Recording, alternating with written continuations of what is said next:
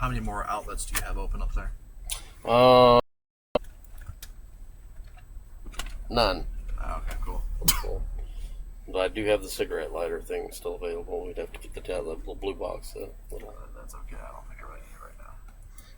What did you need? My computer. I was just gonna plug this thing in. It's like my supercharger for my phones, but I probably don't need. I'm not gonna need the Cumulus, which is I don't know which one of these it is. We'll find it, but the weather station I can unplug it. That'll free up, but I'm not sure which one of those it is. I'd have to get out. Remind me at the gas station to get the windshield wiper. Oh yes, gotta do that too. I don't foresee that being something that's gonna be just like a.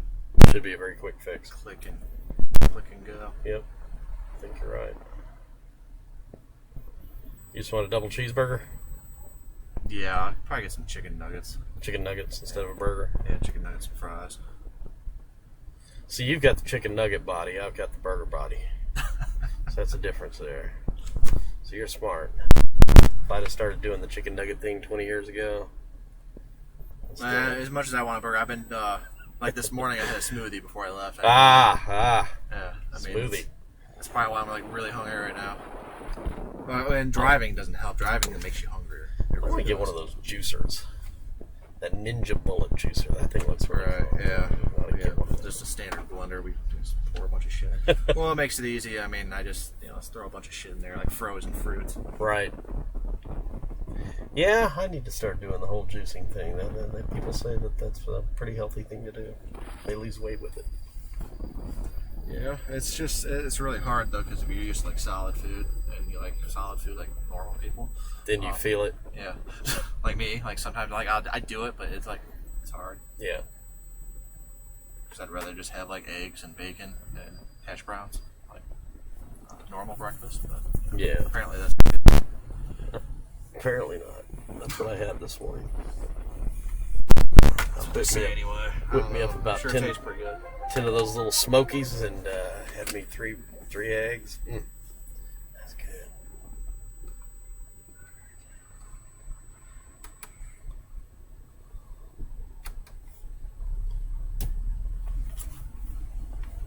Well, I made it to my 50s. A lot of healthier people than me and skinnier people have already died of heart attacks. So, yeah, it's weird how that works out. Yeah. I mean, it's random. It's like the most random thing ever. Kind of makes me think twice about going on health. I'm like, wait a minute, am I just being tricked? Is this like some kind of right. stupid scam? Yeah. Then my wife in perfect health. Yeah. Her whole life, and then just that was just my mindset anymore is just whatever,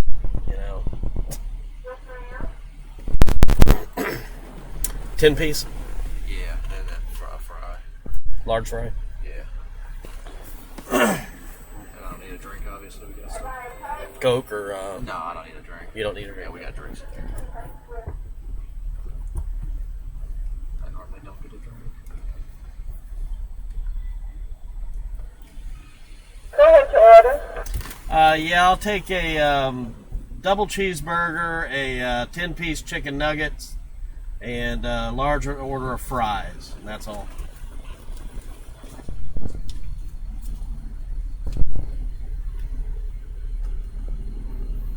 Is that order correct on your screen? Yes. 11:56, thank you.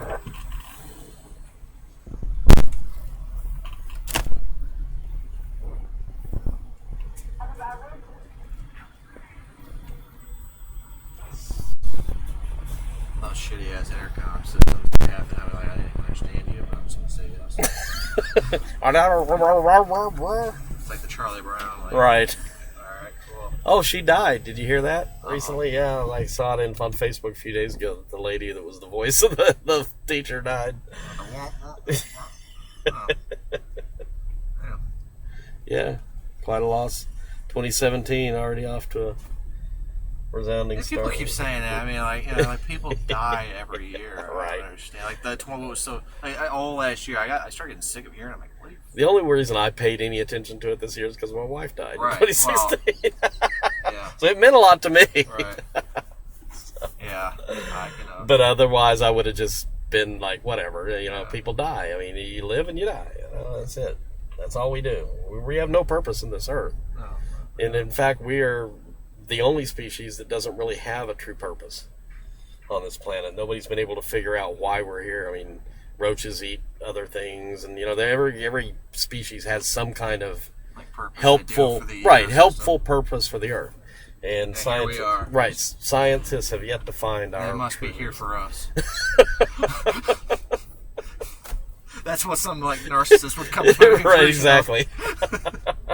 Well, there's only one explanation. We're here for us. And then you can't say no because you don't really know. Right, exactly. It's like, yeah, I guess. Okay.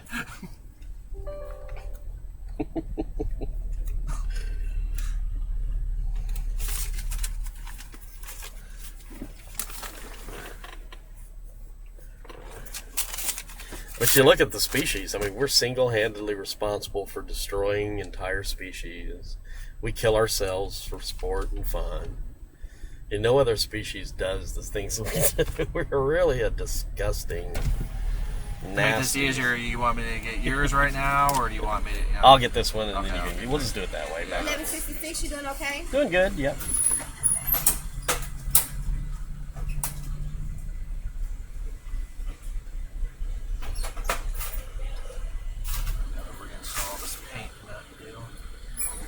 Go ahead with your order, ma'am. Thank you. Yep.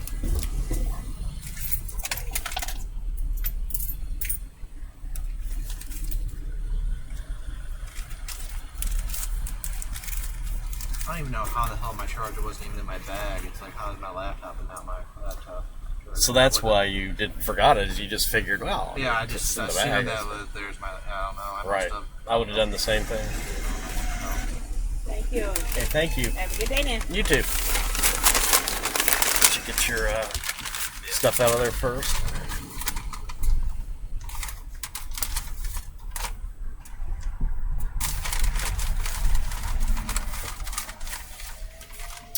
Did you have a fry or anything? Or no? Well, you know, I think... no, I didn't have a fry. I think if you could... we'll do it later. No hurry. Oh, is there a shortcut back? Oh, we gotta get gas. Shit. Yeah. That's when I'll do it. That's when I'll do it. I guess I'll go down here. It looks like there's more civilization down that way. That's fine. I think we should have to go back that way, but Yeah, it's only... I don't know looks what like gas stations are that way, to be honest. half mile down this way. It shouldn't be a big deal. I think I'm gonna use that tape and tape this to the bottom here, because when it's pulled, So it is the wire. well, it's probably Or the your port. USB port. Yeah, it's probably the port, and it's pulling it. Why don't you try have you tried a different port? I've tried two different ports here, and what happened is in the past this thing would always stop. You'd pull it out, and it would stop, and it would be stuck there. Well, now it's pulling it. It doesn't How old stop is your anymore. laptop? The laptop's about 5 years old, 5 or 6. I'll try in the sponsorship deal. Maybe you need a new laptop. Or we can throw that in there too. Ooh, plus 300 a Yep. month. That'd be great. Well, I mean, They still owe me, by the way. I haven't paid. I don't know, 900.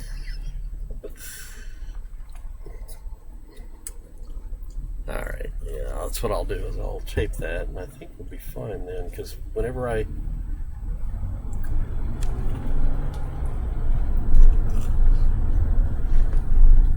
when I loosen it, it starts again. When it's tight and it's pulling, yeah, that's it. That's it. Good. Simple. Simple. I like it.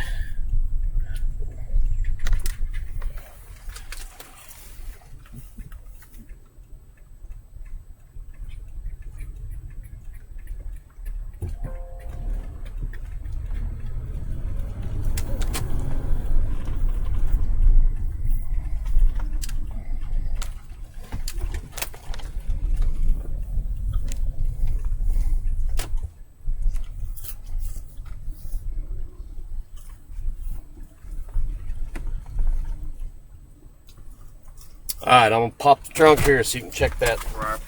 thingamabob. And you got Let this me one. get the gas going first, and then I'll get it. First, though, let me get that tape out of this box. So I can work on that real quick.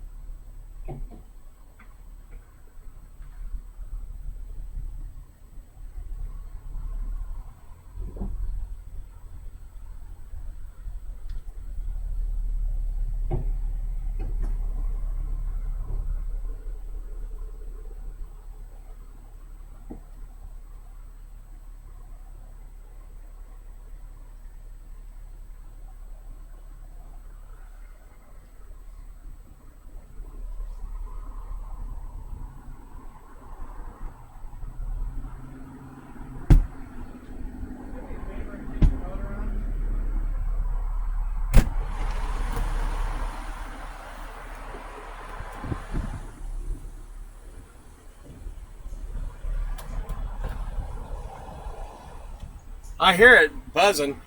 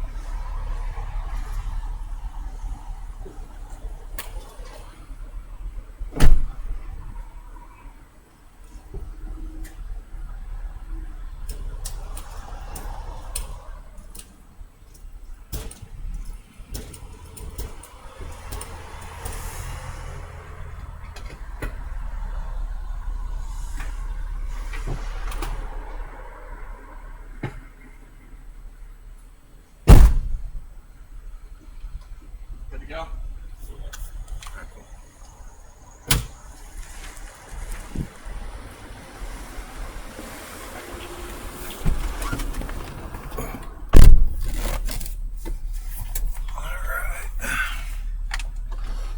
Oh shoot, I was gonna fix that windshield wiper.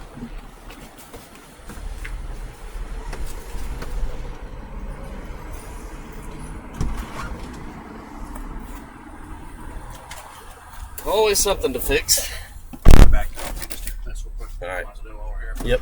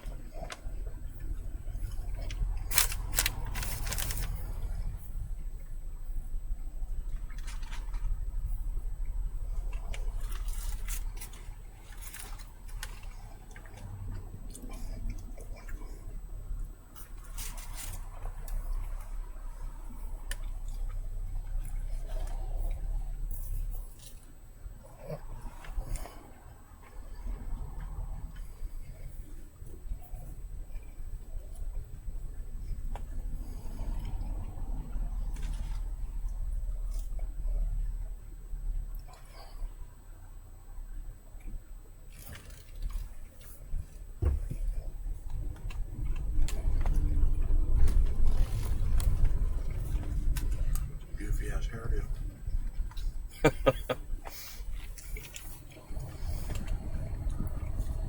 Hey, at least he has hair to do. Yeah.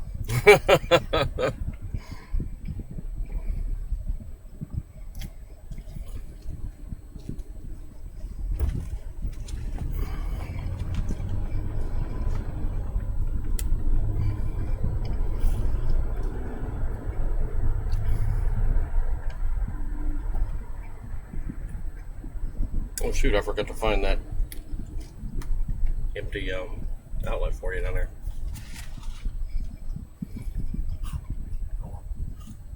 Need it right away? No. Okay.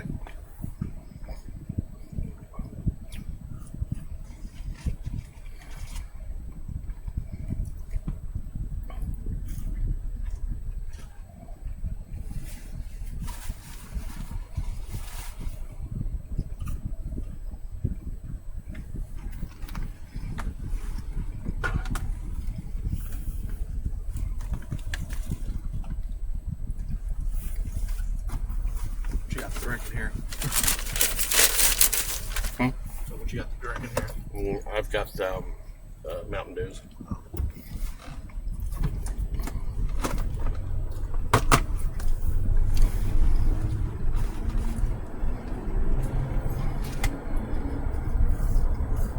I should have dug out some waters.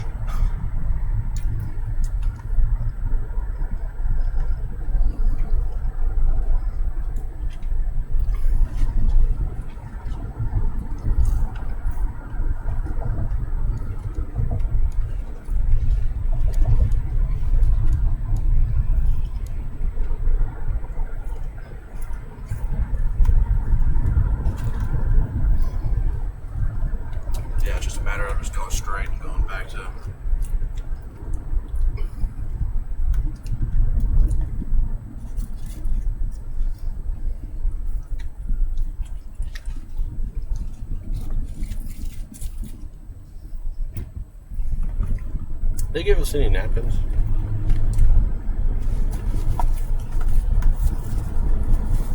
A couple more here. Thank you.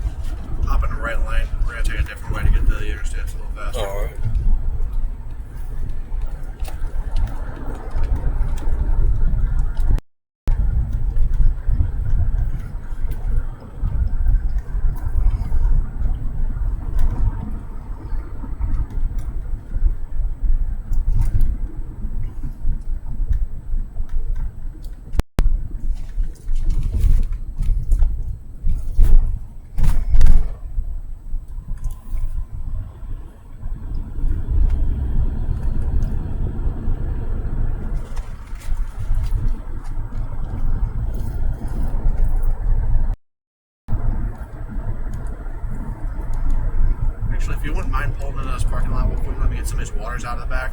Yeah. That way I'm not like parked. No problem. I'm eating all this salty food. And our turn is just right there.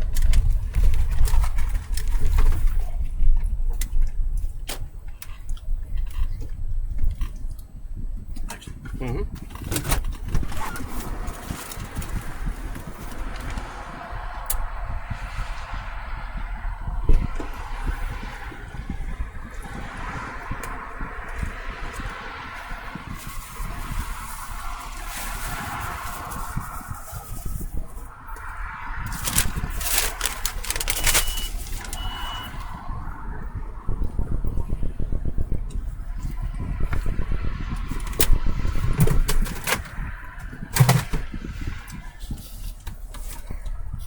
Onward we go.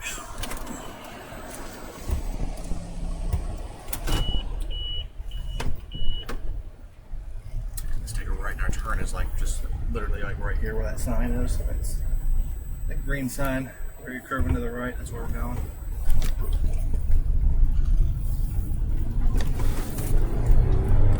It's on McCullough.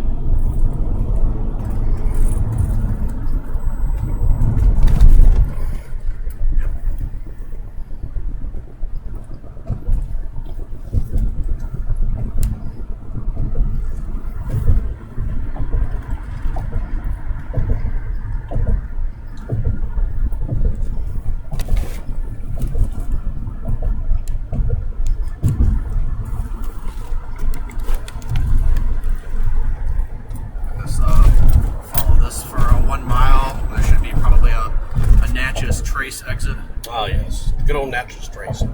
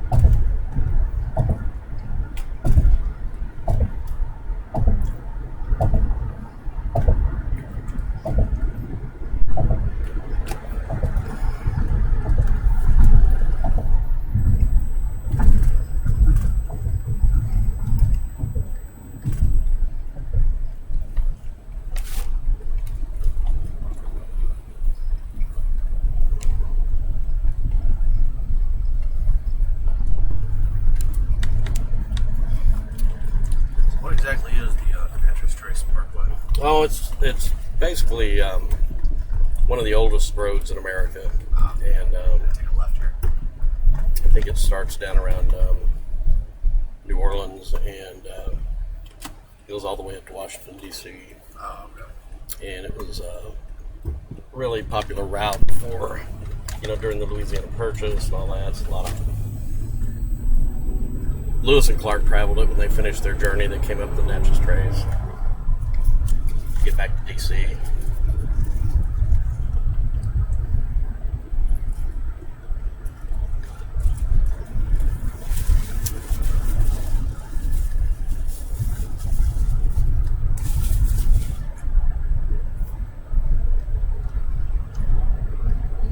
Why this thing is frozen on here.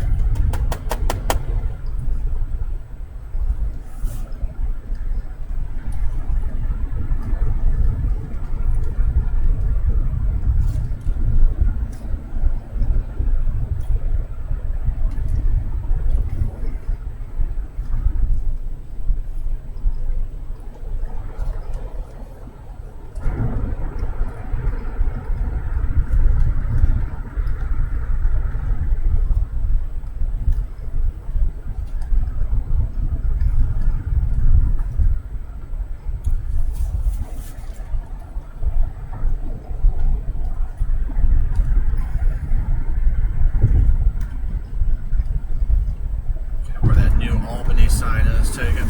Okay. And that will take us back out to the interstate.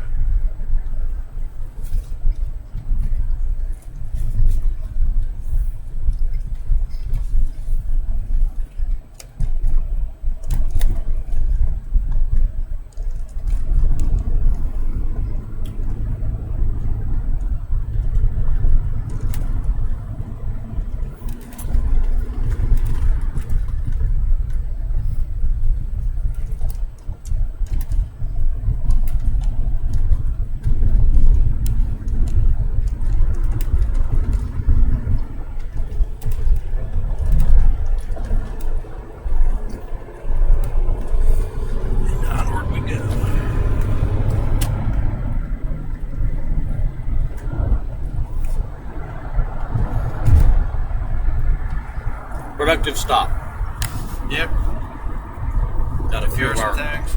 Yep, got a few of our issues worked out. Fueled up.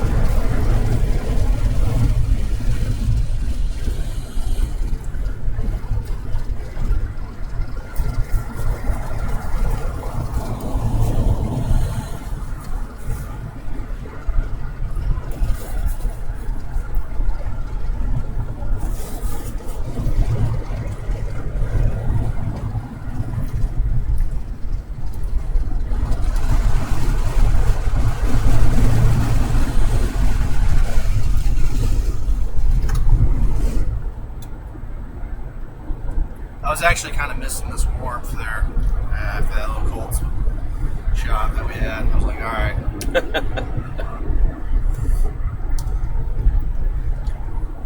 Soak it in now.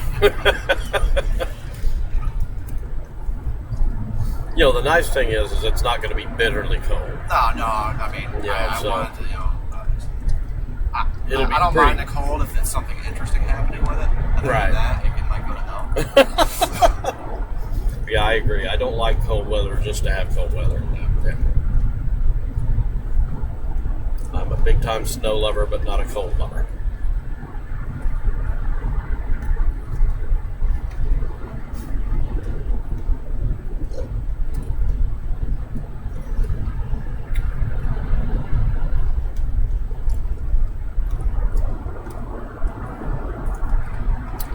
Is anybody seeing the live stream? We are up on Ustream, or not Ustream, but YouTube right now, which should be the main live streaming platform when you open up Stormscape Live. I'm not getting any kind of information. Sylvia, you're usually right on top of that. Are you seeing us? Nobody's posted in a while. Since 12. No. Yeah. Let me know.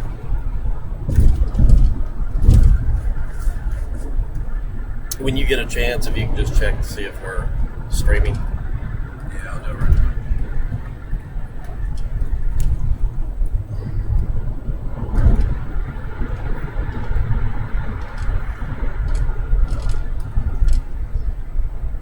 I don't think my Outlook map's going to change all that much today. There's really no reason for it to.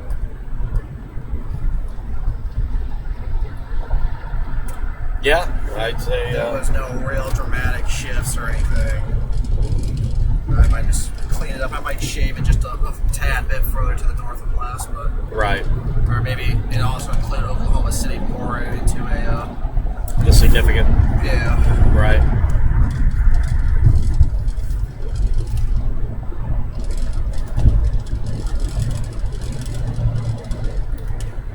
Alright, somebody said the stream runs smooth. Alright, good. Thank you.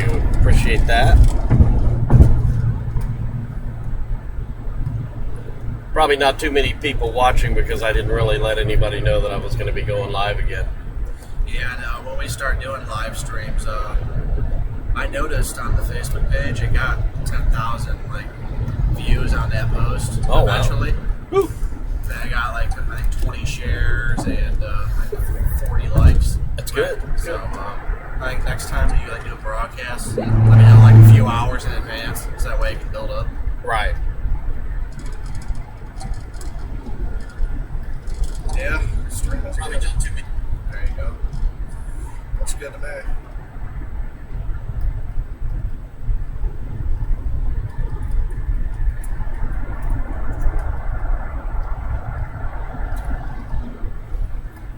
Hello, Sarah. Hi, Luna. Hello, Joy. Sylvia. Good to see everybody.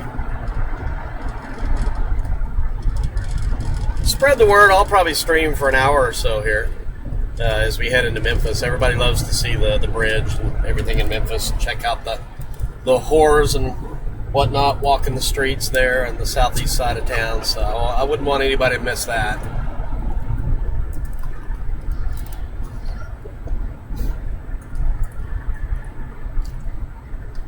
We're just south, or I should say northwest of Tupelo, headed toward Memphis.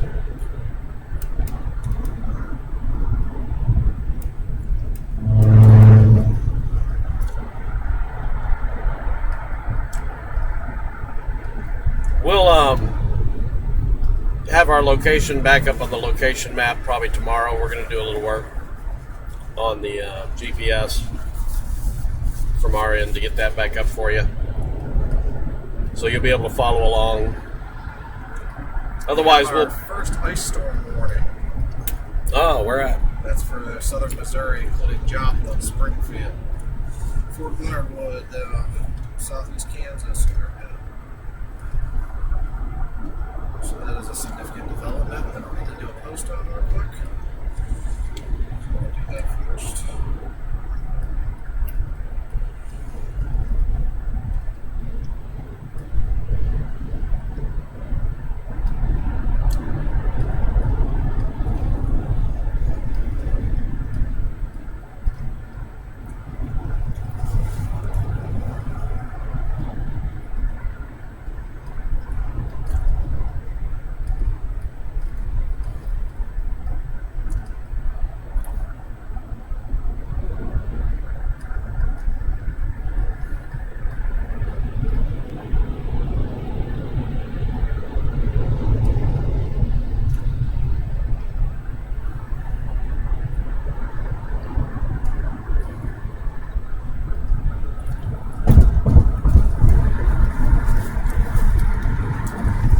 Icinado, that sounds like a good show for the Sci-Fi Network.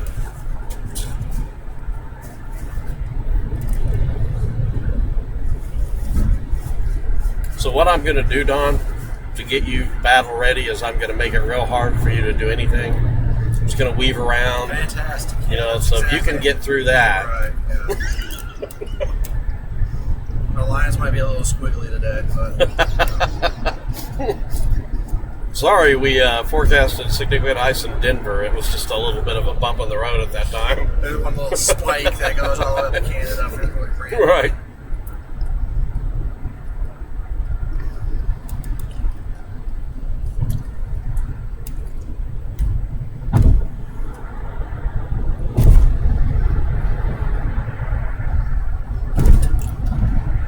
How much did you end up with, Sarah? Did you get over a foot? That Portland, Oregon forecast was a debacle. Oh, yeah. The night it started snowing, they were forecasting 1 to 4 inches of snow.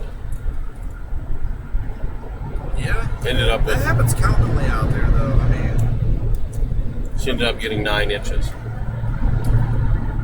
it's really hard to forecast winter weather anyway, especially you get these mountainous terrain areas. It's a lot easier in the Midwest and the Great Lakes. It's a little more straightforward. Yeah. Yeah, it's hard. I told Sarah, I mean, I was trying to forecast for her, and the models were trending up with their totals, but they were still marginal. I mean, they were 1 to 4 or 5. But the trend was there for this to end up being bigger than it was.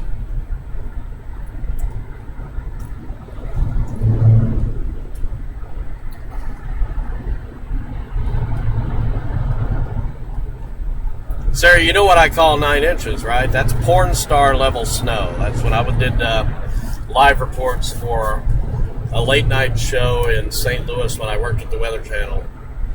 I had certain criteria for certain things, and snow was one of them. And any time it got up over about 8 inches, we put it in the porn star level snow category.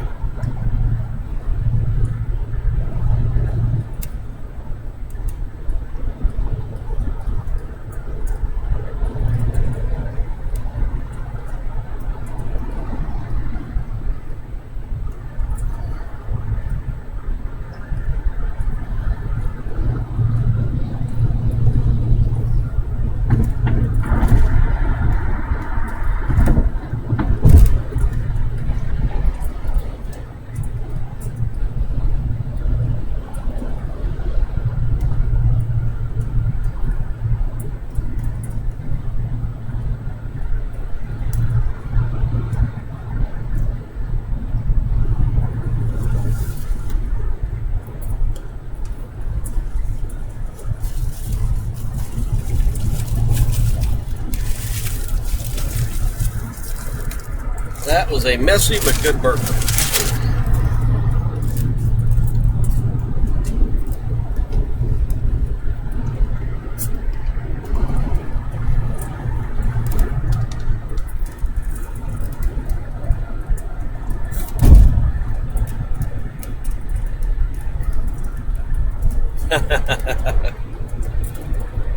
I could still use a little more winter. We're down here in the winterless southeast pretty much anymore. So I want to get one more good winter storm opportunity, and then I'll be ready for spring. I'm not quite ready for spring yet. Getting there. Come about mid-February, mid to late February, if we don't have a good winter storm yet in the southeast, I'll be ready to just move on.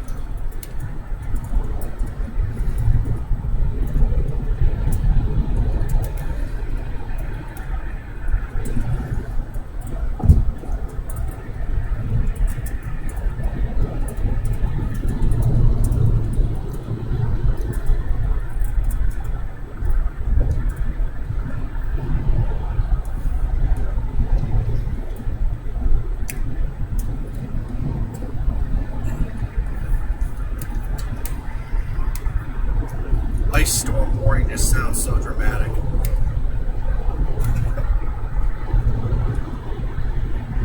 At least they're typing it out. Is that what they issued there in southern Missouri? It wasn't a winter storm, it was ice storm warning? Wow. I imagine most of them are going to be probably ice storm. I would think, yeah. Definitely warranted. The models are showing, what, 3/4 of an inch? Pushing an inch?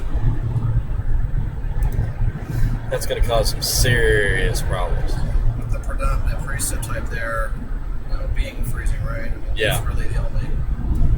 Yeah, it'll be freezing rain and then rain. There's not going to be any sleet at all in that part of the world. Yeah, it's going to do a number on those trees. The Mark Twain National Forest down through there is going to be popping. Yeah, now had it have stayed like below freezing and had it have been the bulk, that would have been a pretty crazy area. Mm-hmm.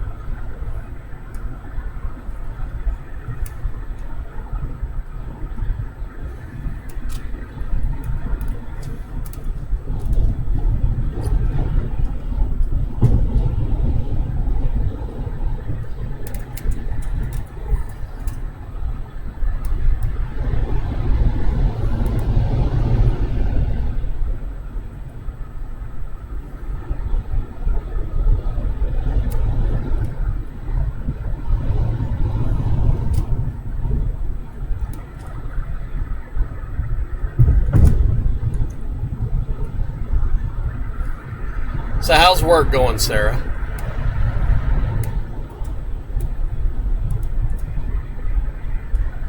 You back at work today after snowpocalypse?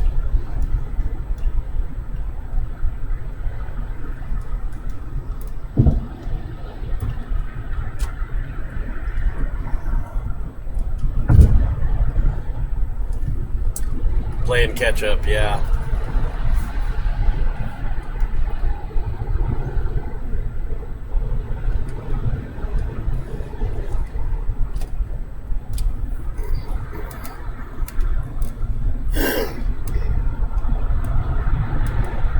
Oh, I'll bet packing that snow down, and they don't really treat the roads that well up there. I'm sure that there are some nice ice sheets on the roadways.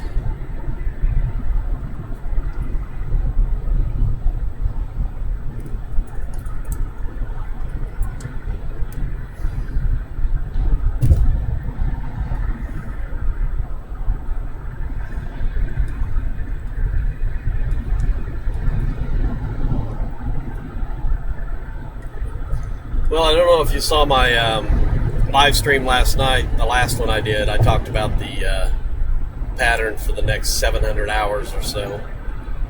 And it looks like you've got 2, maybe 3 more storms coming in. They could either be rain or snow. It's too hard to say at this point. And then as you get into February, it looks like you totally flip the pattern and you go into a warmer, dry pattern in the west and a stormy cold pattern in the east. So hang in there. Things are going to get better, significantly better, after these next couple of storms. But we got to get through those first, and at least 2 of them look really powerful. Pretty strong lows coming right on shore.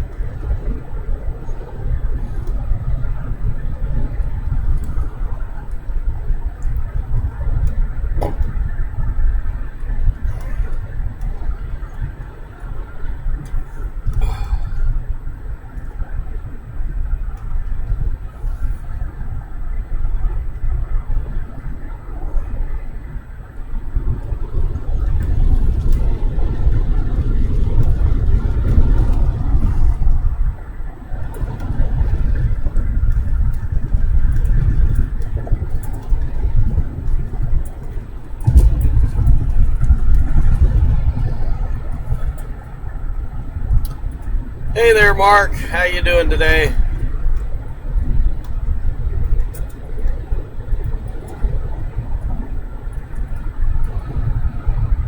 Wow, that's a long stretch below freezing, Sarah.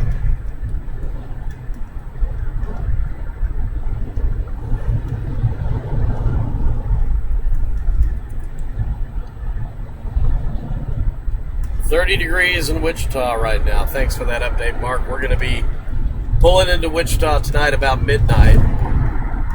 That's going to be our stop for tonight, and then getting up tomorrow and deciding where to go is going to be a challenge. That'll be what we'll spend tomorrow morning doing, just trying to figure things out. We want to make sure that we're placed where we have to do limited travel once we get to our location, because it's just going to be too crazy and dangerous to travel.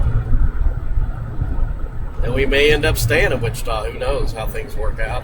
Right now it looks like we'll be headed a little farther west and northwest from Wichita, but you never know.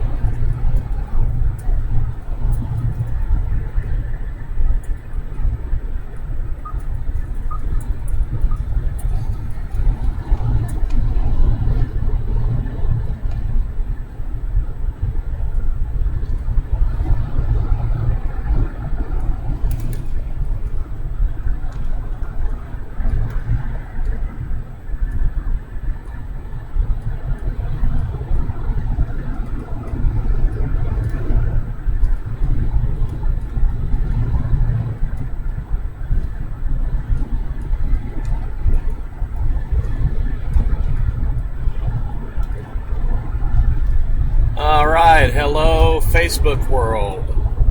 Just wanted to give everybody just a little update here on what's going on. We got some of our issues with the technology hashed out at our last stop, so we're back live streaming at stormscapelive.tv, and we will be for the next couple of hours. So if you want to continue to watch the live stream, go on over to stormscapelive.tv.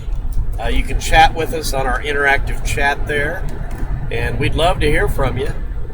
Beautiful drive today as we head through Mississippi. Right now we're headed toward Memphis. We're out of the Tupelo area, headed up to Memphis. We'll be there in about 45 minutes to an hour, and that's always a fun drive through kind of the seedy portion of Memphis. You might catch a glimpse of some of the local wildlife, if you know what I mean, walking the streets. And then we'll be crossing the Mississippi Bridge, and it's no turning back at that point. That's always my turn back point. If I decide to abort a chase out to the plains, it's always the Mississippi Bridge. Once I get on into the Arkansas side, if I decide to cross the bridge, there's no turning back. So I think there's going to be no turning back on this one. This looks like a big ice storm. Ice storm warnings already going into effect for portions of southern Missouri, and full well expect those to just continue to blossom and be issued as the afternoon forecast packages come out across the plains. So this is going to be one of the big ones.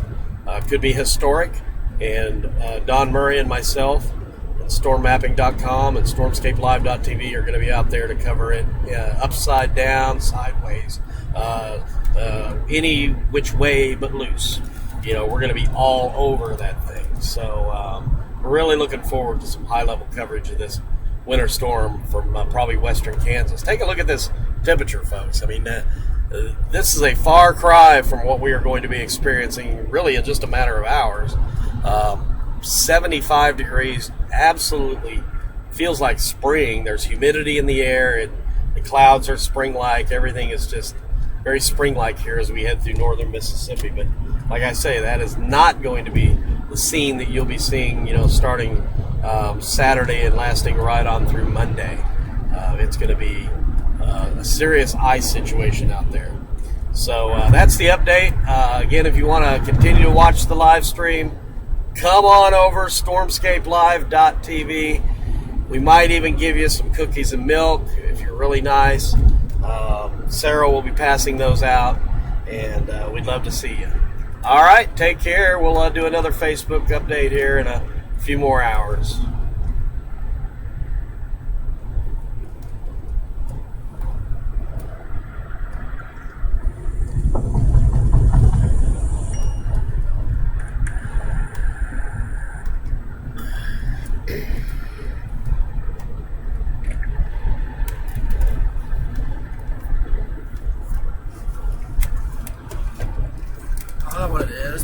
that asterisk in front of like capitalized text, and like I think that's what it is that like drives traffic.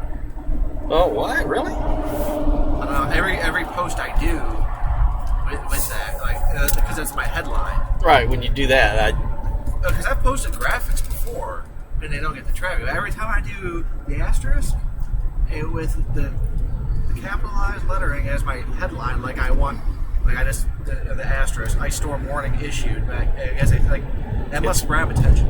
it does, because that's what the weather. That's what the TV stations use. That's why I do it. That's what I started with when I used to do graphics for TV stations. The asterisk is how you would start out all the crawls that would go across the bottom of the screen. So the public in their mind subconsciously associate that asterisk with something that's above and beyond the normal alert. Interesting. Well, there's something to it on Facebook. Yeah, I always use it on Facebook, and it works. Grabs attention.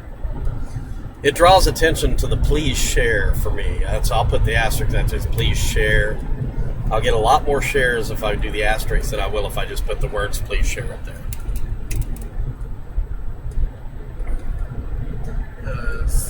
Within 4 minutes, this graphic already has 10 likes. Wow. I have a feeling that one's going to take off because it's got the ice storm warning. Wouldn't be surprised to see over 100 likes here in the next hour or so. And then when you do your, I think today should be the big one. I mean, that one should get a lot of attention. I kind of want to wait for the forecast office to start releasing some of their warnings so I can kind of tie some of that in my outlook. Right. Good idea.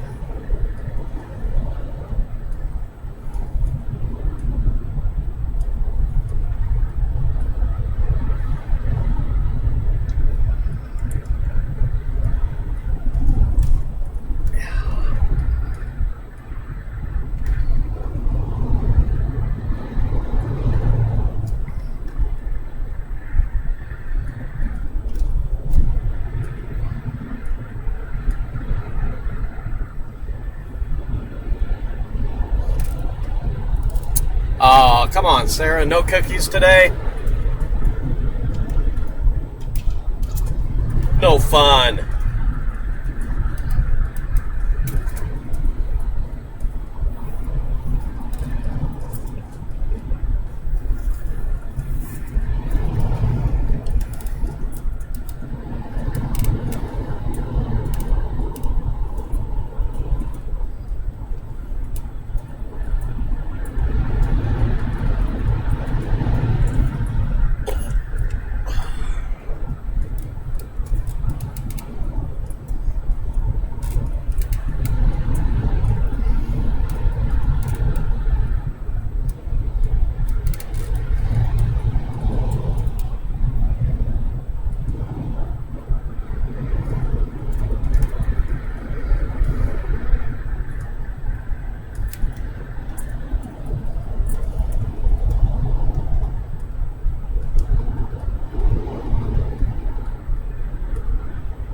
I want cookies.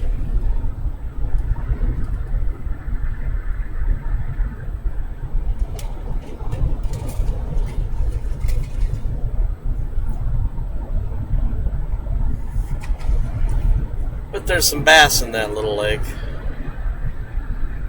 So, I think so. All these little lakes out here have some pretty decent bass. Some bream and bluegill and bass. Probably some catfish. He probably stocks it. He's got a little sign that says "Pay fishing." oh. So I used to fish all the time. I haven't fished in years. Basically, when I started getting into storm chasing is when I quit fishing. Yeah, it consumed your life. Yeah, it does. And it kind of, the seasons coincide. Right. You know, in Kansas, the best fishing was usually early spring to late spring. And it just so happened to be the time that you'd have the best weather, severe weather possible. So I just Right.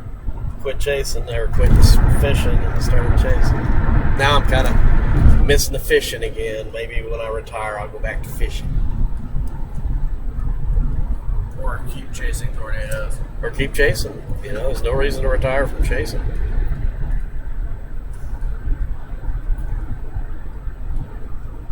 I can see doing this until I take my dying breath. Man, yeah, it's like something that I love doing. It's like,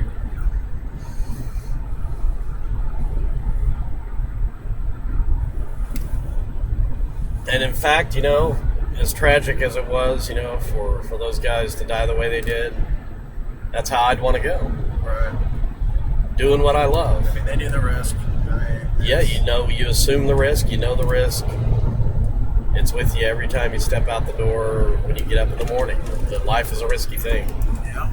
So I can't imagine, you know, dying of some stupid disease. I mean, I would love to just die in a tornado. If I'm going to die seeing the most amazing sight up close that I've ever seen.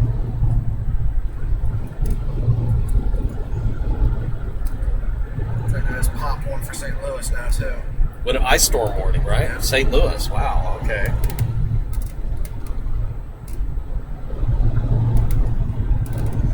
Wonder what the criteria is for an ice storm warning out here. Half inch. It's a quarter inch. Quarter inch. Okay. Quarter inch within like a 24-hour period, and it has to be like the predominant. Oh wow. There'll be ice. There'll be ice storm warnings everywhere. That'll be impressive to see. I've never seen real widespread ice storm warnings. You know, usually they're kind of confined to a certain area.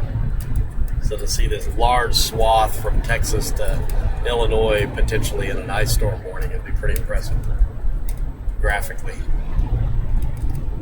You know, I got people commenting because I posted my graphic before they issued that warning. So people are like, there's one for St. Louis. I responded, yep, they're coming in fast. I'll just update my post and text.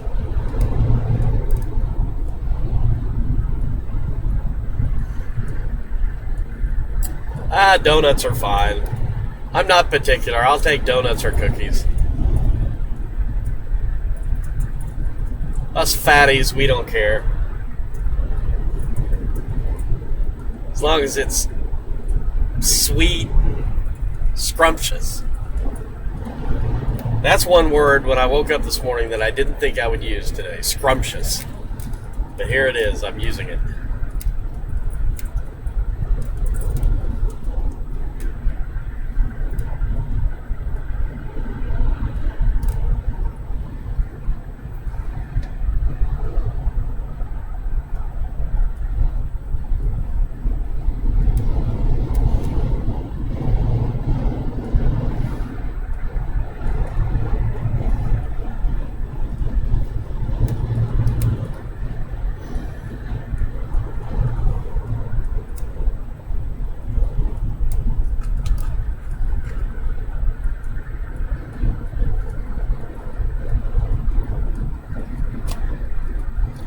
Yeah, it's a chilly day in Wichita. Sylvia, the cold air is in place. This is how these things work. To get your really good winter storms, you want your cold air to arrive before your storm does. And our problem in the southeast, because of where we're at, the dang southeast ridge, the Gulf of Mexico, and the frickin' Atlantic, and a myriad of other reasons, oftentimes our cold air doesn't arrive until the storm is passed. And we never get that moisture and cold to marry up and produce a big winter storm for us. Maybe once a winter, if we're lucky, twice it'll happen. But most times it really doesn't. So a little better opportunity out in the plains for that to happen is you have geographic features that, you know, draw that colder air southward and help perpetuate it into the deeper moisture that comes up from the Gulf of Mexico. So cold air is in place, so let's get the moisture in and let the games begin. Not in Kansas yet, no. We are a long ways from Kansas. We're not even to Memphis, Tennessee yet. We're not going to be in Wichita until midnight tonight.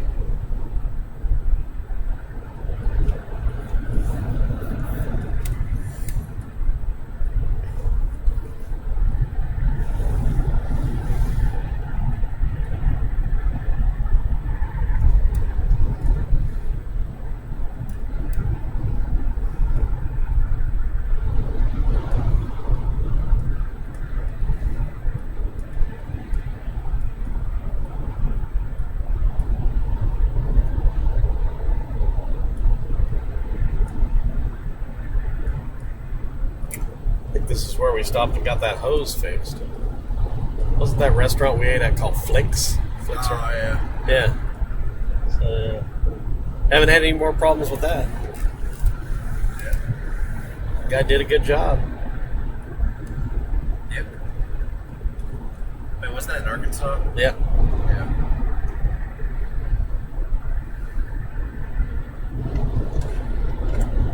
Yeah, he's one of them guys, you know, he knows how to make shit, you know, make shit happen. Yeah, you could tell. He wasn't going to give up. Even though he didn't have the right tools. Right. He didn't have the part. He made it work. Hell, I didn't mind paying him, nearly $600 for that. Yeah, I mean, yeah, it was like a weekend. Where the hell were we at? We were in Bumfuck, Arkansas. Yeah, I mean, he put in a good, 6 hours of labor in that thing? Oh, yeah. Sorry. Hard labor, too, man. The guy was sweating like a pig. $100 an hour. I mean,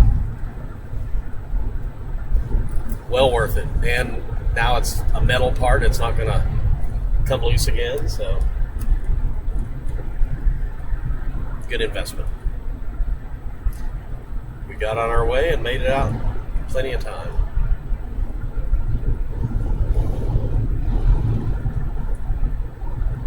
Mark, I'm from Wichita also.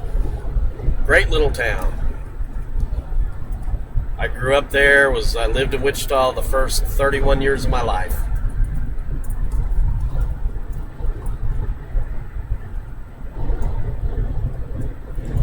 In Wichita, you're either into severe weather or drugs. That's basically all there is. You're into one of those two things big time if you live in Wichita.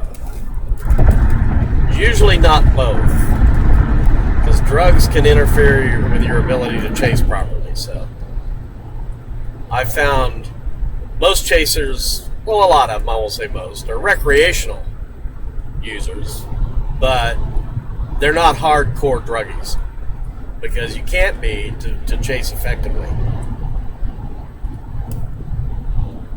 You got to be you got to be really sharp. You can't have anything dulling your senses during the chase. So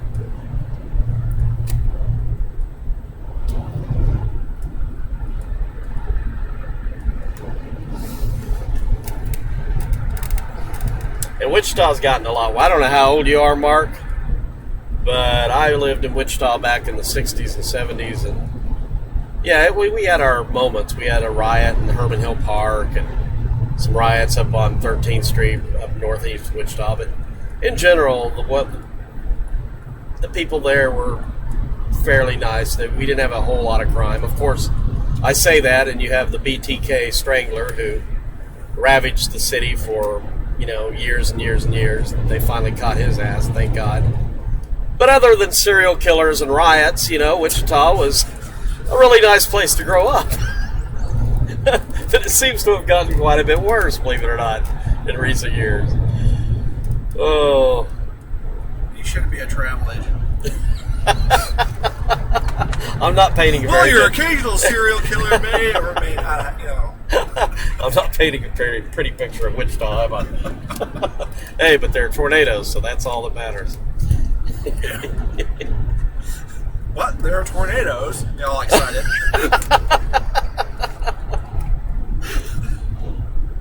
Serial killers, tornadoes, and riots. It's a great place to grow up. Everybody, come to Wichita. Raise your family.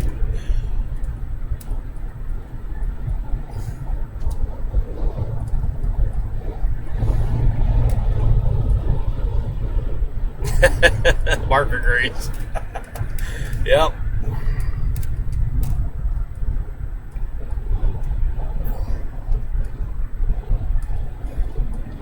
I went to West High School in Wichita, Kansas. West High Pioneer. In fact, we won the year that I graduated was a great year. Our basketball team, which is in Kansas, you have, you go from 1A to 6A is how they classify. We were a 6A team, which is the highest level. We won the state basketball championship my senior year in high school. That was quite an accomplishment, and I can remember going to those games, and this is going to date me here. You're going to know how old I am.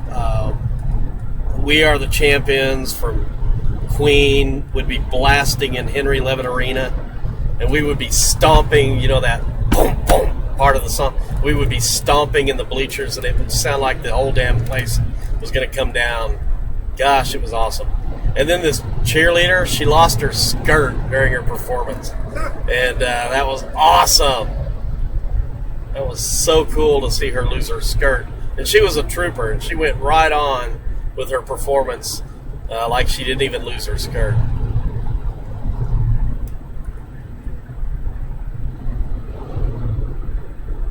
I made her more popular. Yeah, I'm sure it did. She probably planned it.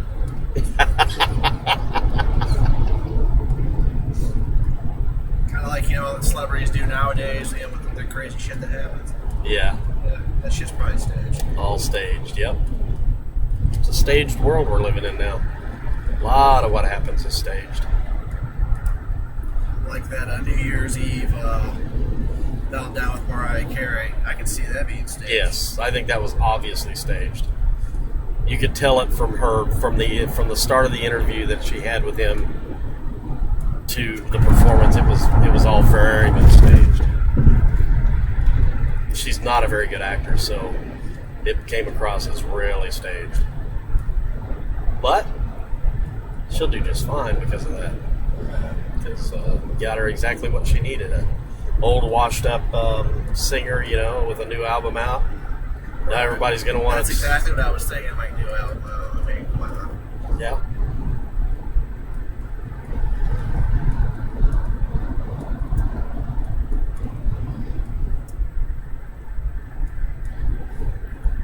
So, they got their first little snow there in Kentucky, a 1/4 inch. Nice, nice.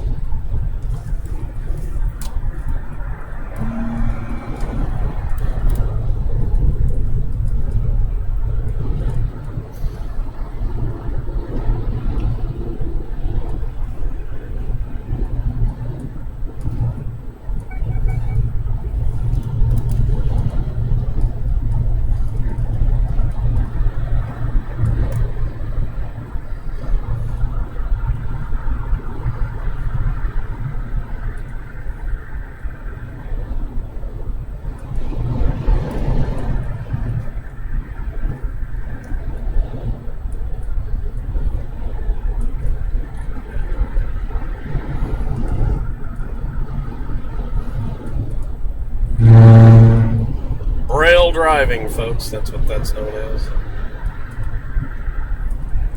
Coming up on the Holly Springs exit. I'll always remember that tornado. Here's the damage. Crossing the damage path now for the Holly Springs tornado that happened 2 days before Christmas a couple of years ago. Or was that last year? No, a year before last. Killed that little boy and did a lot of damage. It was a mile-wide wedge. And I'll always remember that day when I go through Holly Springs.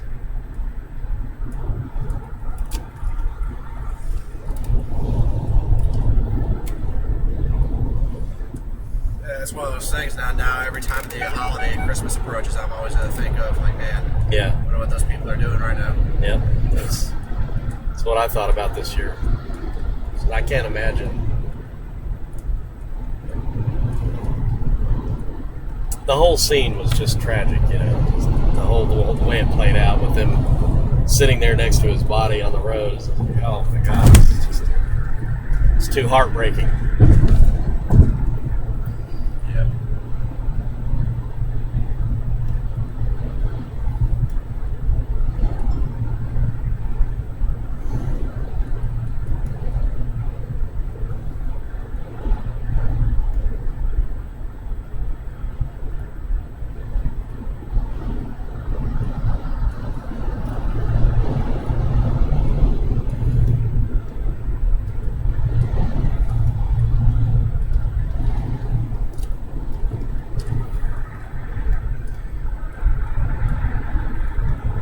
"31 miles to Memphis."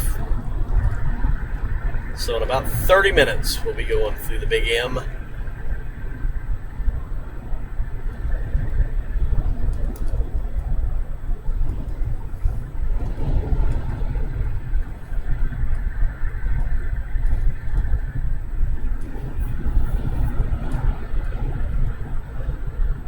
Sarah, may I suggest a bowl of chili and a baked potato from Wendy's for lunch?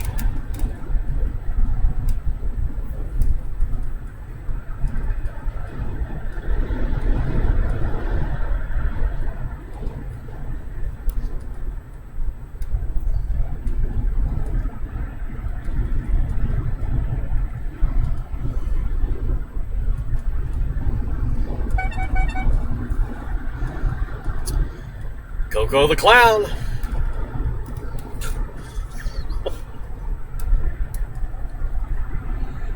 One of my favorite episodes of Cops is the one with Coco the Clown doing the prostitution sting.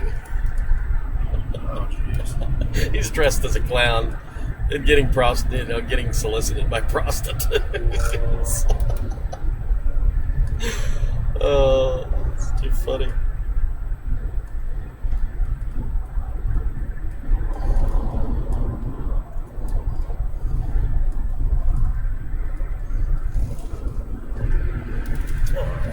This truck.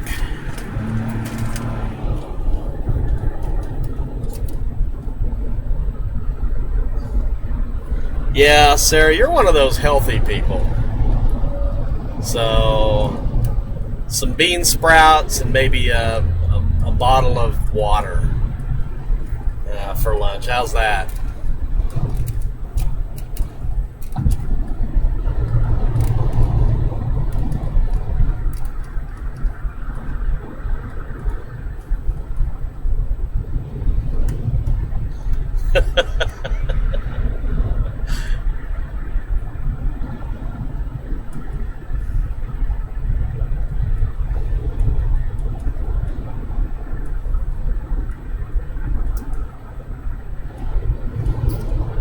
Hey there, Michael. Hey, Star.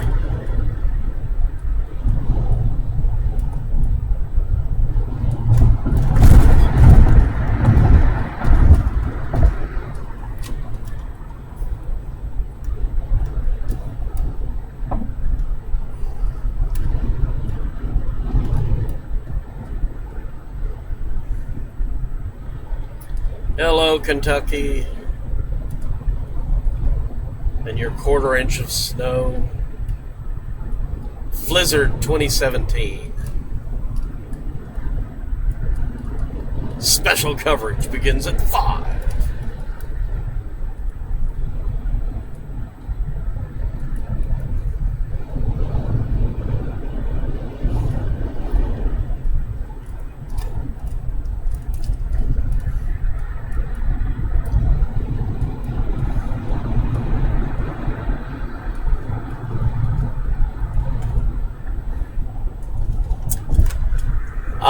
KK, yes. I was worried. I thought it might be Kentucky, could be KY Jelly, but it's K, so that's good.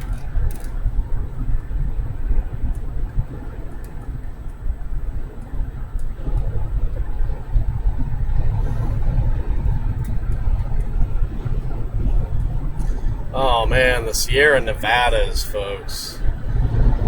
That snow that they've been getting up there has just been obscene. Flat out obscene.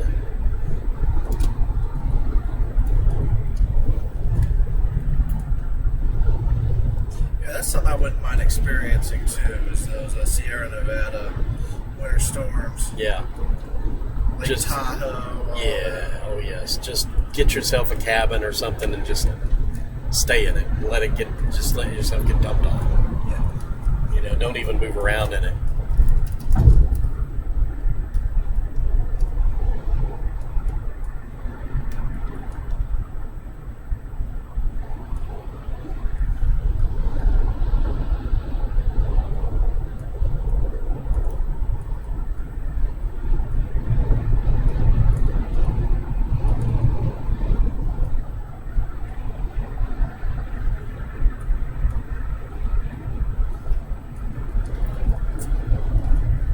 Well, the good news out there is that it's really going to help the drought.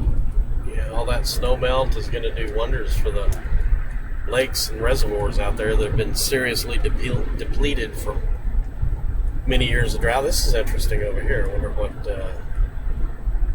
this little What the hell kind of scene is little this? situation is. Little episode of Cops. One guy was in handcuffs.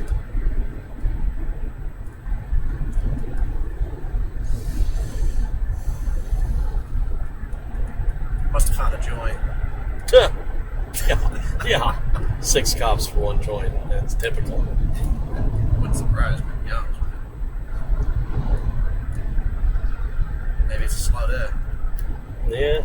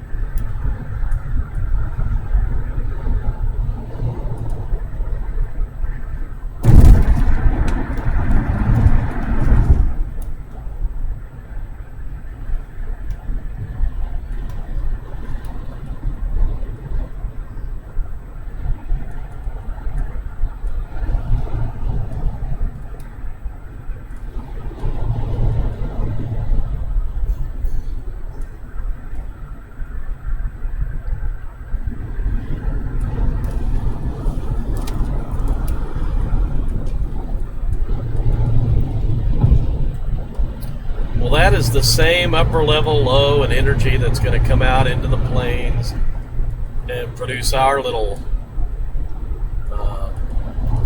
minor ice event. Yeah, minor. It's going to be big time, folks. But yeah, that's the same stuff in California. It's going to be coming our way.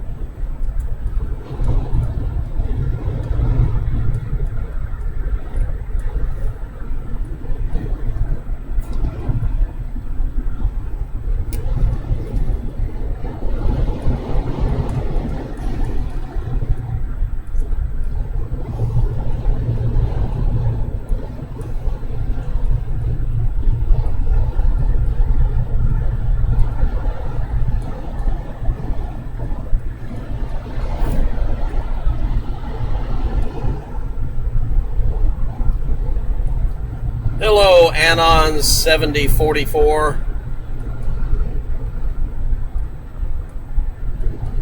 Welcome to my little weather show.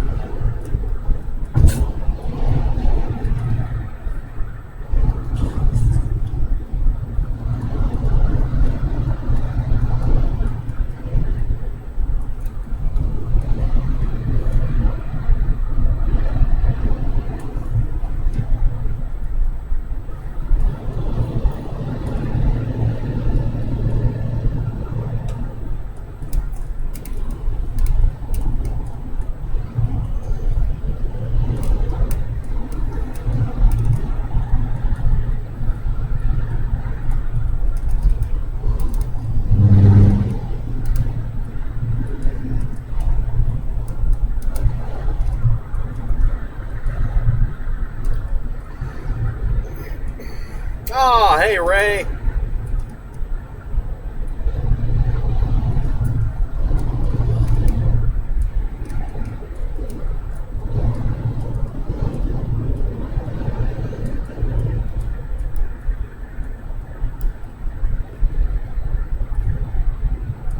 That's all right.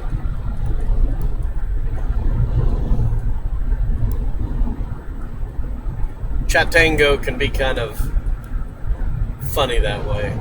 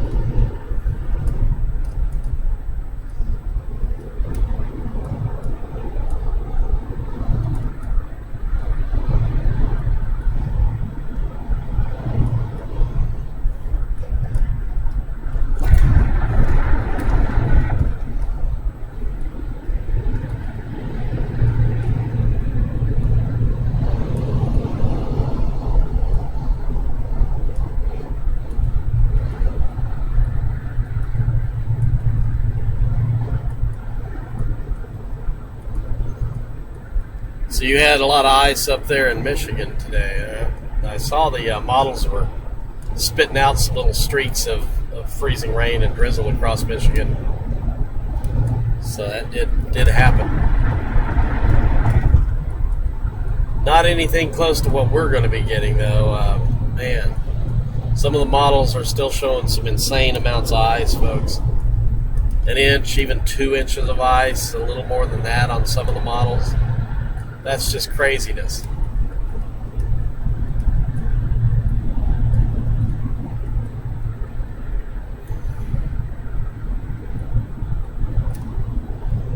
Yeah, you get lumped into that. Unfortunately, you're right, Michael. It's not just the Weather Channel. It's really pretty much all of the weather business tends to lump the Western United States into one big category and cover it all in one big, giant, kind of broad brush way.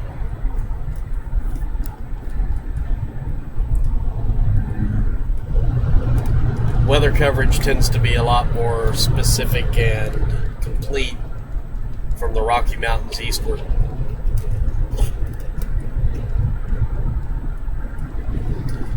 That's where the vast majority of the population is, except California. You know, that's the only state that matters in the West, really, right? Population-wise.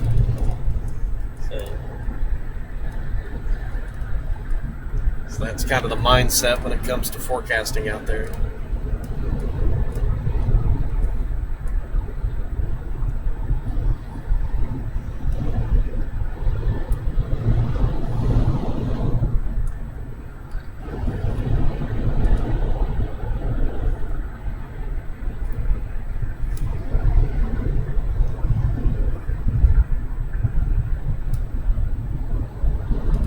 Folks, we have our weather station active, so if you were to click on the live weather tab on stormscapelive.tv, you can see the temperature and dew point as it currently reads, and you will see how spring-like the weather is today.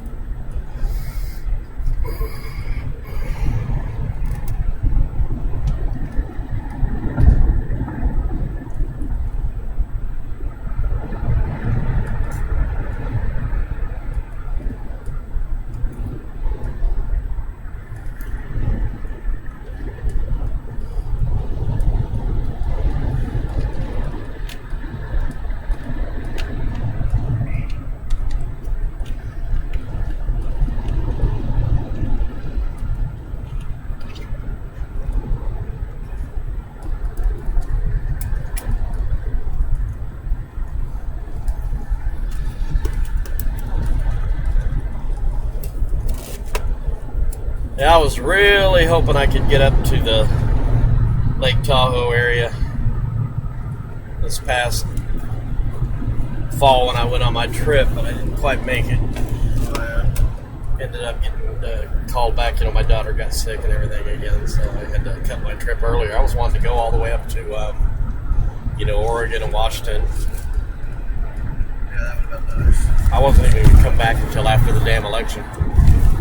Really? That was my goal, was just to be gone and totally out of loop for that entire month of October and into early November. So I didn't. Yeah, that probably would have been good for you, especially around the election. Yeah. Oh well. I'll get out there eventually. I was going to explore some of Death Valley, go over to Yosemite, drive up the Pacific Coast Highway.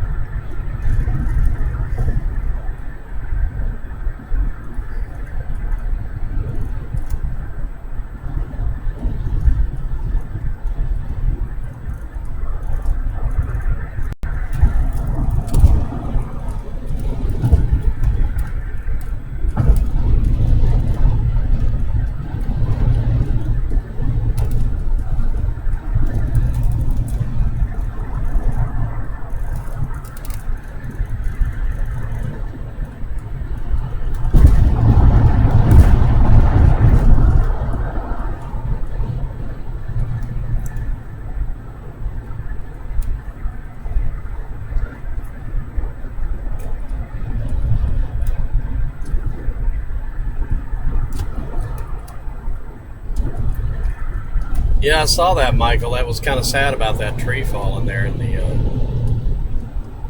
area there. I always thought that was pretty cool. I was up there in 95 and got to see it, thank goodness.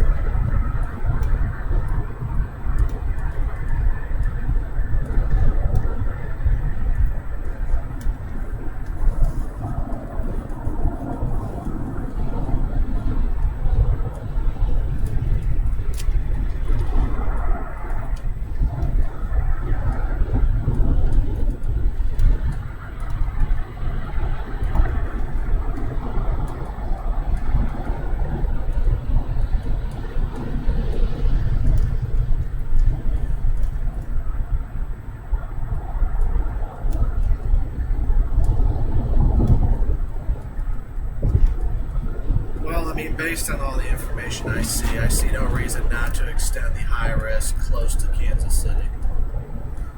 At least to the southwest suburbs. Dun dun dun. All right, you heard it here first, folks. That was Don Murray, stormmapping.com guru. He's now extending his high risk for an ice storm. Really damaging stuff. Pretty darn close to Kansas City, if not over them. So, Kansas City's been kind of right on that edge. It could have went either way, and now it's trending toward the more dire side of things, which is not the way we hoped it would have trended for the public. But it is what it is. So, sounding the horn, honking the horn for Kansas City now, potential major ice storm. Some of the local people there, forecasters, are still downplaying the ice. So we'll see. Everything we're looking at shows Kansas City to be in a little bit of a risk, obviously, pretty high risk.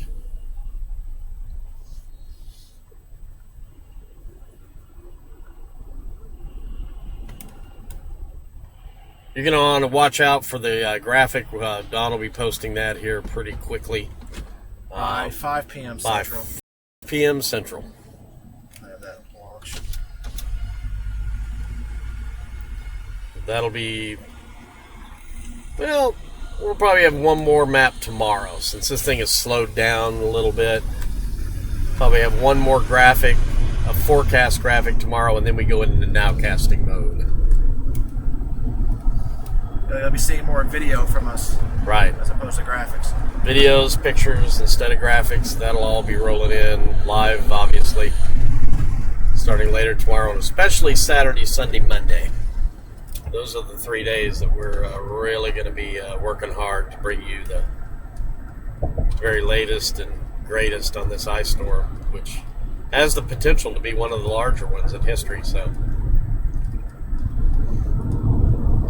should make for some good live streaming.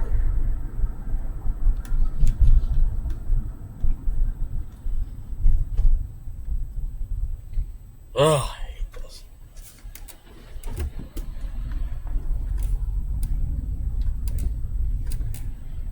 Memphis.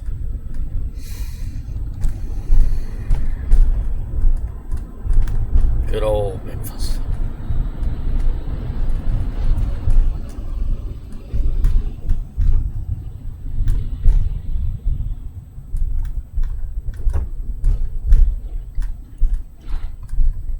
All right, well, good luck on your food quest.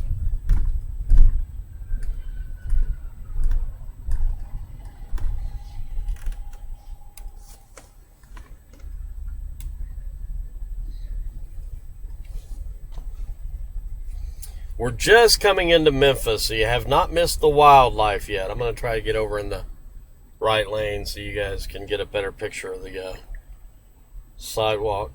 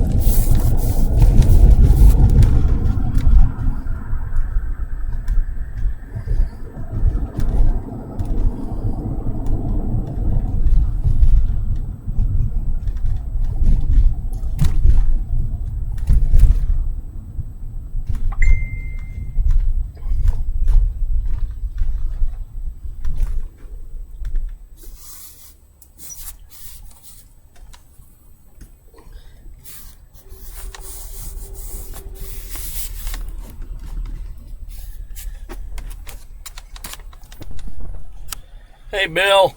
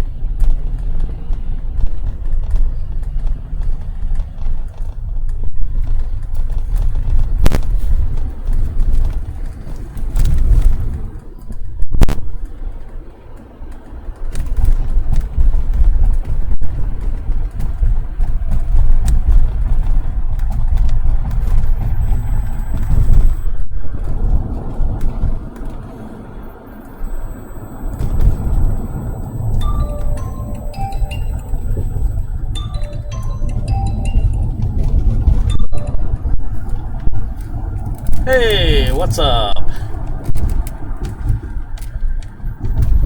Yeah, I thought that you said it was like yesterday, right? So how you doing?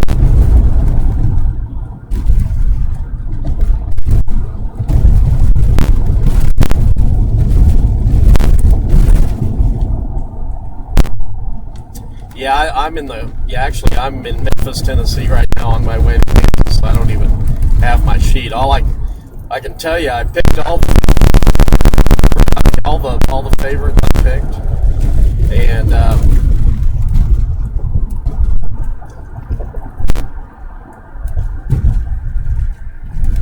I have no idea. I don't know anything right now. I don't have my sheet. Yeah, I'll have to get. I'll be at my house in Wichita tomorrow, so but then I'll be on the road again. I could try to find that webpage here and have it up. Give me a call back in about, or I'll call you back in about 5 or 10 minutes. Would that work? Okay, I'll do that, Coach. I'll stop and get the page up, and then we'll just go over it then. All right, I'll talk to you in a little bit. All right, bye-bye.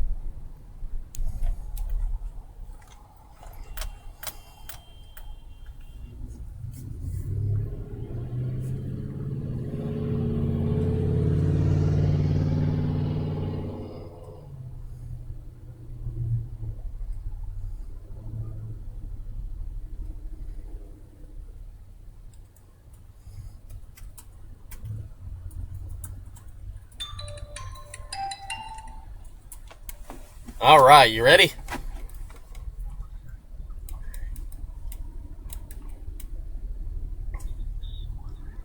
I'll bet.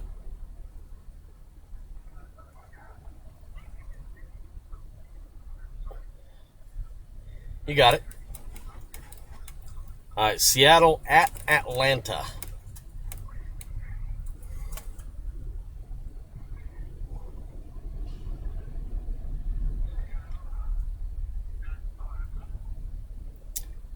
Then we have Houston at New England. Houston at New England. And then we have Pittsburgh at Kansas City. And Green Bay at Dallas.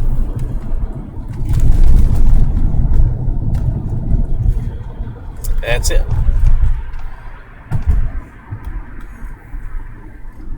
Yeah, the last one team. The last one. The last two, the last game. Which would be Green Bay at Dallas is the one we'll do the points on.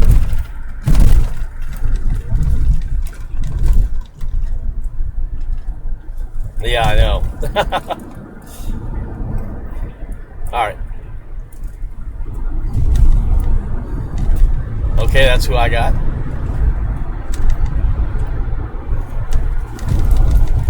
Yep, same here. You took Pittsburgh? Okay, I got Kansas City. And I took Dallas. 45 points. All right. Well, here we go. At least we differ on a couple there, so.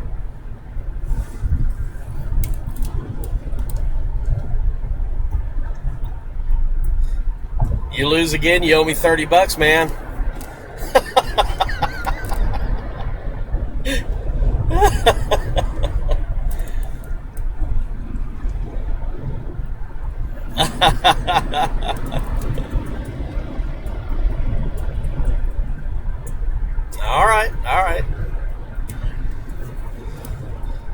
All right, Coach. You get to feeling better.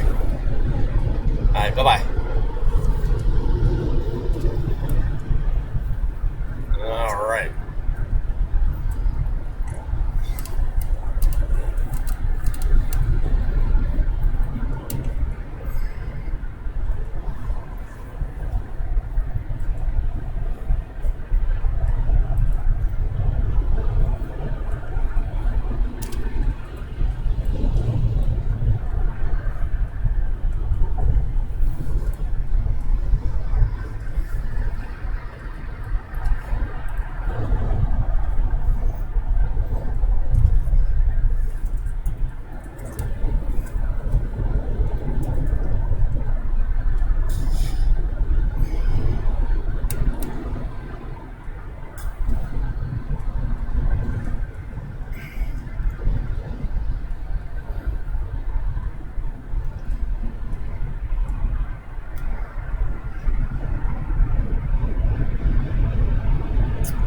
Hey there, Alexi.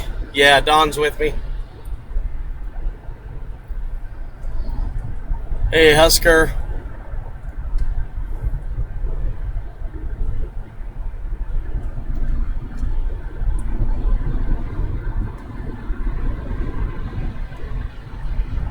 Tony. Steve.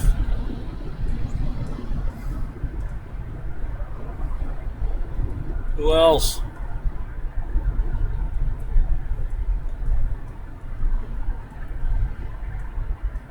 Yes, ice storm warning.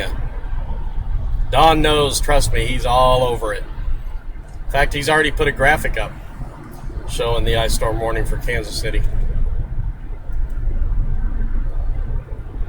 Stormmapping.com. Be there or be square. Tony!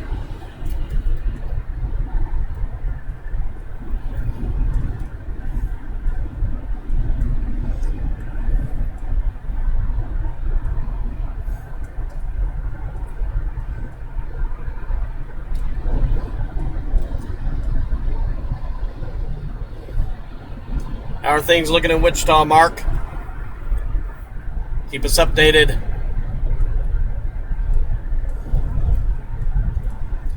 Big sleet bust coming. Ah, ha, ha. Not this time, buddy. Not this time.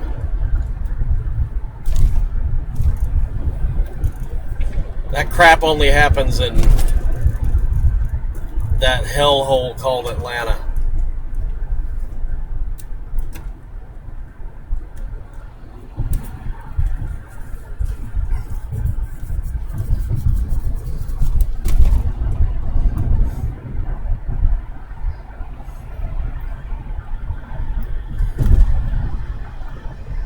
You know it's good if I get off my fat ass and drive 1,000 miles to see it.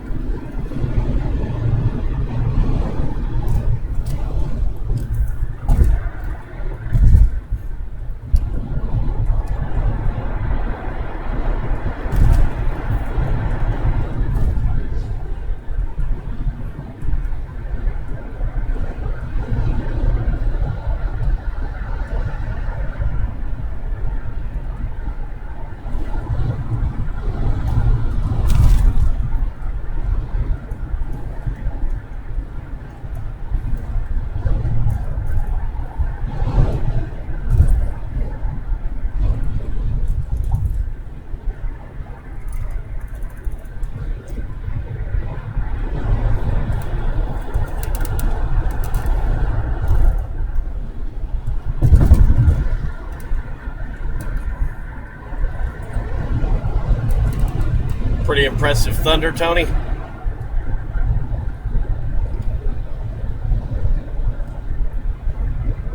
Now refresh me, Tony. You're in Toronto or Ontario, somewhere up in that area, if I recall.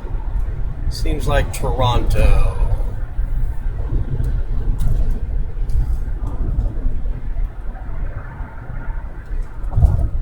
That area gets some crazy weather, I'm telling you. It can be boring as heck on the U.S. side. And then for some reason, stuff just goes nuts over there. You get tornadoes, ice storms, blizzards. And then it seems like we're stuck with boring weather.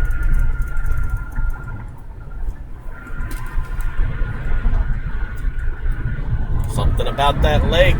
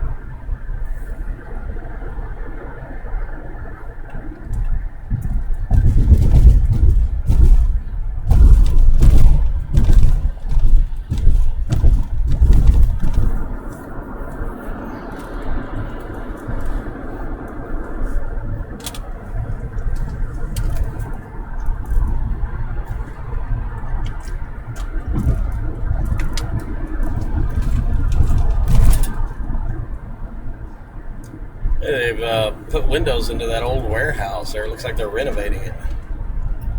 Oh, yeah. Wow, that thing has been just like all the windows have been busted out for years, and now they're putting new windows in. Huh. Yeah. I figured they'd bring that thing down. Looks like they're going to renovate it. Probably turn it into a office building or a apartment building or something.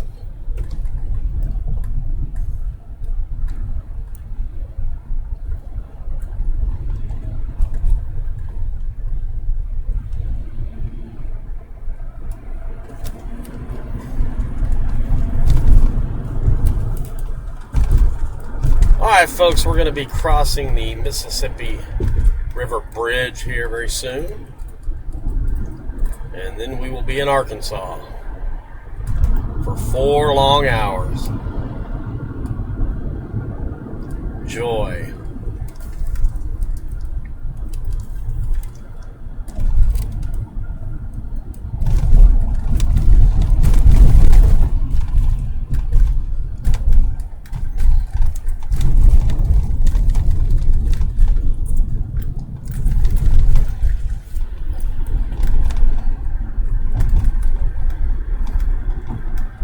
All right, Ray, see you later. We'll be here for a little while longer before we shut things down.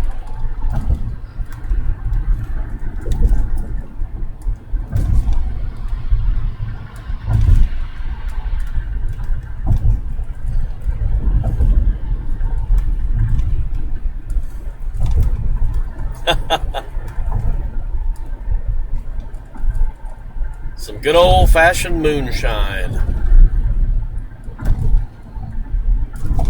Raise your hand if you've ever drank legitimate moonshine.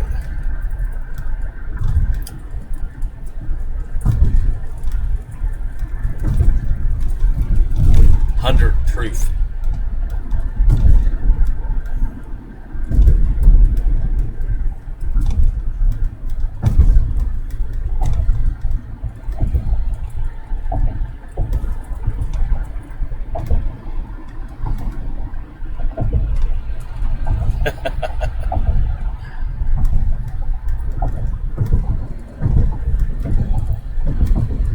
Wow, quite a few people. So I'm surprised. I have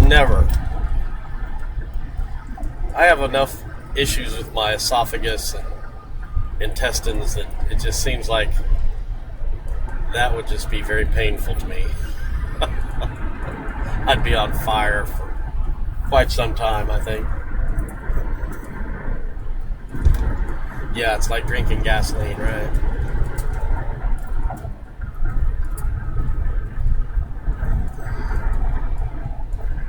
Oh, sorry, Steve. We're not picking on Arkansas. We would never do that.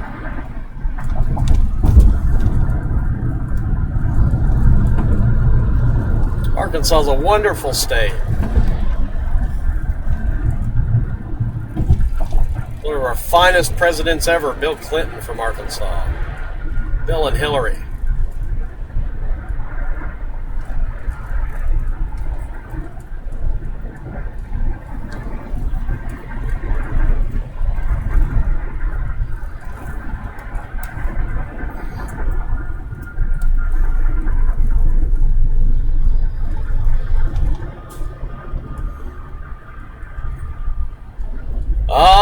Brookie! Becoming concerned about the weather in the Kansas City area, I bet.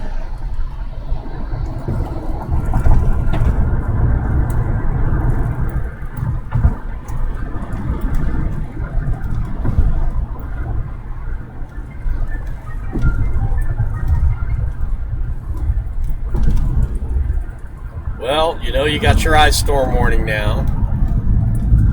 And Don Murray is with me, and he is working on his graphic, which shows totals and whatnot. And he's put Kansas City on the edge of the high-risk area, which would be an inch or greater ice accumulation potential.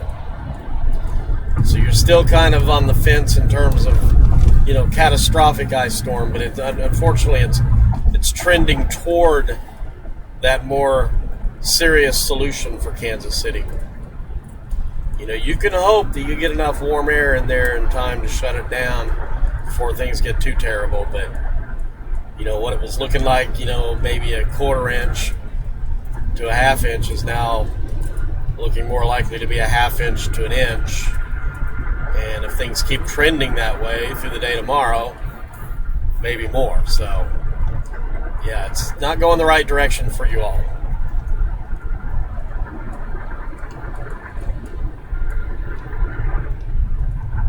Be prepared!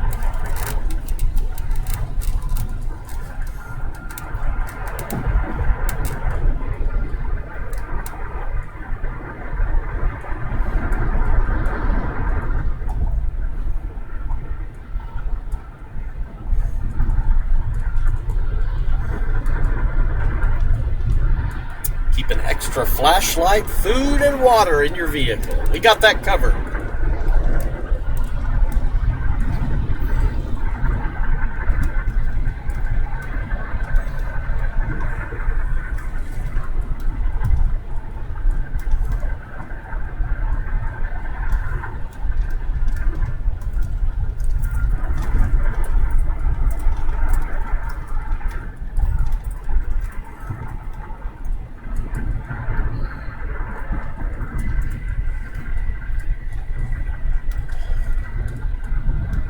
.37 in Fort Smith, so we'll see quite a change in our weather as we head across the state, folks.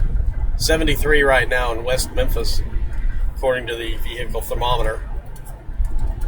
Again, if you want to watch our live weather, it is up on the live weather tab on stormscapelive.tv. So just click that on and you can see the live weather conditions as we change from spring to winter, moving across Arkansas today.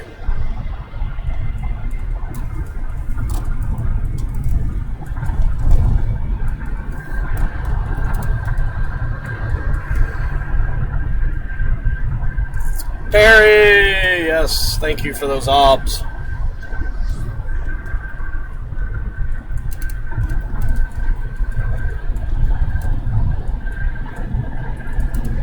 .47 in Fort Smith. All right. Wasn't going to say anything. I thought 37 sounded a little cold, but 47 sounds a lot more reasonable and a lot balmier, but still chilly, considering where we're at right now. I actually have the air conditioner on in the vehicle right now.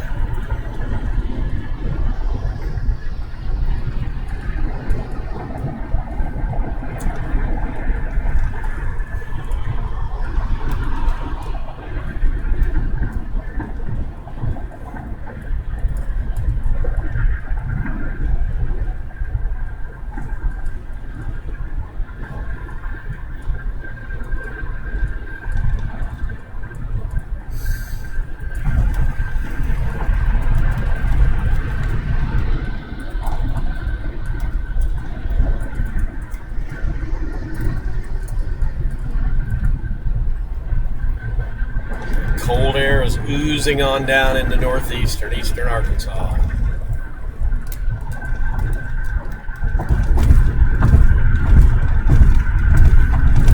So front is just west of Russellville.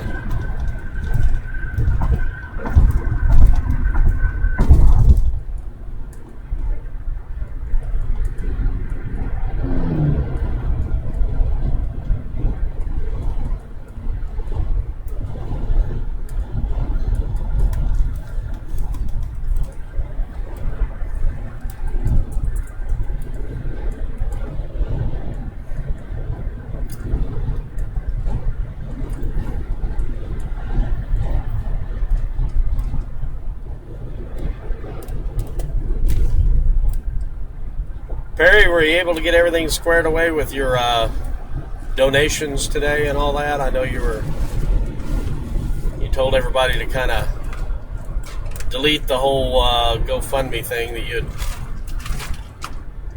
put up last night. So there was a lady who contacted my daughter who wants to donate, but she wasn't sure how to get a hold of you. She said she sent you a private message So I told her, or I had my daughter tell her that you would probably get that. She was very moved to help out, so hopefully you got contacted from her.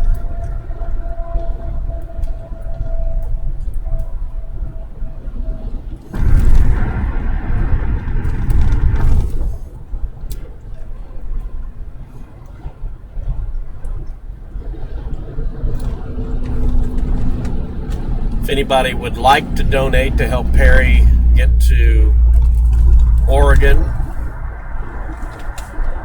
you can always donate to my page and I will forward that to Perry. Any donations made, just type, when it's where, ask for comments, just say for Perry Williams, and I'll make sure that gets to Perry to help him get to Oregon to be with family.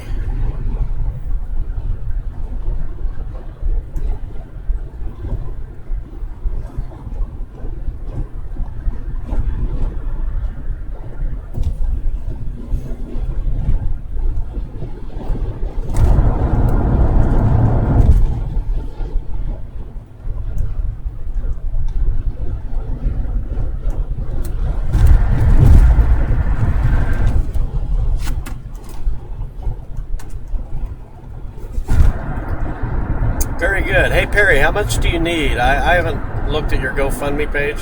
What's your goal for how much you need to get to Oregon and everything? No problem. I'm happy to help out in any way I can. So now that you've got your GoFundMe up, folks, you just can go there and donate directly. You don't need to donate here or anything. So I was concerned that he wasn't able to going to be able to have his GoFundMe page. So looks like all is well. So go to Perry's GoFundMe. Feel free to post that in chat, Perry, especially when we have a lot of viewers. When it gets into the ice storm coverage, don't be shy about posting the link to your GoFundMe and even talking about what's going on. If you don't mean, if that's too personal to share, on the chat, then I understand. But we have a lot of really giving folks here, and we're all willing to help out in any way we can, either with, prayers and good vibes, or even a little bit of money. So.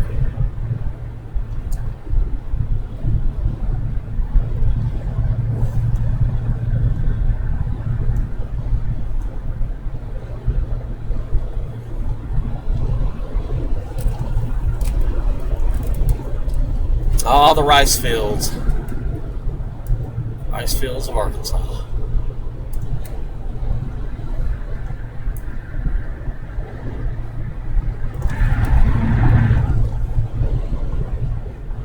Still got some grain here. Nah, they actually flood that. Those are rice paddies. Oh, yeah? Yeah, this time of year is when they flood them, and I don't know the whole process of growing rice, but apparently they need to be flooded for a while. So they flood the fields.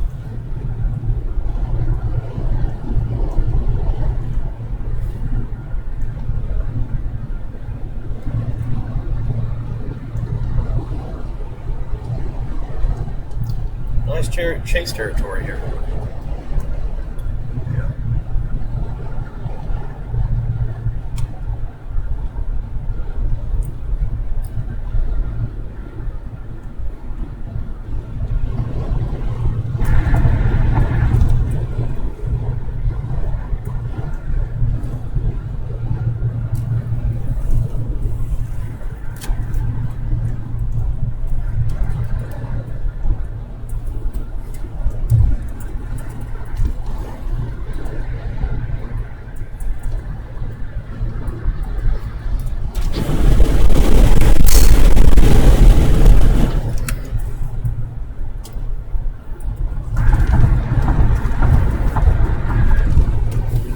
Mr. Murray, only when you get a chance, no hurry.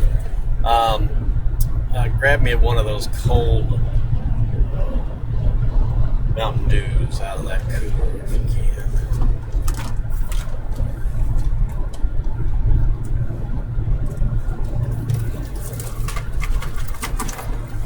Need something with a little bite to wake me up.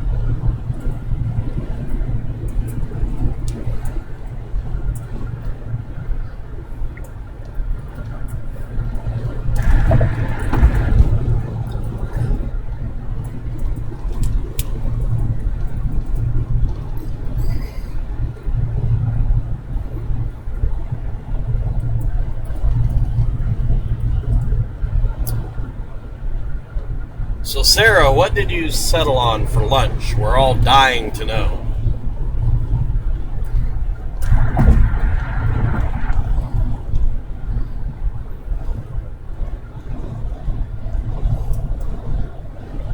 Hey, Ray, welcome back.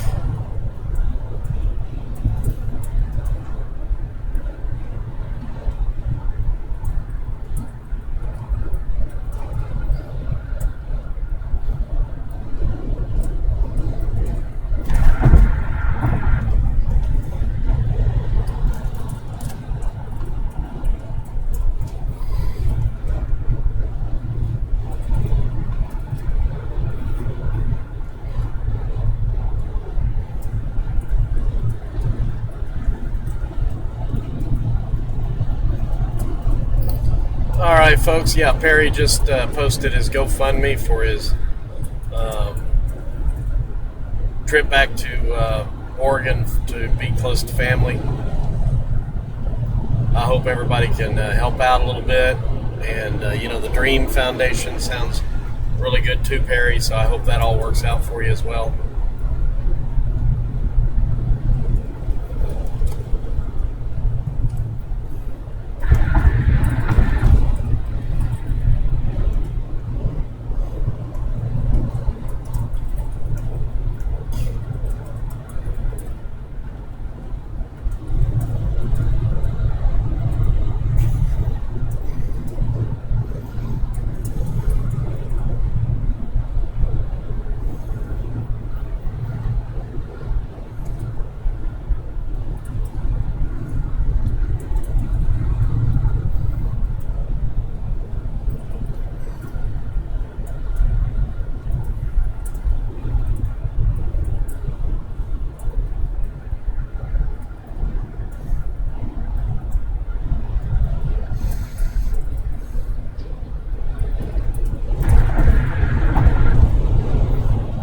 Folks, it's interesting how the GoFundMe works. You have to donate if you can't.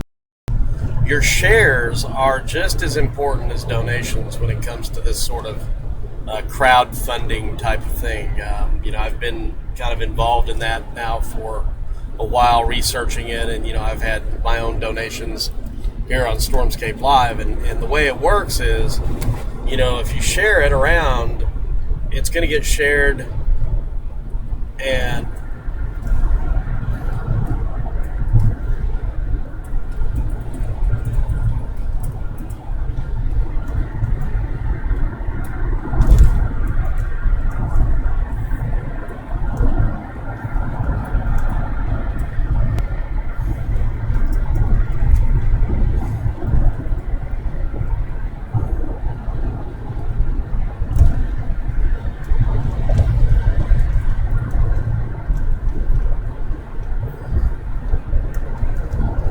hey folks, we're back. If you lost us, be sure and refresh.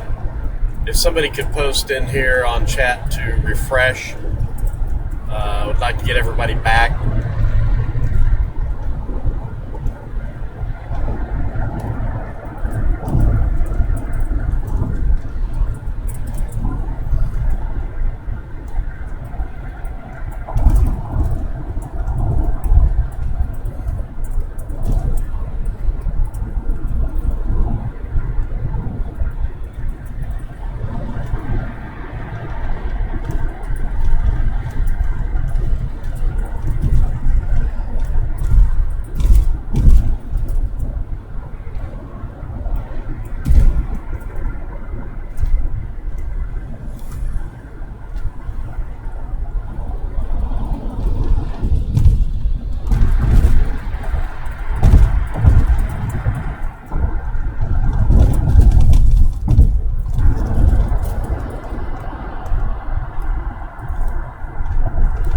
Spicy green chilies. You should try that that one pepper that's getting all the notoriety on the viral videos these days. These people trying to eat them. That would really spice up your afternoon, Sarah.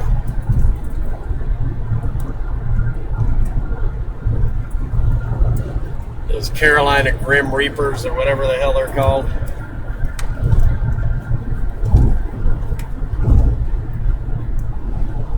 All right, what I was saying earlier, I think we were out, so I wanted to make a point here in terms of donating for Perry's trip back to Oregon to be with family. If you can't donate, you're just as you're doing, just as good by sharing, his GoFundMe page address and getting it out in front of as many people as possible, because that's how the whole crowdfunding works. Is the more people who see it, the more opportunities that there's going to be some people in there that can afford to really help Perry out. So if you're not able to donate, please, at the very least, share on your Twitter and Facebook and anywhere else you can his GoFundMe page. It's not very difficult to copy and paste and click that onto your status, and you just never know who in your friends list might be able to help Perry out. So please do that if you can't donate, and don't feel bad if you can't donate, because like I said again, you're being just as effective in helping Perry out by sharing his page. So let's do that.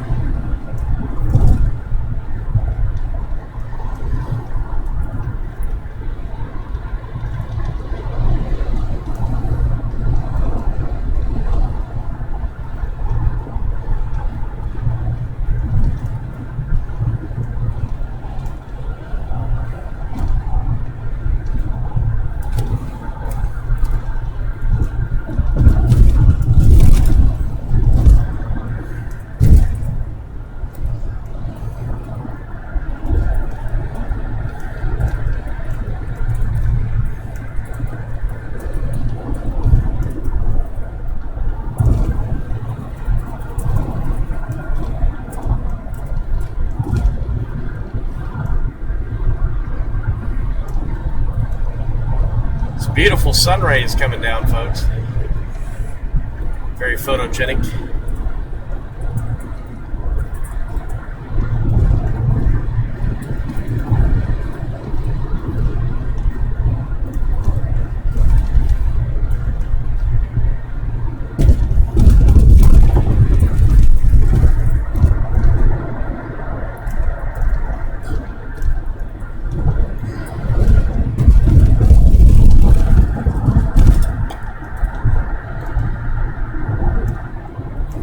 We are in Arkansas right now. Not very far in, probably only about 20 miles into the state. Got a long 4-hour drive ahead of us as we traverse the beautiful hills and prairies of Arkansas.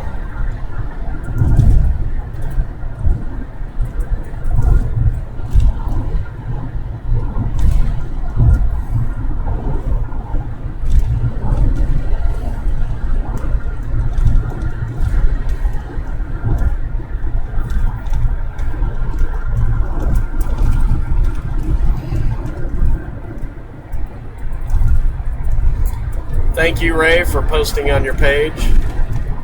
Appreciate it.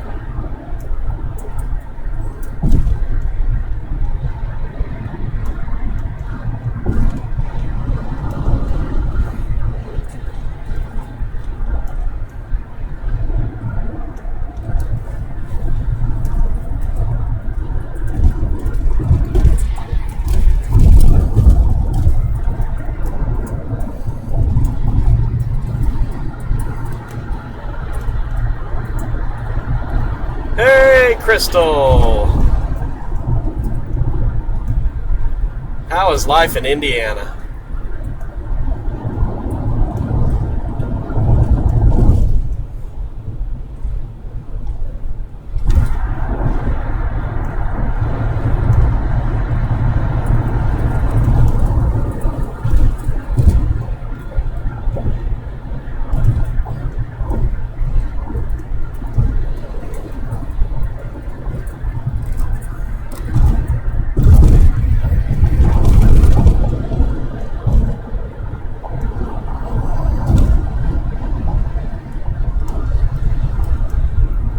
Thank you, Steve, for sharing.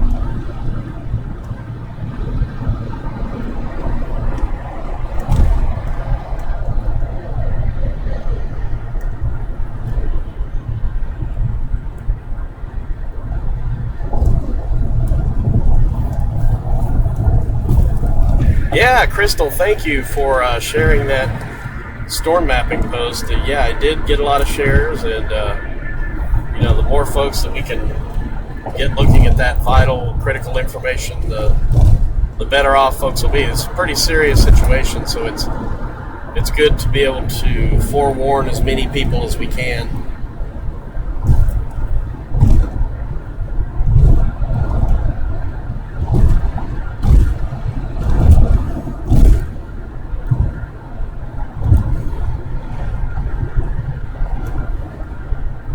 Crystal, you kind of came in late here, but we're sharing on our Facebook pages Perry's GoFundMe link to be able to go back to Oregon to be with his family. So Perry will probably post that link here again in a little bit, but if you didn't see it, scroll up.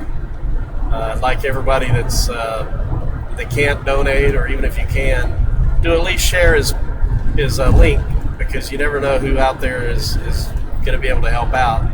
And the more people that see his GoFundMe, the better off, he'll be in terms of getting, hopefully, some folks that'll help him raise the money to get back up there. $10,000 to $15,000 to take an air ambulance back up to Oregon. That's a lot of money, but it can be raised, and it's just a matter of sharing and getting it out in front of as many people as we can to help him out.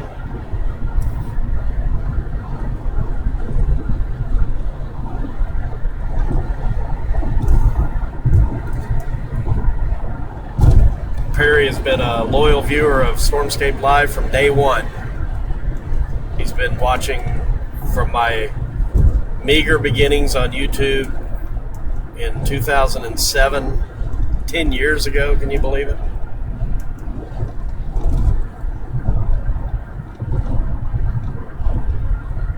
He's been through all the ups and downs with us. Always there with a positive word and some great climatological information about all kinds of stuff, hurricanes and tornadoes and snowstorms.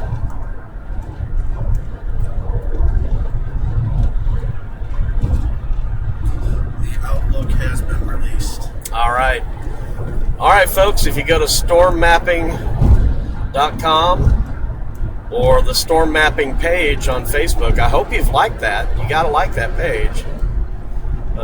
It's a great one, and you can get all kinds of great information. But anyway, Don has posted the very latest outlook. This is the one that has the purple color, the outlook area showing the highest risk and the significant risk, and smaller risk area. He's got that updated and out now, so you can see where you live and see if there have been any changes to the ice outlook. This is he's been really pouring over the models here for the last several hours, and he's come to the pretty good idea of where things are going to happen. We're really narrowing down the zones of greatest risk, and they really haven't changed that much, but there definitely have been some changes for some major areas, so check it out.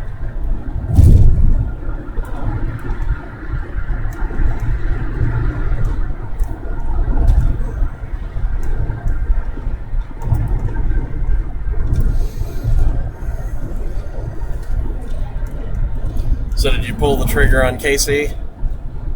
Just to the west. Just to the west, yeah. Give yourself a little leeway to shade it in tomorrow if you need to.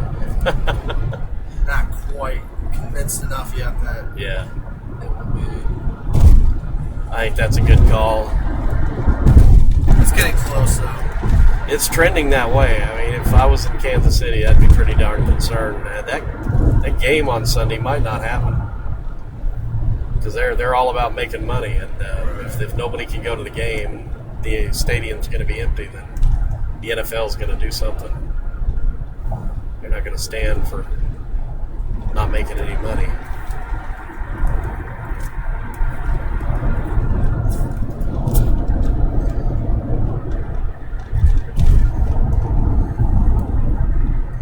Well, you don't have to tag your local news station, Sarah. You can just go ahead and post it to them.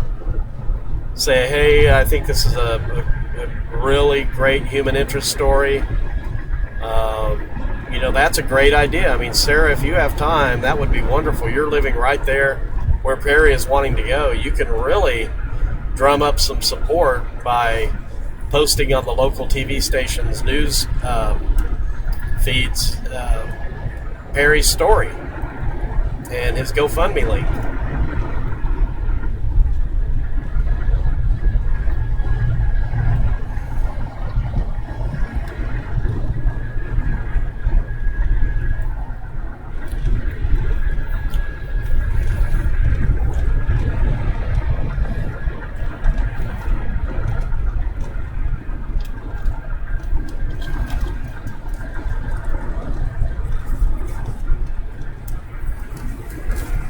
Okay, the hard work's done. That really takes quite a bit of time to put this name together. Yeah.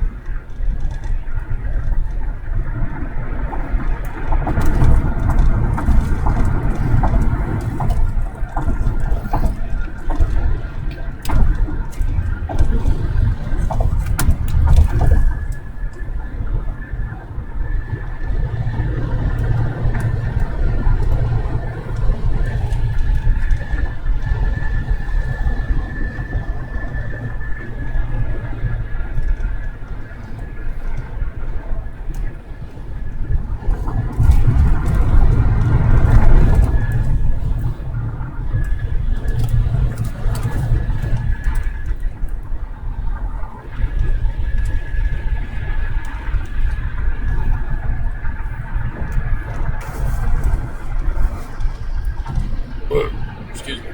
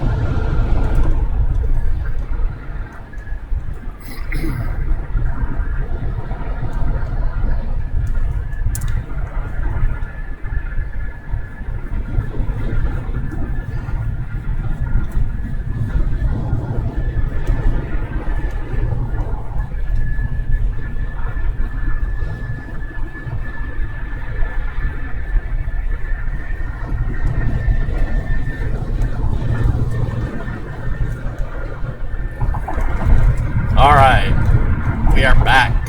Crystal, to answer your question, I think we were gone when I answered it earlier.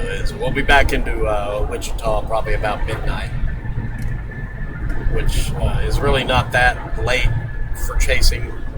You know, a lot of times chasers don't drag into a town till 1, 2 a.m., so midnight's not too bad considering we left out from Atlanta, Georgia this morning. The only thing I hate about driving this time of year is the early sunset and just driving in the dark. So it gets kind of tiring on my old eyes. That's when I put Don Murray to work.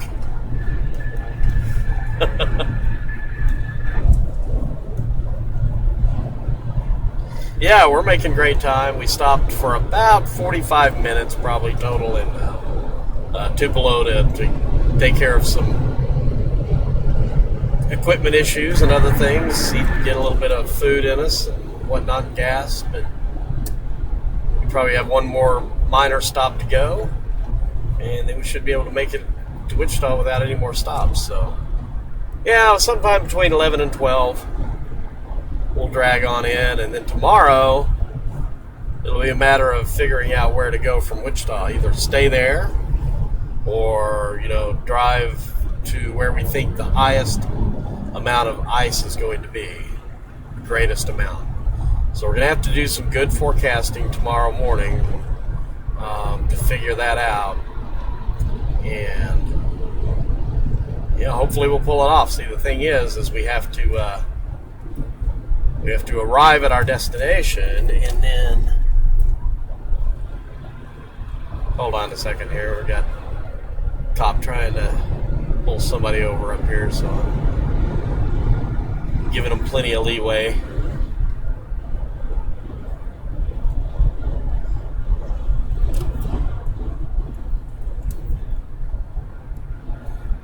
Nope, looks like he's got him. So getting on over here.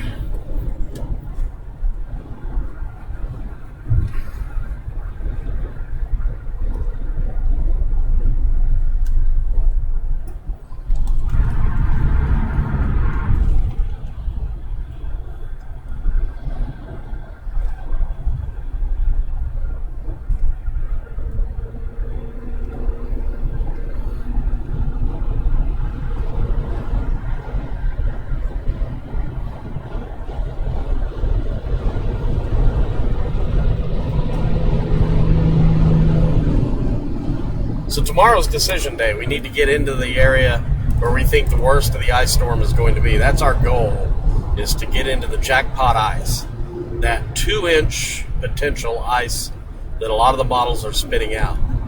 If we can get into that, we're going to see the most dramatic, amazing ice scenes that I've ever seen, and you've probably ever seen as well. So we want to get into that area and get the best shots and coverage that we can.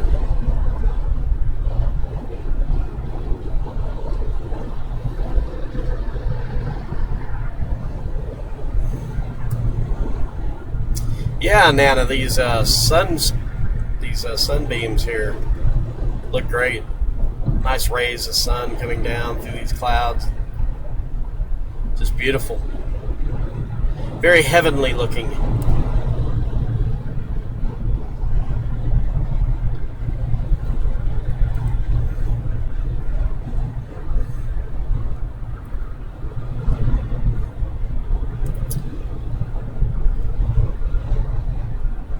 Not the second coming, though.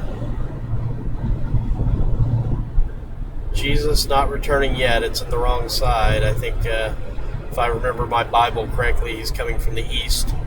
So this is looking west. So we're good. We'll get through this ice storm, I think, before the end of the world.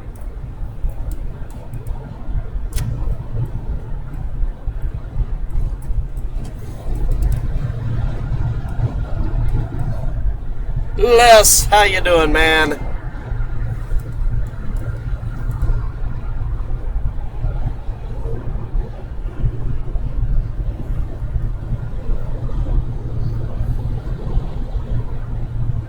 Oh, Lordy, what time are we going to hit Fort Smith? It's about 3 hours.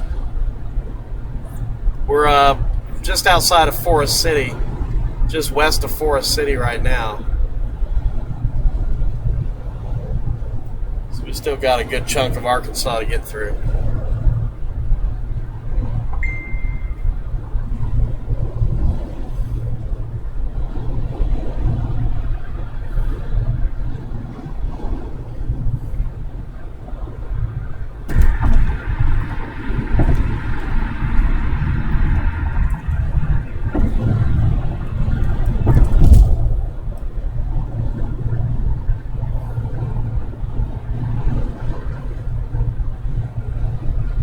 Ooh, minus 11. It's a little chilly up there.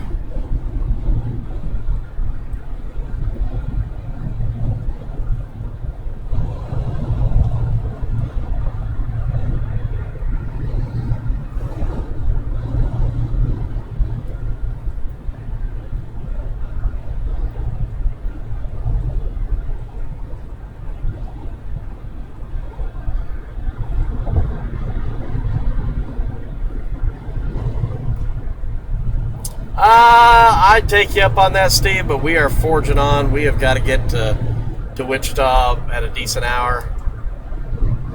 So I don't want to...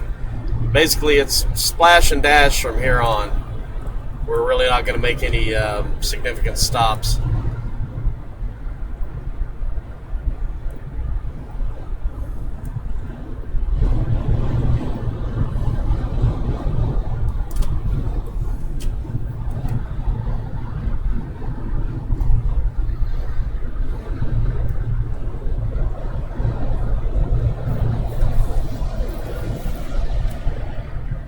Les, 10 inches. You got you some porn star snow as well. Good.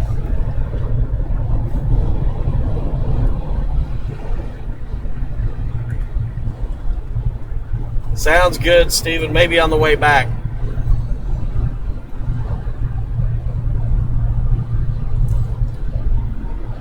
Or better yet, man, maybe me and Don will just take up residence at a Cracker Barrel for the duration of the ice storm, and we'll just sit around and eat, watch the ice.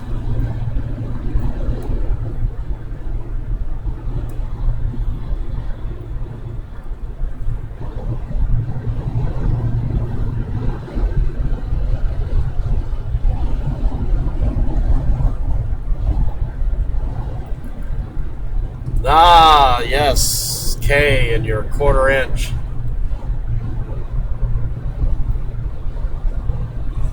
I've heard that about Scottish men. Oh, you were talking about the snow. I'm sorry.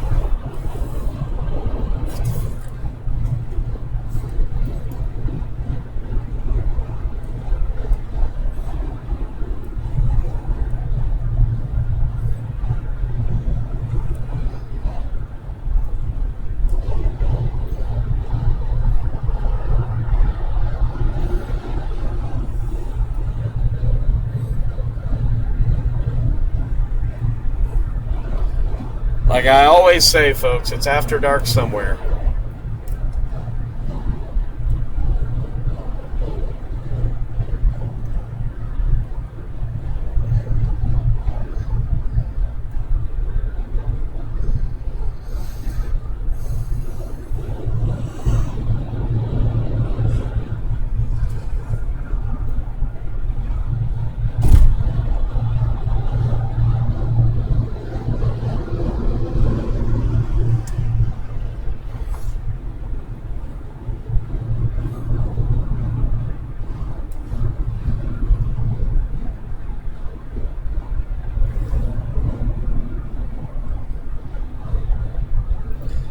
I don't know why Sarah, I always read that as salad.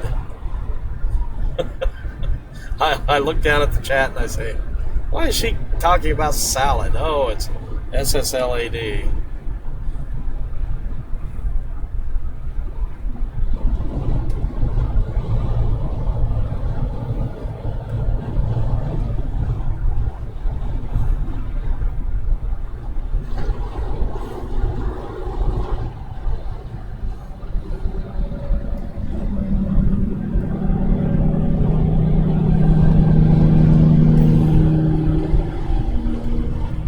Yes, I was thinking the same thing, Les. Tossing salad after dark.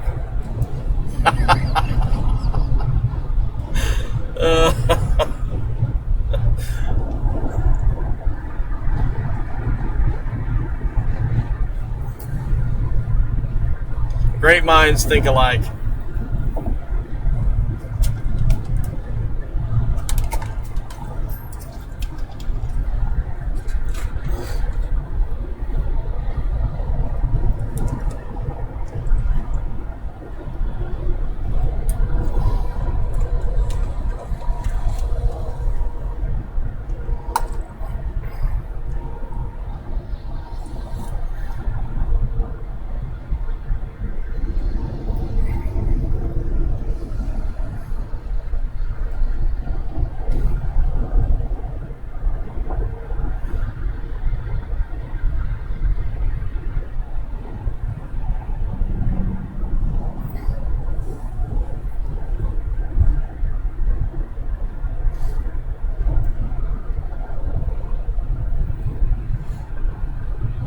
Hey there, Marge.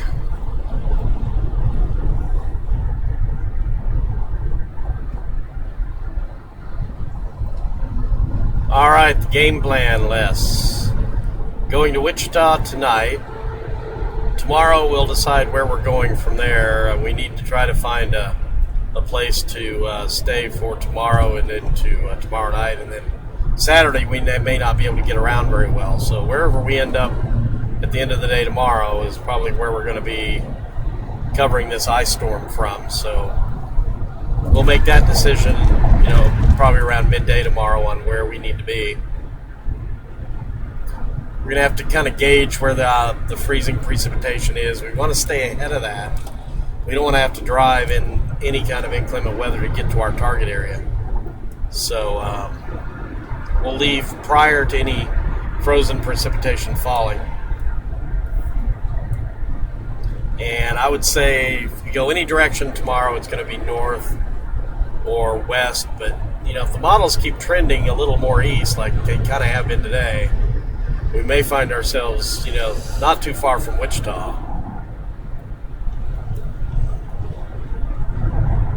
Or actually in Wichita.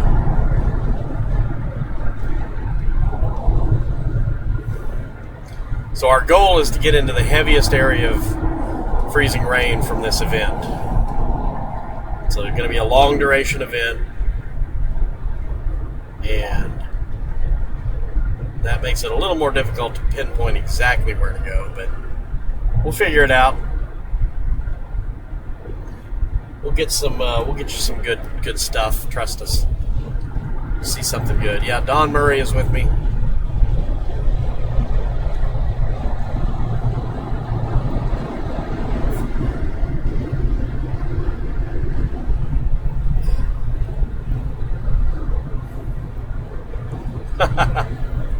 Well, Brooke, we might end up near you, so it's definitely trending your way. That's all I'll say right now.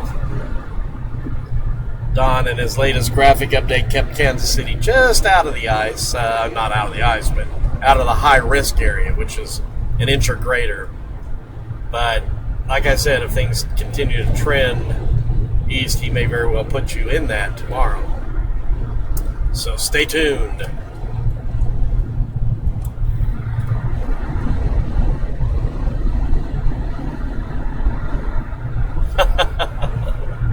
Hey, I'm just the messenger.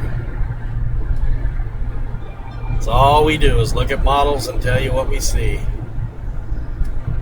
Keep you informed. Yes, Don Juan Murray from Denny's in Wichita, Kansas. Very, very true. Yes, that was interesting. Yeah, I just look up. I didn't even know you were there. I just eating my food. I look up and I'm like, what the hell?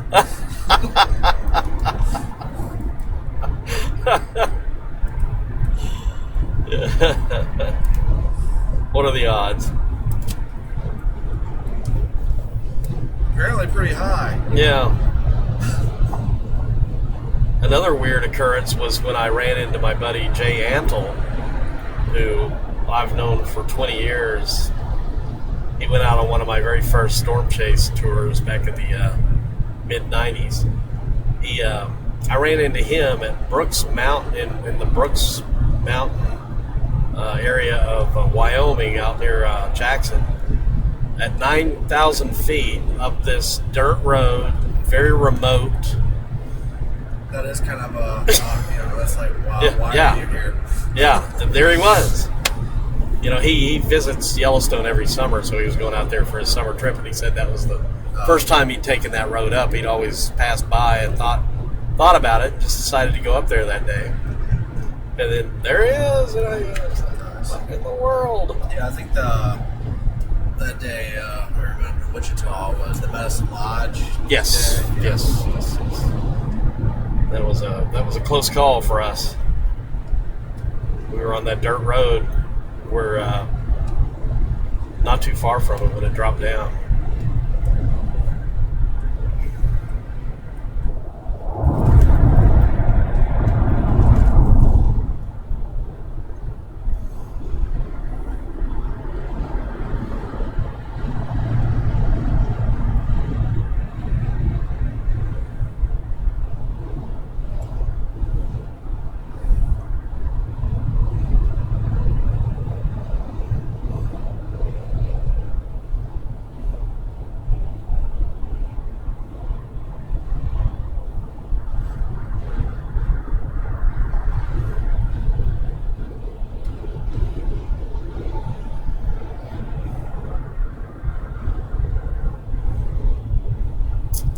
Hello, Miami.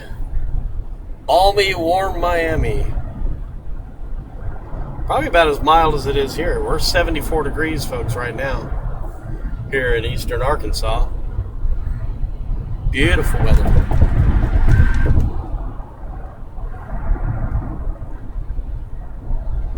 Yeah, I don't know if that football game's going to happen. There won't be anybody be able to get out and see the game if it's a 1-inch ice storm.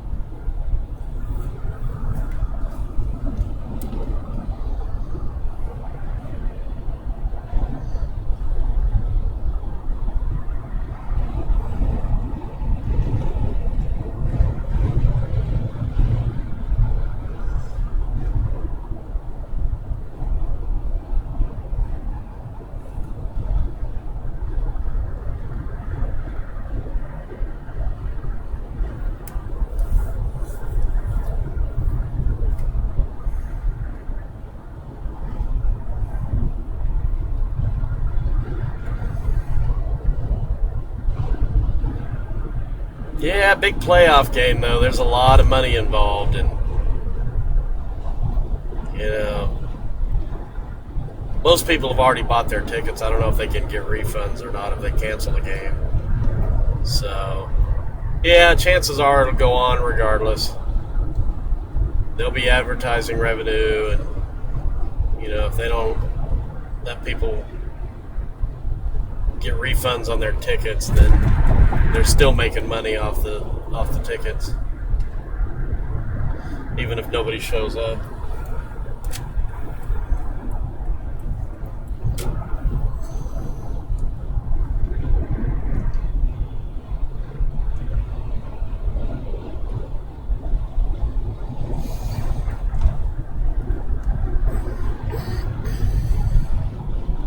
So it's not a matter of playing the game in the weather. It's a matter of if anybody's going to show up for the game. But Kansas City's a rabid sports city. So come hell or high water, even if they have to walk or ski or sled or however they get there, they'll get to the game.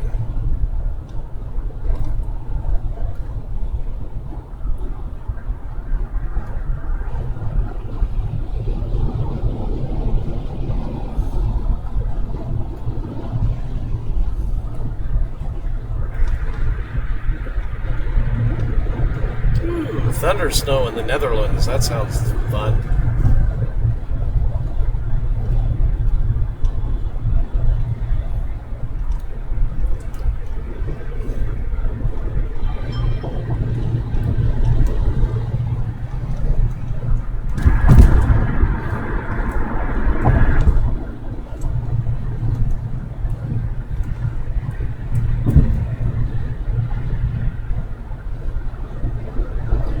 Oh, we're about 7 hours, 8 hours about 8 hours from Wichita. We're about halfway there, let's put it that way. From where we left in Atlanta, we're about halfway to Wichita.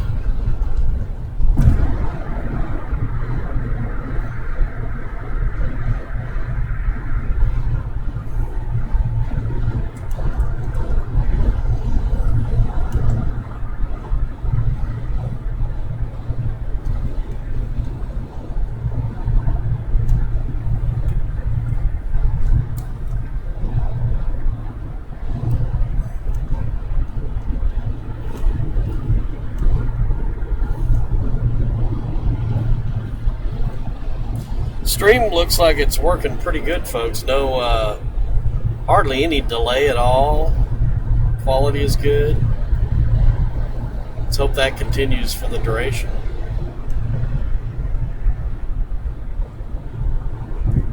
I am. I went to Wichita West High School. Lived 31 years in Wichita.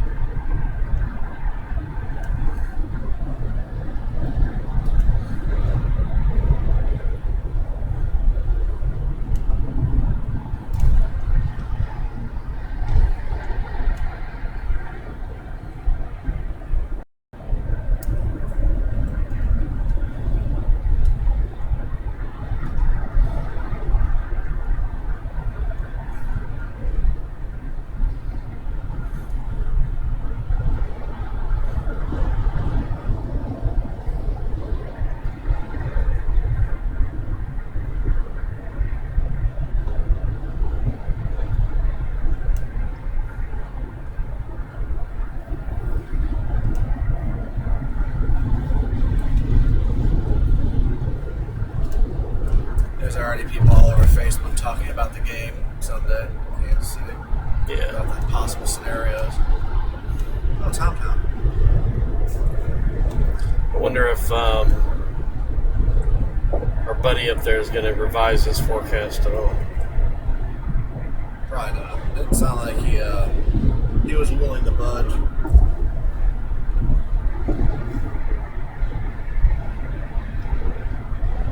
So he has to go with this winter storm. He has to go with the ice storm warning.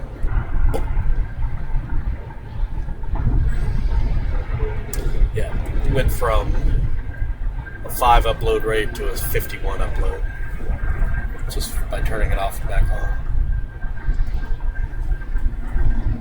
Little trick I've learned over the years.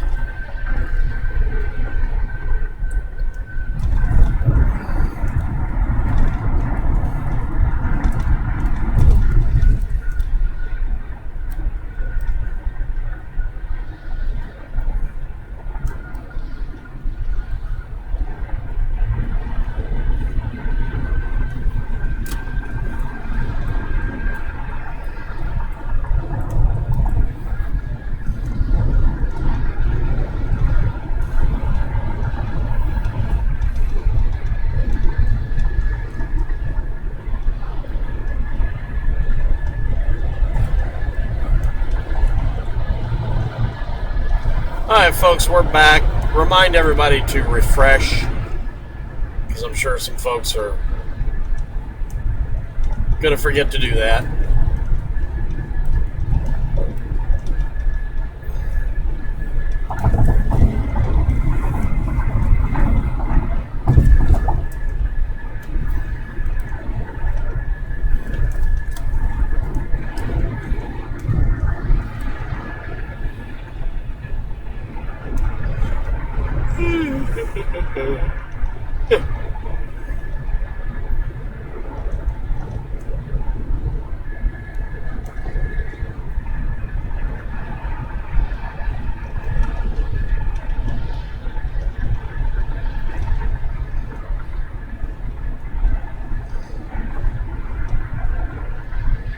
Oh yeah, I'll be fine.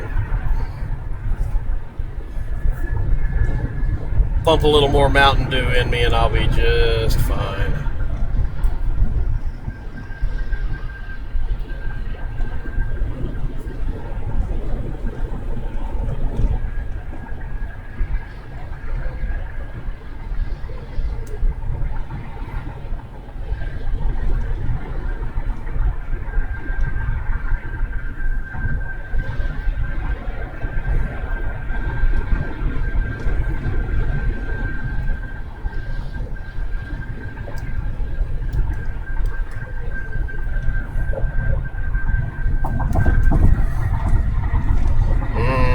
Pure sugar Pepsi, that sounds good.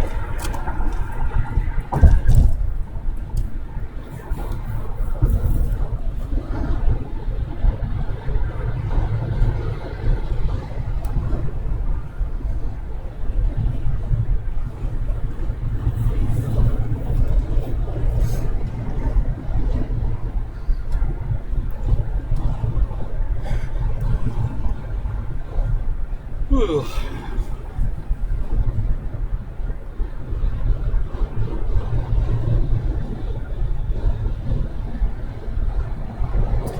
No, Miami, I did not chase that. It was just too icy to get out. We had sleet and freezing rain where I live, so I wasn't about to get out and get caught somewhere and not be able to get home that night. So, and it was at night. So that was a whole lot of factors why I didn't chase it. So I just sat at home and watched the sleet fall, and the next morning we kind of went and drove around a little bit. We drove around that evening too in the sleet. But then it started getting too slick, so we went back home.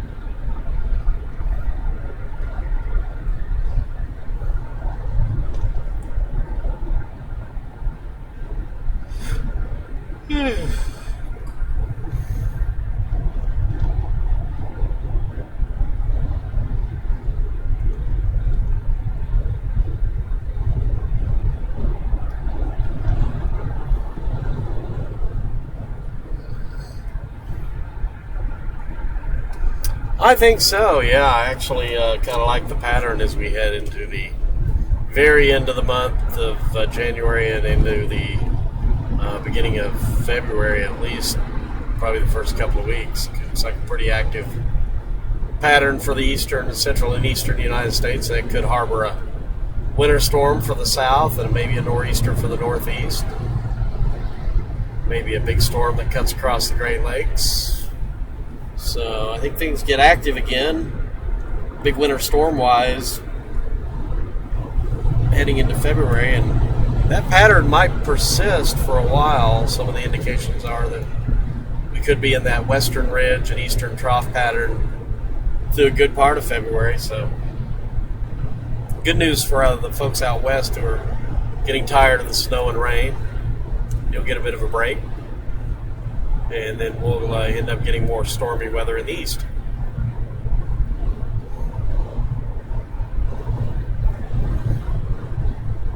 Maybe a severe weather event as well thrown in there at one time or another, probably when the big motherlode of Arctic air tries to come down and contrast with the warmth that is built across the southern United States.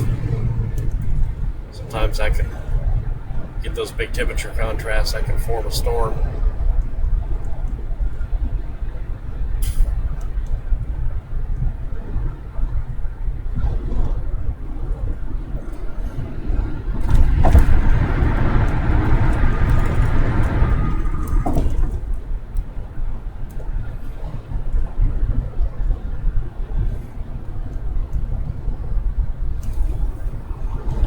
Well, I think the Texas Panhandle and parts of West Texas, maybe even the far south Panhandle area, that could get in. They could get in on some ice this weekend.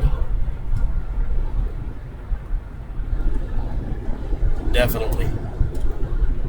Northern and northeastern Panhandle could even have significant ice, an inch or more. Kind of depends.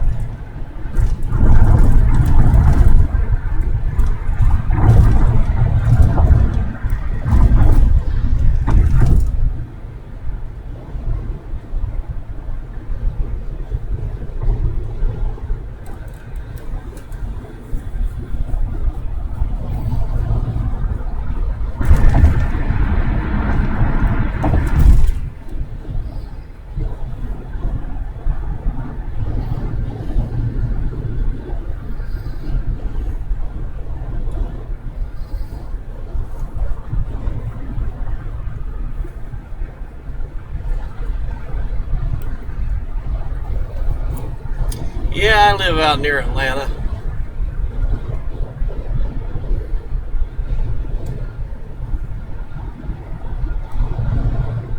21 years I've lived in the Atlanta area.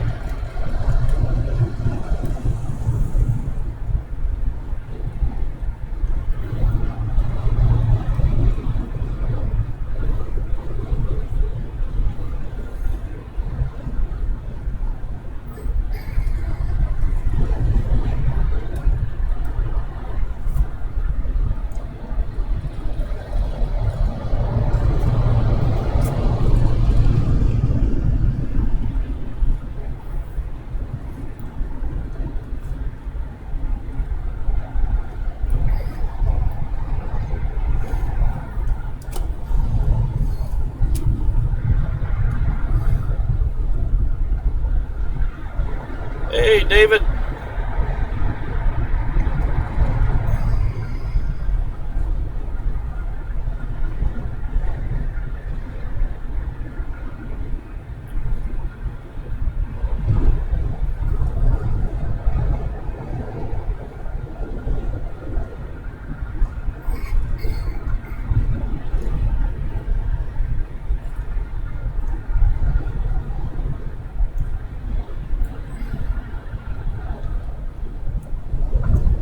Well, it was a different type of winter storm. The first one that really got us and caught so many people off guard was the ground was frozen, so what came down basically froze instantly on the pavement, and we're going into the rush hour time through the afternoon, and it just got really bad in a big hurry. And this one was different. It was rain and then freezing rain and then sleet. Slower transition. It was later in the day. So we didn't have any big major issues with traffic, being stranded or anything like that with this one. Still dangerous on the roads, and it helped that it was a weekend. So a lot of things were in our benefit in terms of it not being a real serious situation.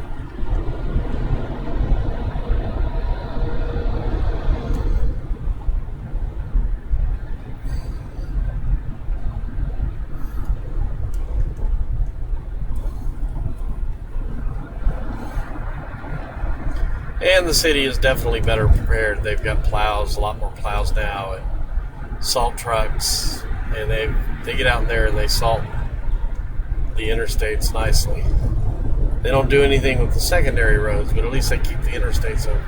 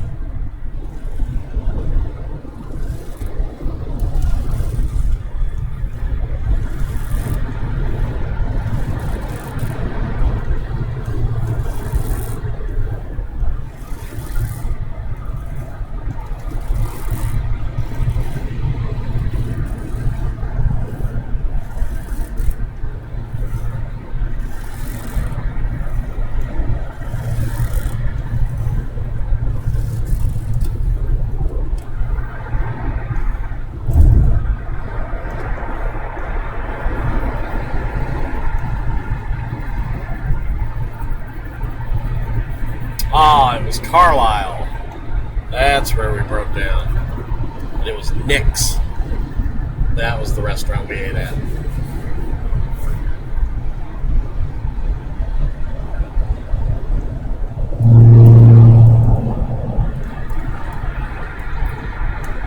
Some of you were with us when we were driving out last spring and had that oil leak. We had to duck into a town real quick and get it fixed. Well, we're coming up on that. Carlisle, a guy worked on our car for about 6 hours on a hot afternoon and got us back up and running, and we made it to Wichita about midnight that night. Yeah. Fun times. Good times, yeah. Good times in Carlisle, Arkansas.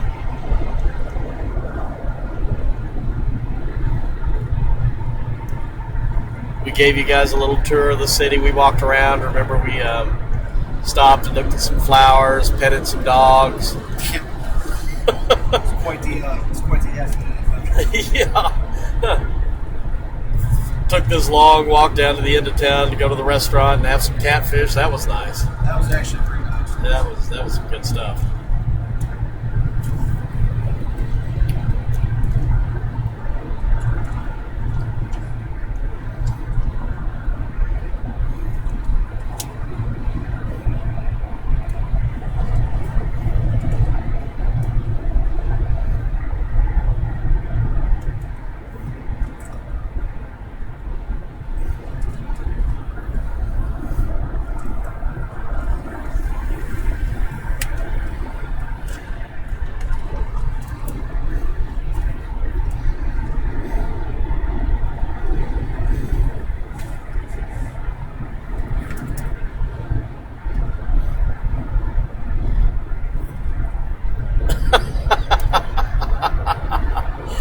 Oh, funny, Sarah.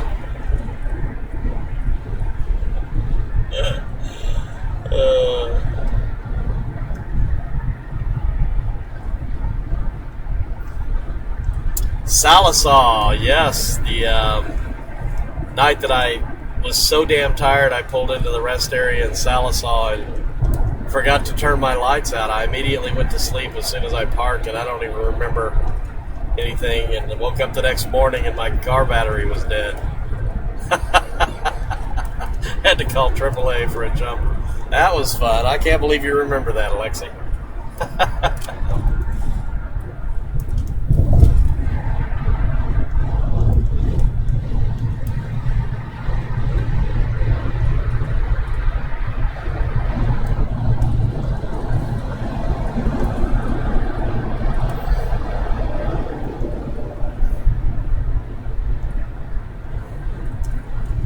Well, severe weather, I'll be out here, beginning is, you can get severe weather outbreaks in February and March out here.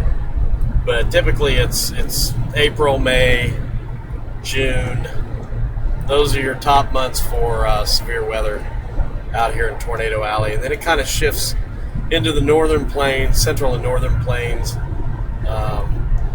late June into July and early August. It kind of shifts over to the Great Lakes and northeast United States. Most people from the plains don't chase that area, but that's kind of where the severe weather kind of migrates to during the late summer months.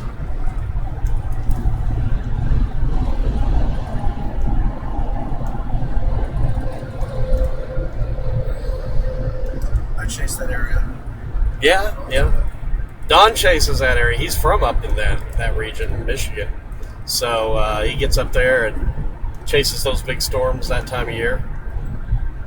Well, that's nice. Like, get up there, get up on the Lake Michigan or whatever. And it's nice to be up there in the summertime. Oh yeah, definitely. Yeah, it's a lifestyle up there, living around those Great Lakes. I was vacationing up there, had a nice squall line come across the lake there.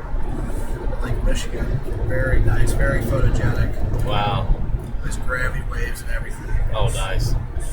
Yeah, I'd love to see something like that come off one of the Great Lakes. That would be awesome. Those things hold together pretty well a lot of times going across the lakes. You'd think they'd weaken. But especially once you get like the August.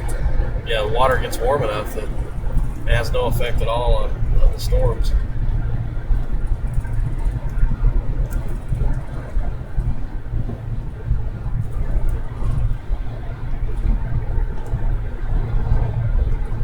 Yeah, we're right on the edge, Alexi. So, yeah, Kathy's ready. She's worried about the tree in the front yard, and I am as well. It's the way it's grown is it's got these two forks. Well, this one fork of the branches that go off one direction, and the other batch goes off the other. And there's high probability that if there's a real bad ice storm, that tree will split right down the middle. And it's exactly what happened to the tree we had in our backyard, right off our back porch. It split and was killed about 10 years ago in an ice storm. So I'm real worried about the one in the front yard for this one. You guys have insurance? No.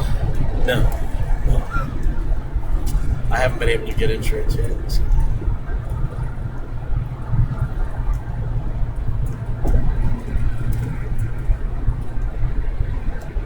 They do it before the ice storm,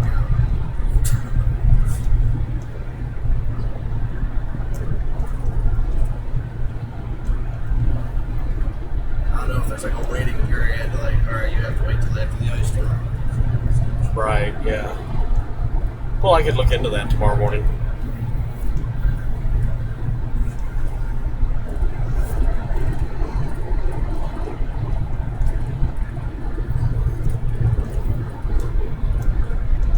What would you recommend? Allstate, State Farm? I don't know. I don't recommend any of those. I guess State Farm's not bad. Allstate, I wouldn't recommend any of that. Allstate's good. I haven't heard bad things from Allstate. So not State Farm. I hear a lot about the insurance companies about what I deal with. I listen to them complain about it all the time. So, Allstate's one that,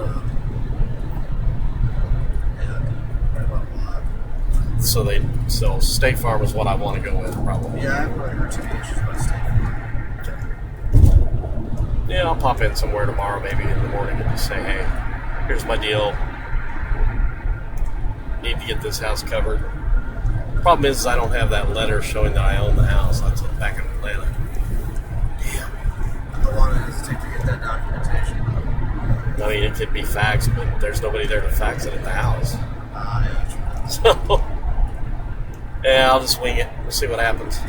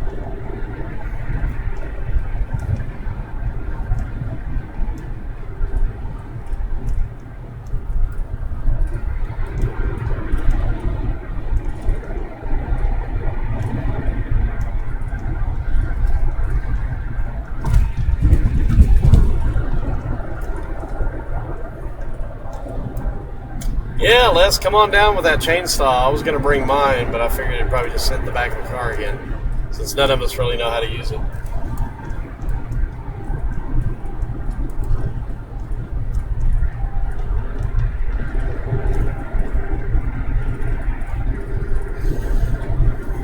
Us pampered Southerners, we're not big into cutting wood.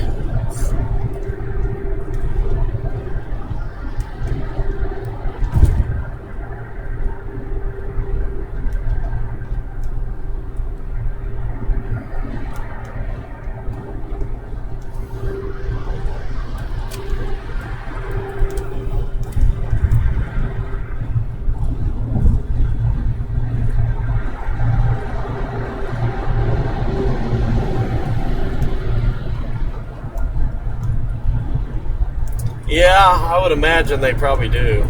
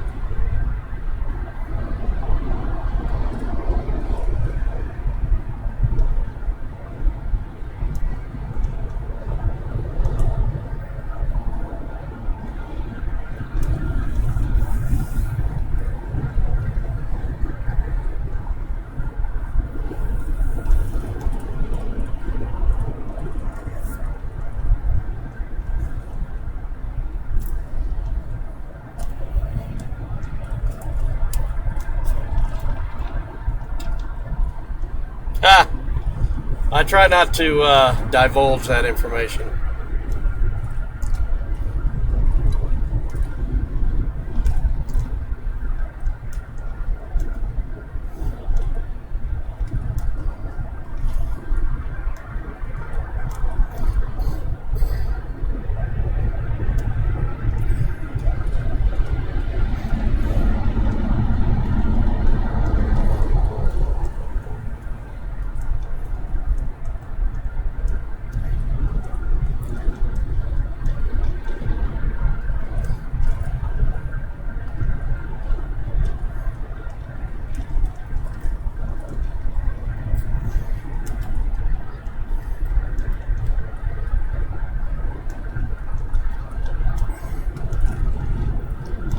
Brooke, I think that's Geico that says that. That's their slogan. You can save 15%.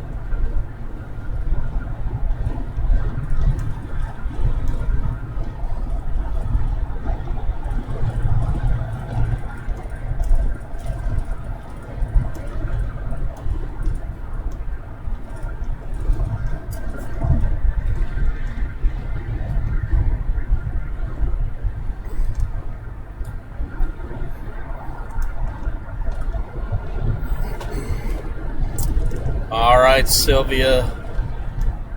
Take care. We'll see you later.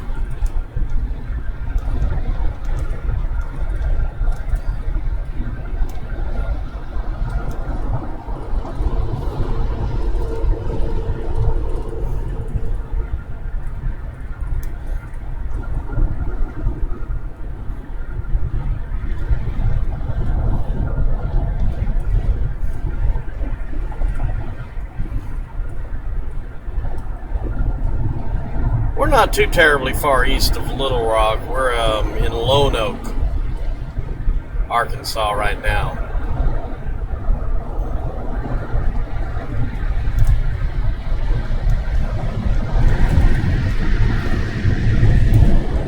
This is the town that Don Murray hung out in for a good part of the day we had the big Mayflower and Valonia tornado.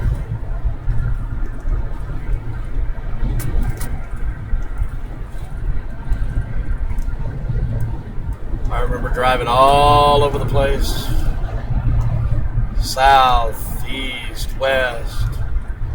Don was patient, just hanging out in Lone Oak. Well, my only thought process was I don't feel like chasing in the woods today. So if there's not going to be a storm over here in the flatlands, I just wasn't doing it. Wasn't going to do it, yeah. Good philosophy. So that was kind of the...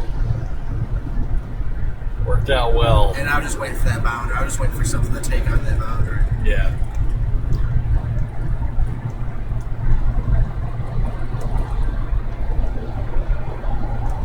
That was one of those days where it was like turning on a light switch. You know, everything just started going at once. Going nuts along that boundary.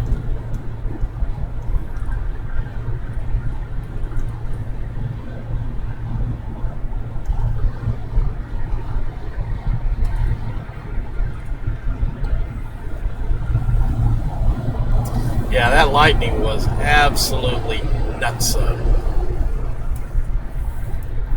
That and the motion of the lower clouds into the tornado,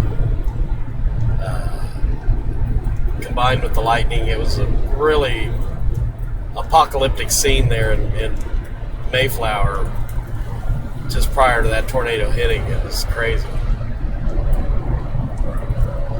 Some of it was definitely electrifying. I mean, because I followed that all throughout the evening. Yeah. Up to, what the hell's the name of that town, further northeast? The one that Conway. What the hell is that? I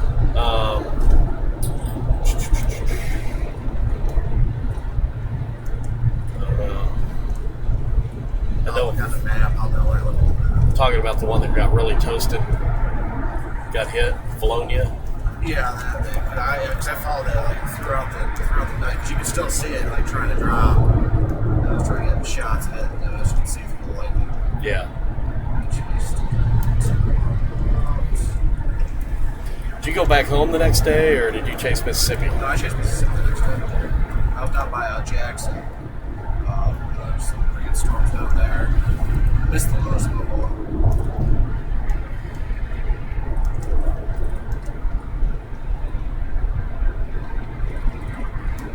Cersei.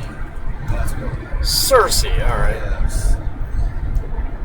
That's about where I stopped. Yeah. Chasing that night. Where'd you spend the night? I had that flat tire. I actually ended up spending the night in, I think it was Holly Springs. Got my tire fixed the next morning.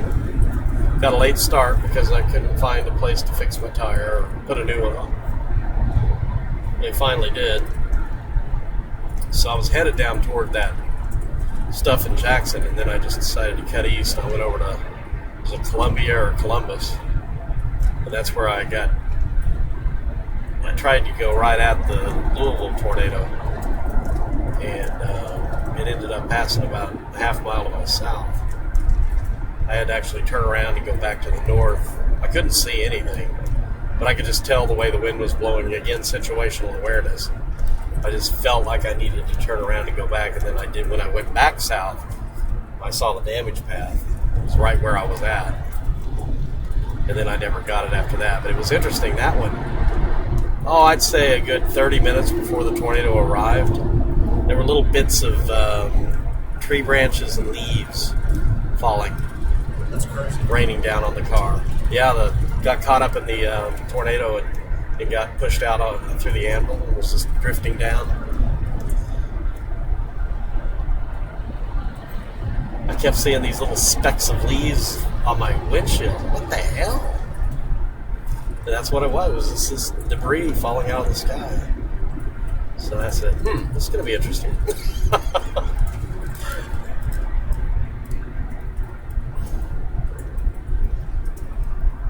But nothing like the Tuscaloosa, Birmingham, when they were large household items falling out of the sky.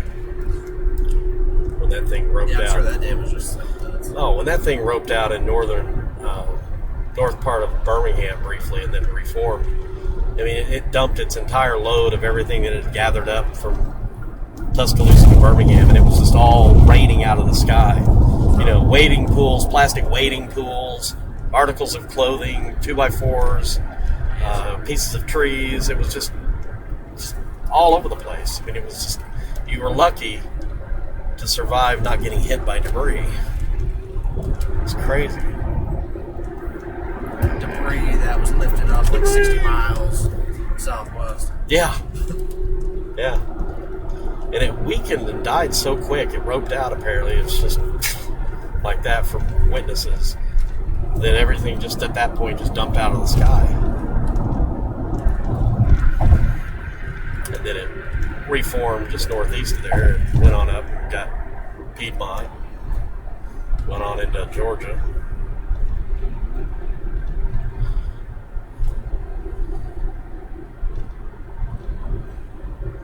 Yeah, a lot of power trucks headed west, folks. They've been called in to help out with this ice storm.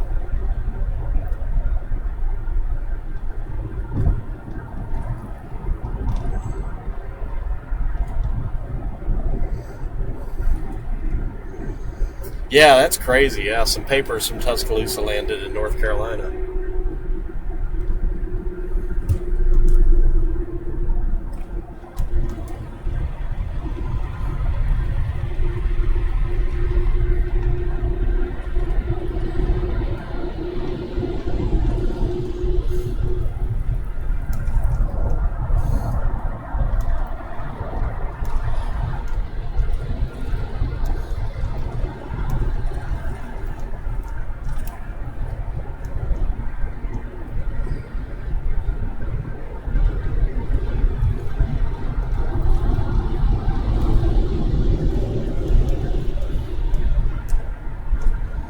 Yeah, these line men and women live for this stuff, folks.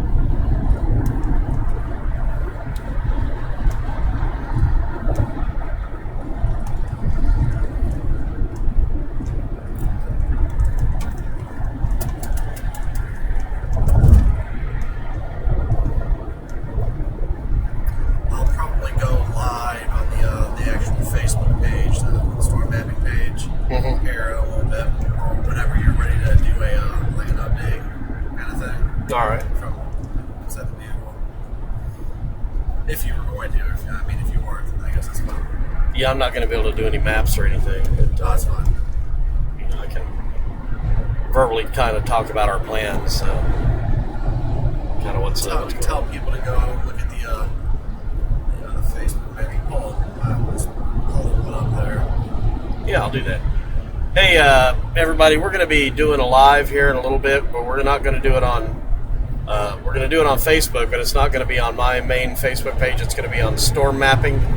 So if you haven't went over to Storm Mapping and liked the page yet, go ahead and do that so you can watch our live thing on Storm Mapping. Don will have some shots from inside the vehicle and everything. So it should be informative.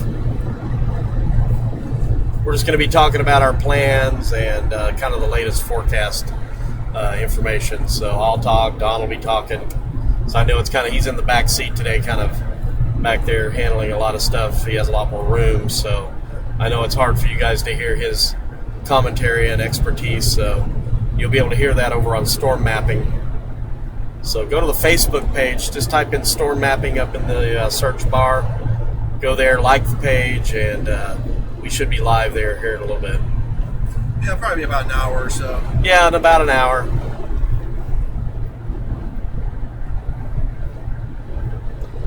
But we'll About be 7 o'clock when people are sitting down and they're just going through Facebook. right.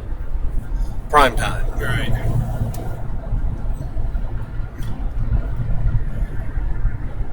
And then probably right after that, I'm going to shut the stream down for the night. So, because it'll be getting dark, and this screen here, it's pretty annoying at night. So that'll probably be our last updates. We'll be on live here for about another hour, and then we'll be shutting her down.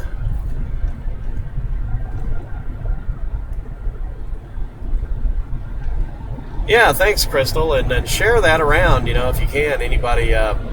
It's going to be our predominant page where we're going to be disseminating weather information, for the rest of the season. So, if you've liked what you've seen so far, and I think most people have, then you're going to, love what we have in the spring through Storm Mapping. So definitely like the page, share the page, and let's get people over there checking it out.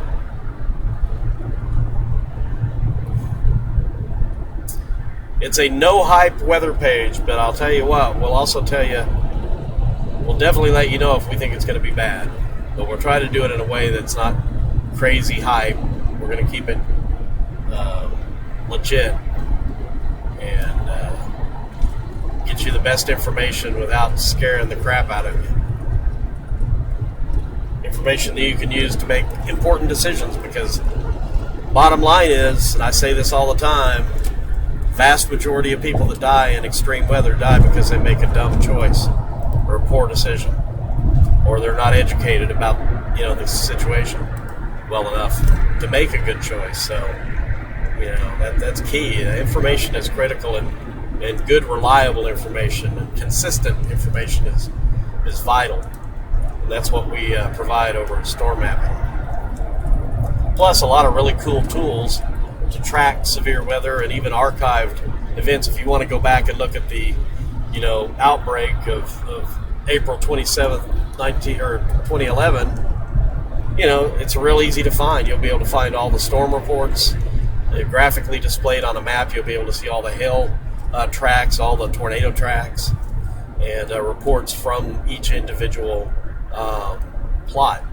So it's real easy to navigate and real easy to find. I mean, a lot of times you have to really dig for that information, but you have it right there at your fingertips here on this page.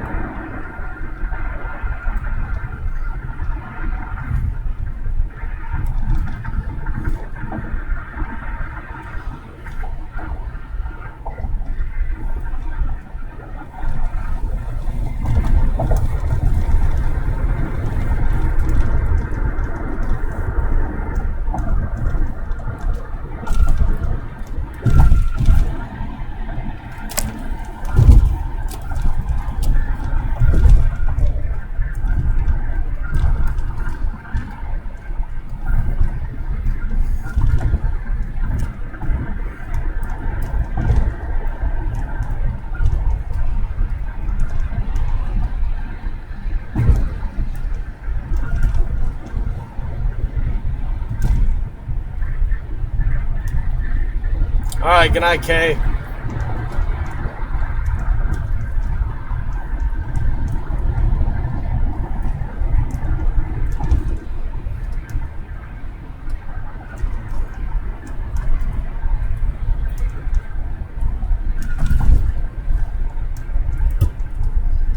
Come on over. Come on.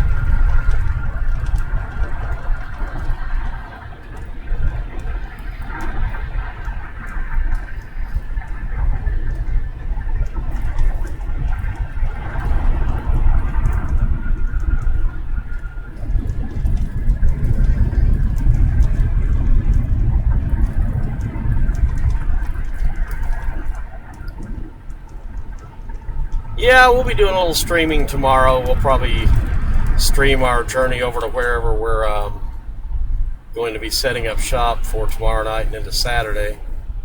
Kind of keeping you updated on the latest changes, because tomorrow is going to be the day where we really zero in on where the worst of this storm is going to be. So we'll be doing quite a bit of reporting live, as well as making posts, on storm mapping and various other pages to kind of keep everybody up to date, because after tomorrow we kind of shift into coverage mode, and there won't really be any forecast maps at that point. It'll be us live and shooting video and taking pictures and sharing that. So tomorrow will be the last day that we'll really be able to give people good critical forecasting information prior to the ice storm hitting. Now, it's already going to be hitting areas of southern Missouri starting tomorrow, but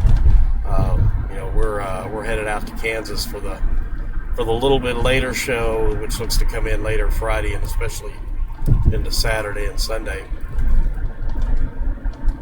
So, yeah, I'll be looking for our lives tomorrow, and then Saturday and Sunday and Monday even, we should be in quite a bit of coverage. Now, it'll be interesting. We may not have a lot of lives from the vehicle, for the simple fact that we will not be able to use the vehicle to get around. It'll be a matter of walking, and there might be a lot of Facebook lives.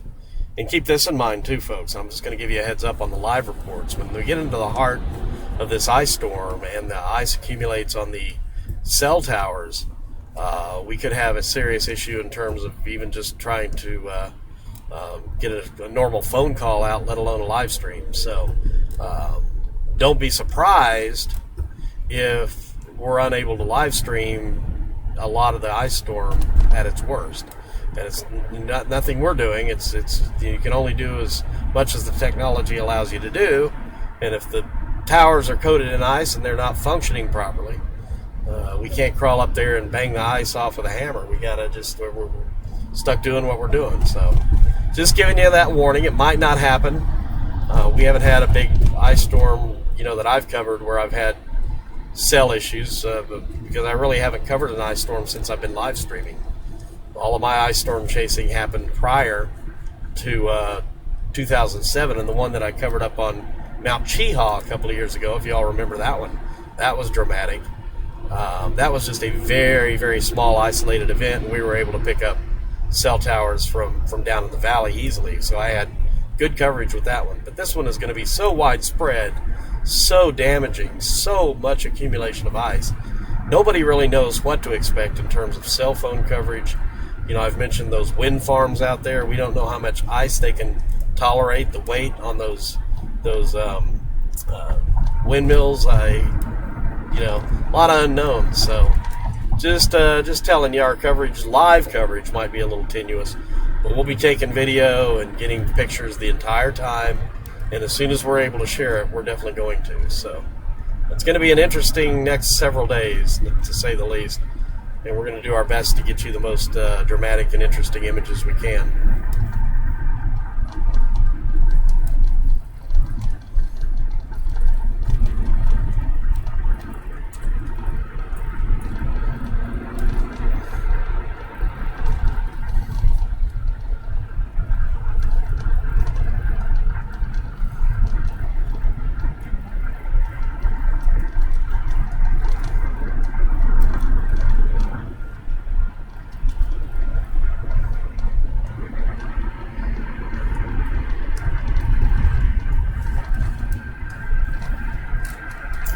Yeah, Lexi, that was a fun ice storm chase.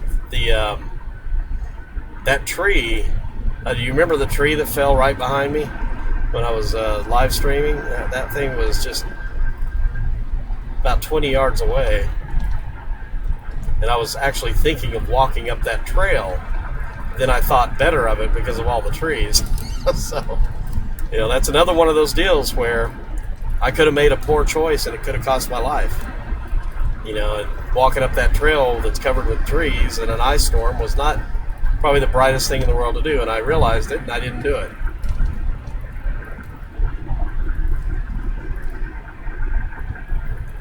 So it just takes one bonehead decision in extreme weather to kill you.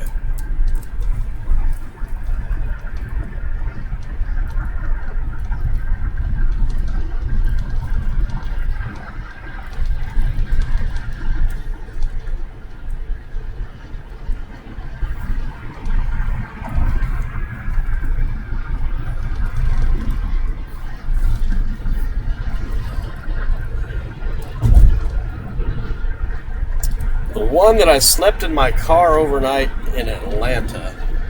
I'm trying to remember that. Did I cover an ice storm where I slept in my car?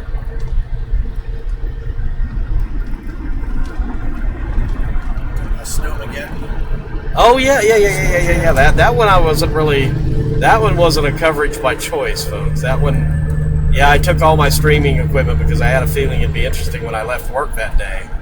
But I was full well intending on just driving straight home and not doing any kind of chasing, but turns out I ended up spending the night in the car on the interstate and spending most of half of the next day trying to get back home. So I was on the road from the time I left work to get home. A 40-mile drive ended up taking 22 hours on the big snow day, Snowmageddon there in Atlanta. What that was classic case where the ground was frozen, the snow came down, did just a little tiny bit of melting when it first hit, and then it was beginning the cars were packing it down quickly, and it just turned all the roads into an instant sheet of ice. They didn't treat the roads, they didn't pre-treat them. Heck, they only had like 6 salt trucks in the entire city at the time. Road treatment was not a big priority in Atlanta, so nothing really got treated until the next day. And even then, they didn't know how to treat the roads. I drove along Interstate 85 once I was able to get, or 285 once I was able to get up there. There was no traffic on it, and they tried to treat it, but what they had done was they had, like, about every 30 yards or so, there was a pile of sand and salt on the road. It hadn't been spread. It was like somebody was standing in the back of a truck and shoveling sand and salt out in these piles on the road. It was hilarious. So the city, thank God, has come a long way in their ability to treat the roads, the interstates at least now, but still the side roads. Only the interstates get treated in Atlanta. If you live on, and nobody lives on an interstate, right? So as soon as you get off that interstate, you're screwed anyway. So, yeah, it was a long rush hour because the places started letting out at noon that day once word got out that it was bad, and then everybody hit the roads at the same time. Schools let out, businesses, trucks were already jackknifed, blocking roads, and once you stopped on that ice, there was no way you could move again. So it was just bad. I'll never forget sitting in my car late at night. We're all sitting there, hundreds of us on this road, and eventually people just giving up and getting out of their car and just walking. It was like The Walking Dead. You saw these families and people not dressed for the weather and everything, just walking down the interstate through this mass of vehicles that was stuck. And people gave it about 2 or 3 hours before they abandoned their vehicle. But I would say about probably 90% of the people trapped on that interstate just abandoned their cars. I was literally one of the only ones that spent the entire night in their vehicle. And I stayed up most of the night just kind of watching people walk. And that was an interesting experience.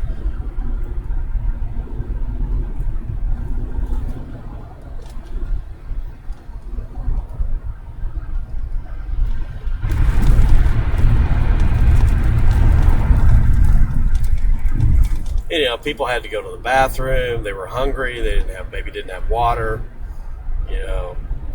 All kinds of motivation for just abandoning their vehicles and going.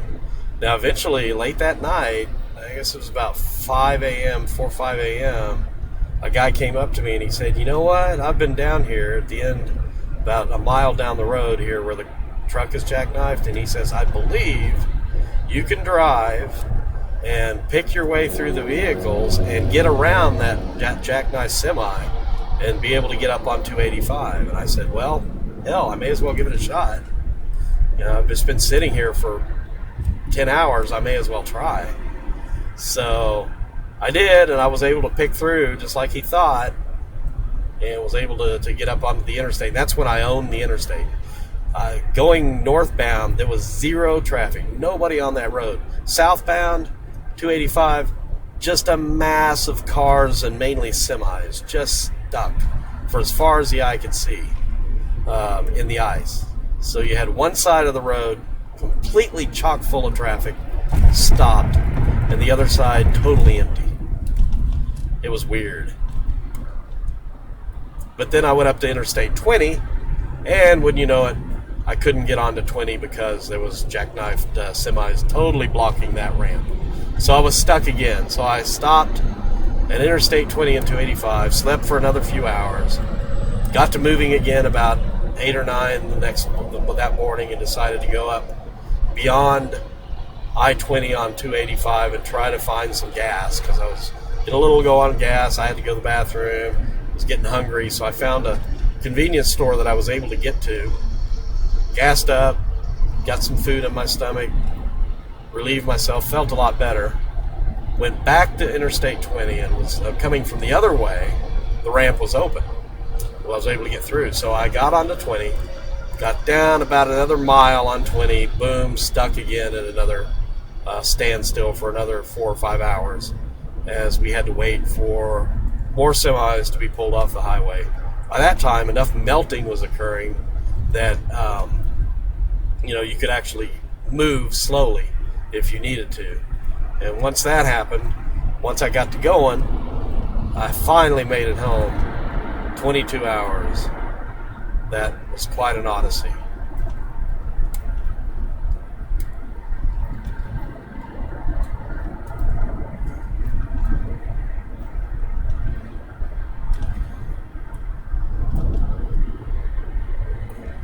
And that was just a half inch of ice on the roadways.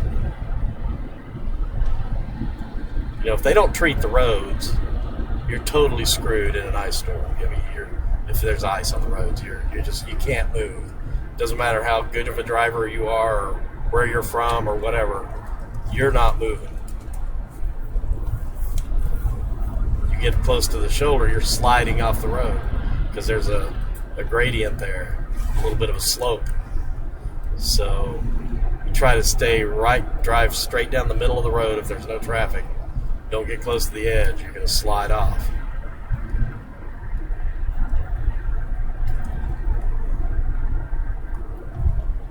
The most hair-raising, stressful drives I've ever had.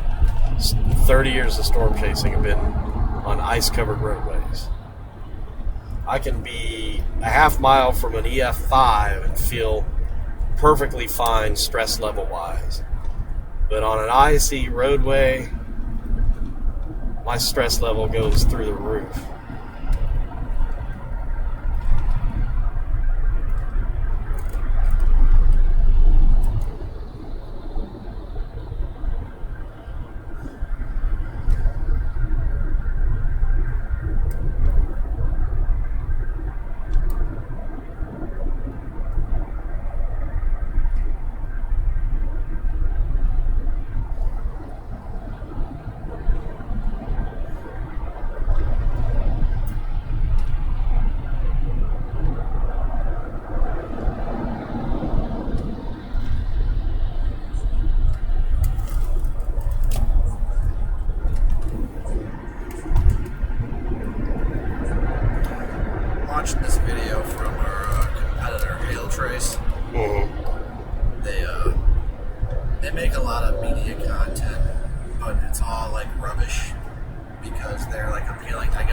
stupidest base of the restoration industry. Like, one of their videos says they have a crystal ball and they can like predict where hail is going to hit. And it's just like totally asinine. And now I'm watching one of their videos. They say they know exactly where it's going to happen. Trust them. What, the ice storm? No. They're talking about hail. Talking about hail. Yeah. Like, these guys are just, they're hail. What's their crystal ball?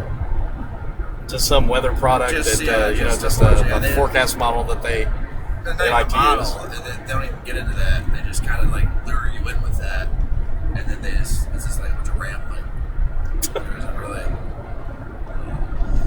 But like you said, let's just say I have no concerns about my competition in this industry, because they're all like in left field doing some other thing. Well, and like you say, they're trying to appeal to the lowest common denominator there, and so that's not who you're trying to appeal to. So they're totally they're totally separate. That's why you're not dumbing down your page. No, I actually refuse to. They wanted me to. Yeah, I'll bet. I'm not doing it. Yeah. And I told my editor I'm not doing it, and you're gonna see why eventually. I'm not doing it. And now it's starting to happen where it's starting to make sense as to why.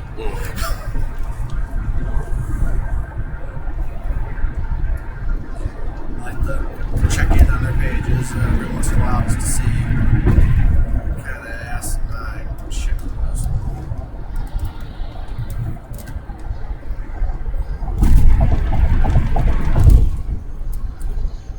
So you'll have some models up on your computer to show during the Facebook Live.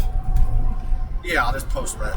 Have that map up and explain. Very good, excellent. So, yeah, I'll just kind of go off your lead. You can kind of do a model discussion, then kind of pitch it to me to talk about kind of what our plans are in terms of driving and logistics and whatnot. All the options there, and what our destination is and stuff. So, yeah.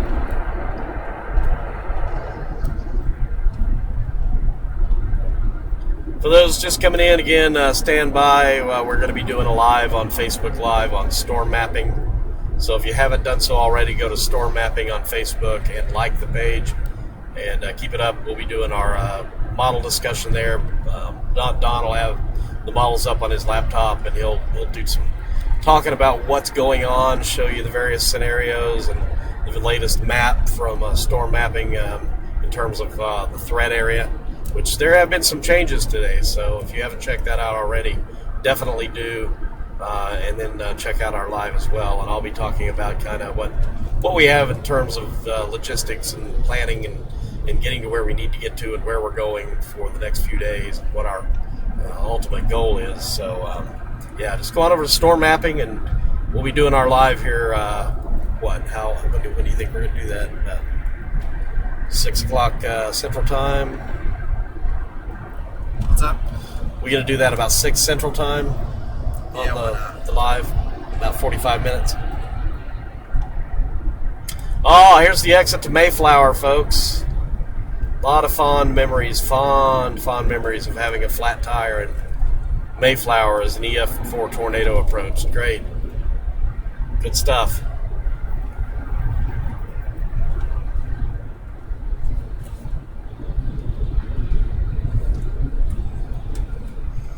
Yeah, that was a crazy day. And the fact that tire, you talk about the Lord looking over me, divine intervention. The fact that tire was totally flat, and I was able to drive all the way from from Mayflower to Conway on that flat tire without it coming apart. It held intact, and it was not a run flat tire. It was just your normal old run-of-the-mill tire. And it stayed intact the entire way, and I was able to actually drive at a speed that allowed me to escape a lot of the extreme strong inflow and the edge of the tornado as well. That was just incredible to me. I thought I was totally screwed when I had the flat tire in Mayflower. I said, there's no way with this inflow and everything else that I'm going to be able to drive at a speed that is going to get me out of the track of this tornado. But I was able to go 50, 60 mile an hour, and the tire held, and I was able to get away. Unbelievable.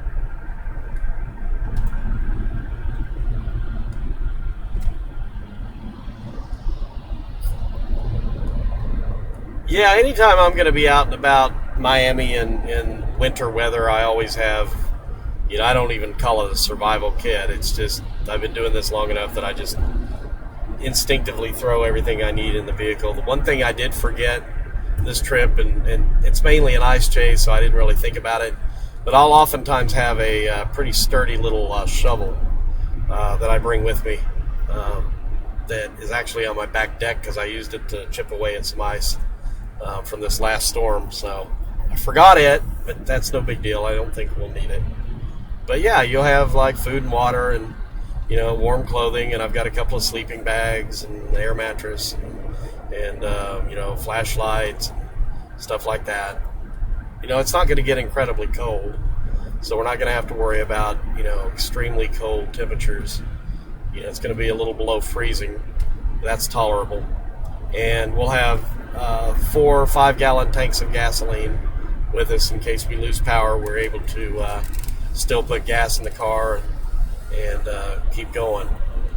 So yeah, it's always good to have a winter survival kit in your vehicle when you're going to be out and about driving quite a bit in the winter. You never know when you need it.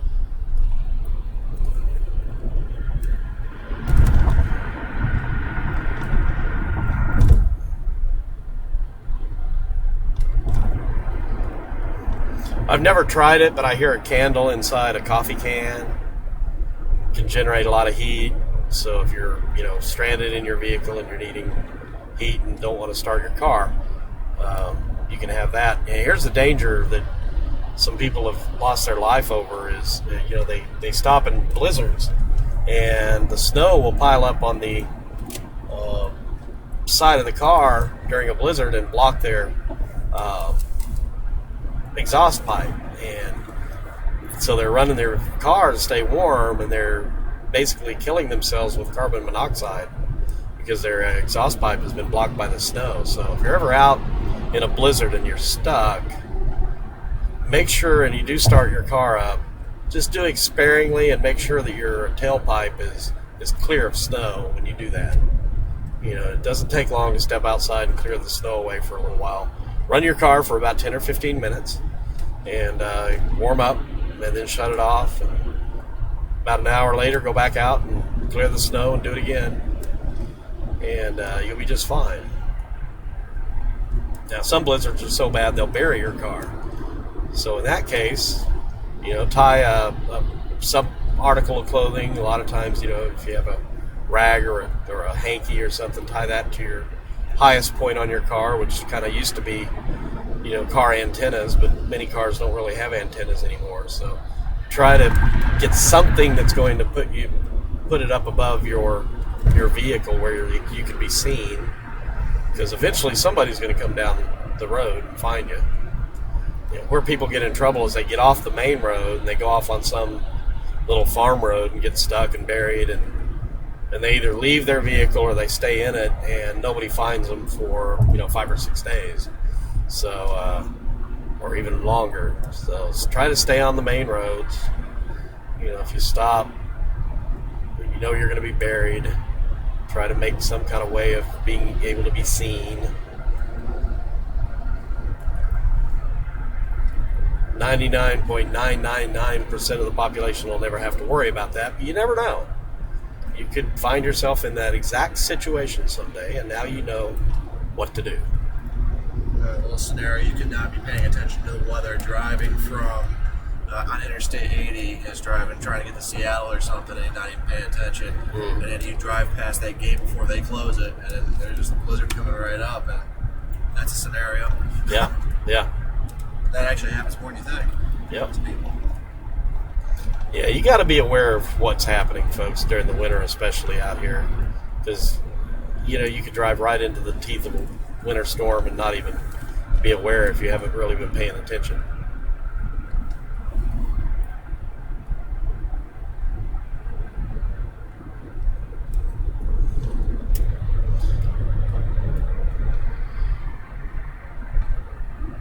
Well, on that day, I had plenty of water with me. Again, I went and worked all day. Our school was dumb and didn't let people out until about 2 o'clock in the afternoon, so I was already screwed when I left. But I did, knowing that I was likely going to get stuck somewhere, somehow, for a few hours at least.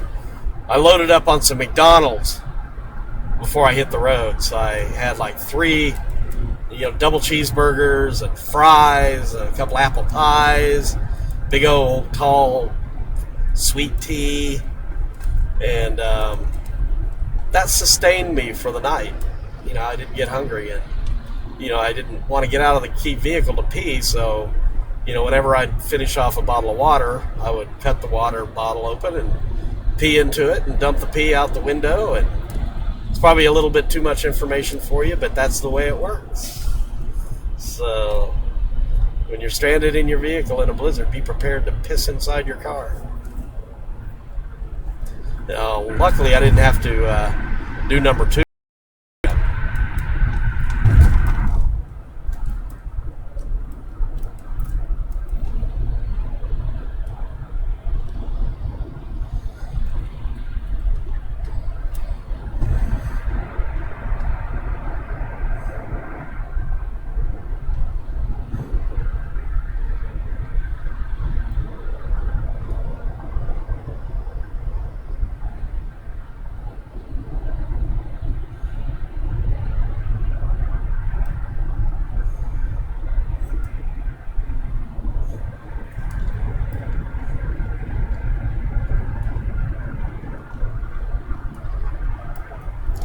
Yeah, well, you need to get one of those Shiwis.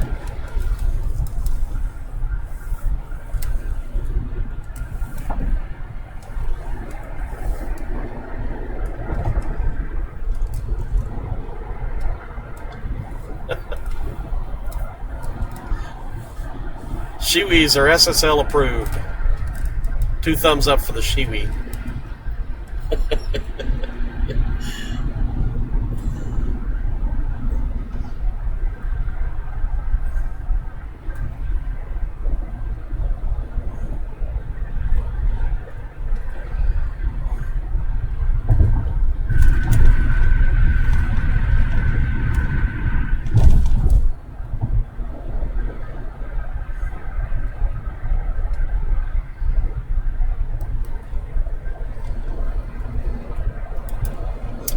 We are west of Little Rock, getting pretty close, if not right near Conway, Arkansas.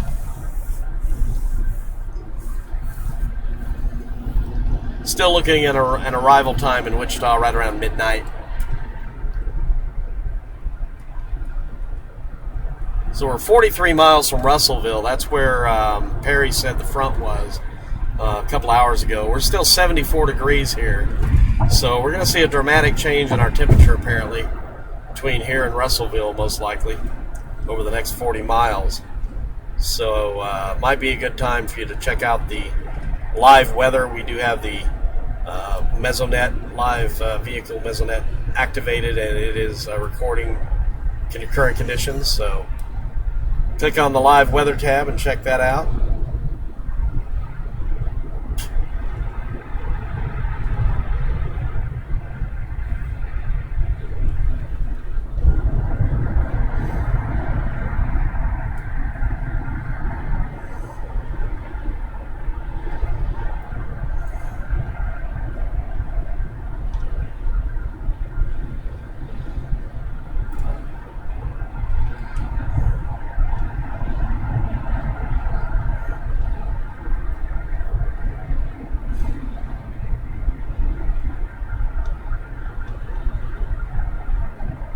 Well, right now the temperature is 74 Fahrenheit, according to my car thermometer.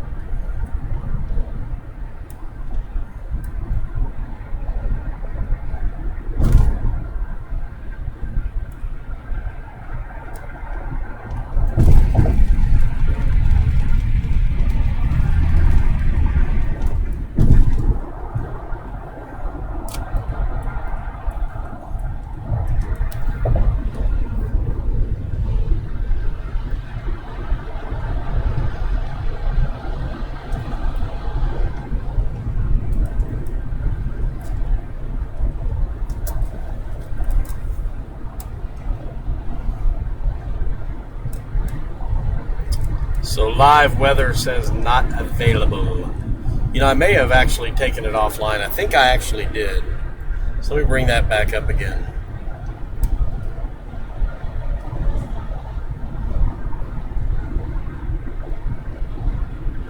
Yeah, it's downloading data now, so give it a couple of minutes. It'll be online so you guys can check the change in weather.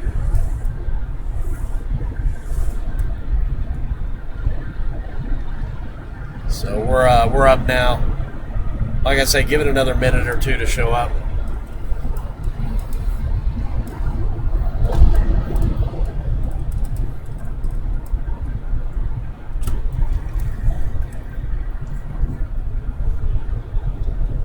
According to the weather station, the temperature is 72.7 degrees.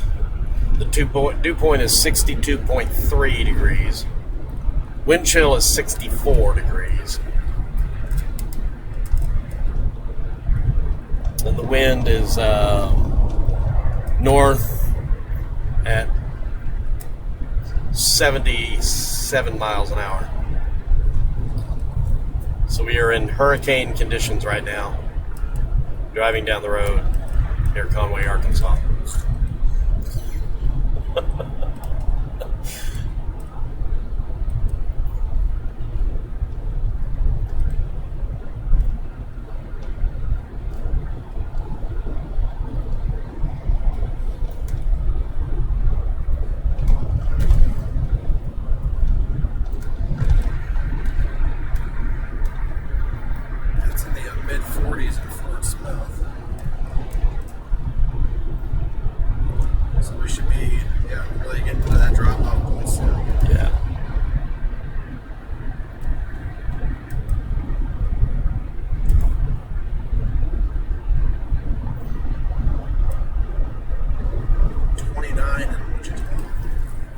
chilly.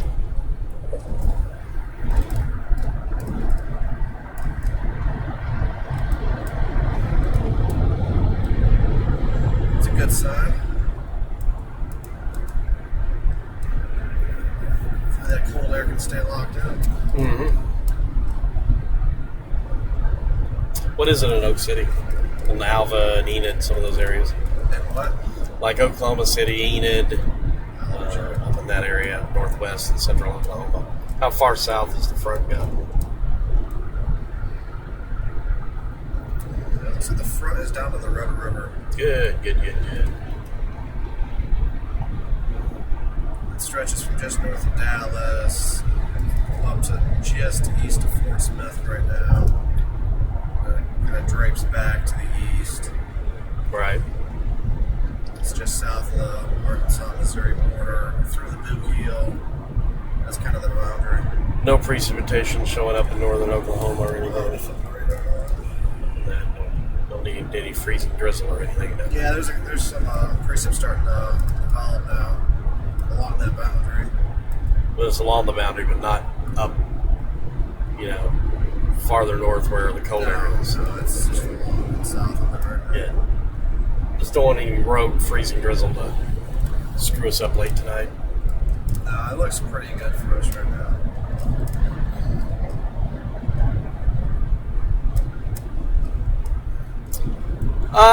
Nah, not really a storm ahead of us. Probably just some light rain. We're approaching the cold front.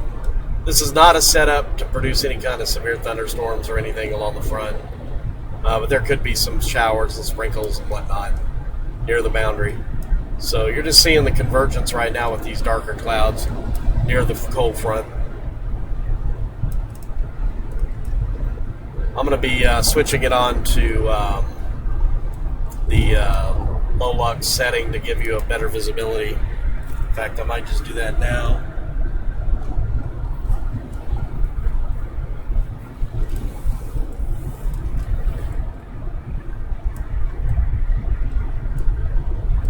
I might go live just a little bit earlier than build up traffic. But Yeah, it takes a while for people to kind of catch on. So you're going to start that now, or? yeah, I might. Okay. Yeah, folks, Don's going to start up the live here pretty early. So going over to storm mapping, share that, tell your friends that we're going to be going on live with an update. This will be the final one of the day. Then we're going to be shutting the stream down. So stay here on Stormscape Live, but also go over to Storm Mapping to check out the live. Again, he's going to have on his live on Storm Mapping, he'll have map analysis because he's got his laptop back there. So basically all I'm going to be talking about is kind of, what we have planned in terms of the drive for the next day or two and kind of our objectives there. He'll be kind of doing the meteorology. So if you're interested in that, definitely check out Storm Mapping on Facebook, like it, and we'll be live here and pretty much now for probably about the next 10 or 15 minutes we'll be talking about the weather.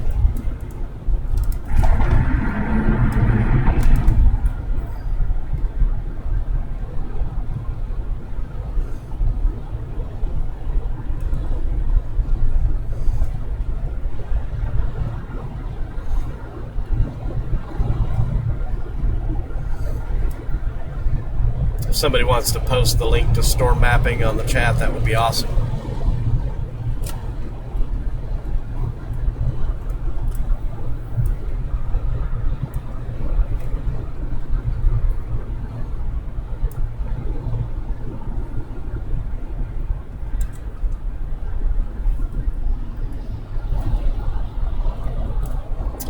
Miami, that was for Stormscape Live. Everybody's already there. We're talking about storm mapping. What's that? He posted a link to stormscapelive.tv. Oh, okay. So I was telling somebody to post a link to storm mapping. Thanks, Alexi. Appreciate that.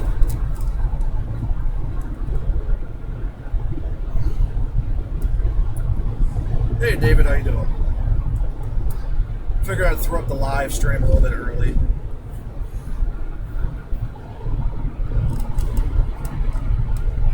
How far are we from Fort Smith? Oh, about. See, that temperature just dropped 4 degrees in the past 15 minutes. Oh, yeah, we're crossing the boundary then. Oh, yeah. Yeah. So we're about an hour from Fort Smith.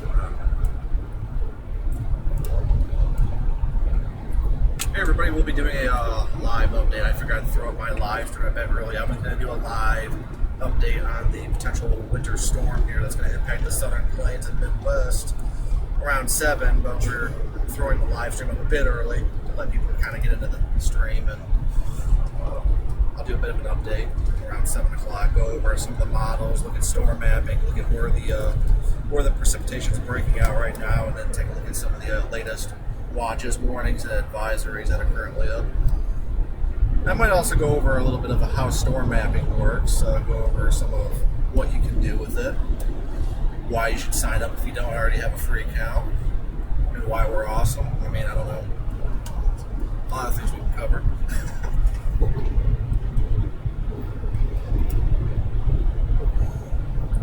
And what's really cool is we're going to be covering this all throughout the weekend. We're going to be covering this multiple different angles. We have 360 cameras, we have drones, we'll be doing multiple time lapses. So we're going to be covering this ice storm in many different ways, and we'll be posting that on our storm mapping Facebook page.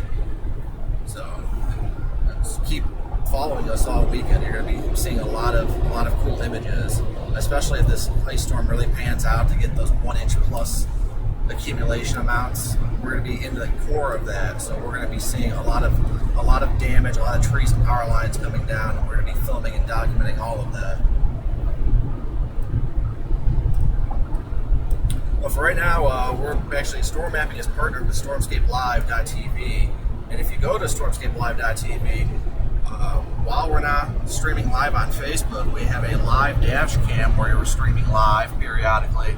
So you can see here is the setup here in the front, and we got our camera up there.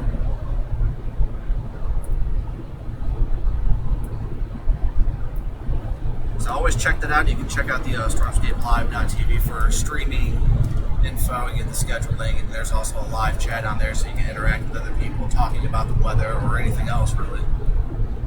So that's actually pretty neat.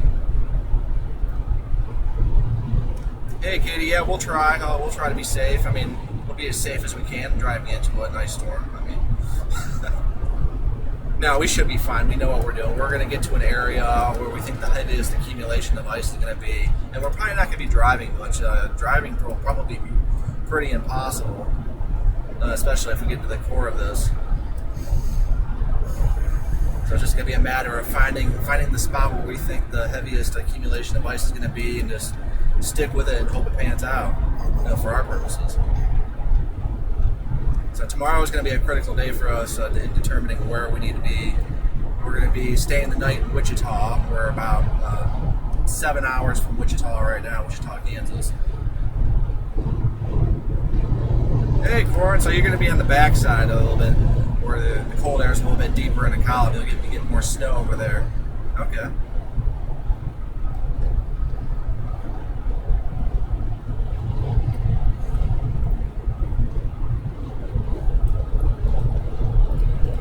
Go a little bit into storm mapping right now. I've already got it pulled up here. You can see, if you don't already have an account, you can go to stormmapping.com and just create a free account. You can see what I'm seeing right now.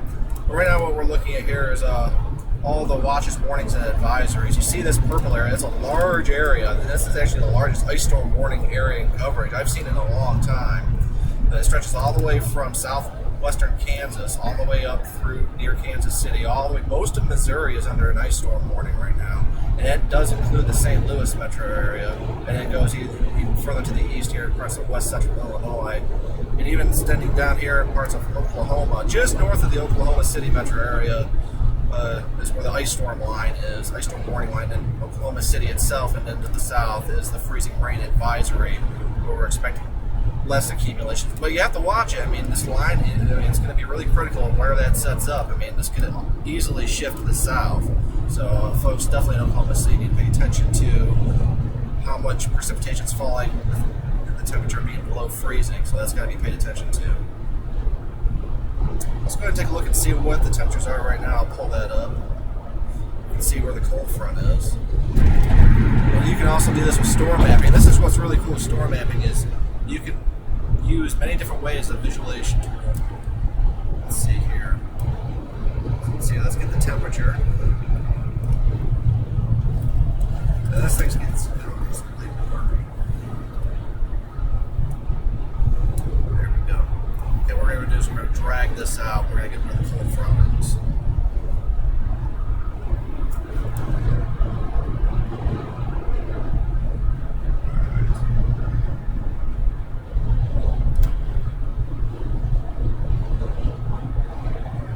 Tricky holding the phone up and controlling this at the same time. There we go. Let's drag this out a little bit more so we can get a better idea of what the temperatures are like in the warm sector. There we go.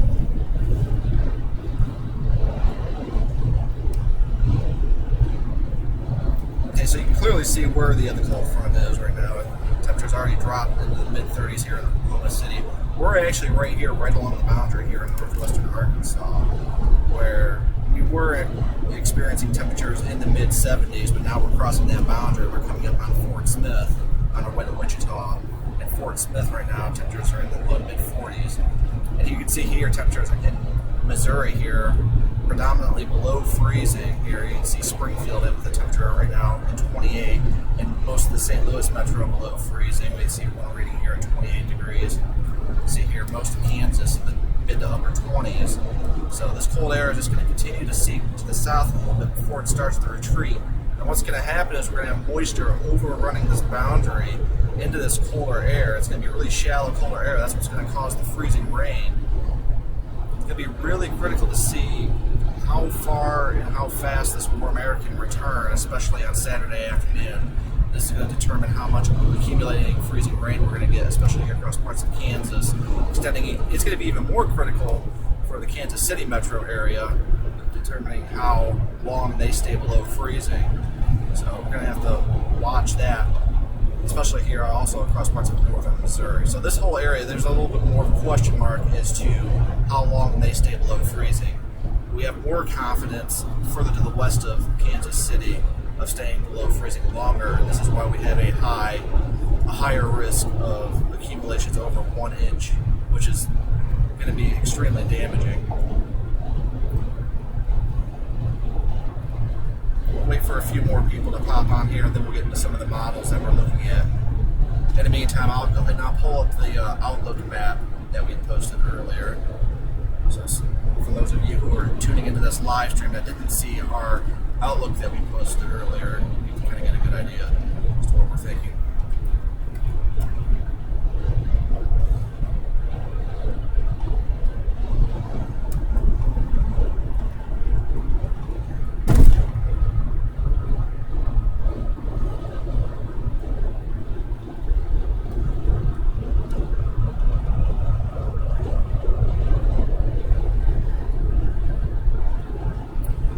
Here's the Outlook that we had posted about over an hour and a half ago. We posted this on our Storm Mapping Facebook page.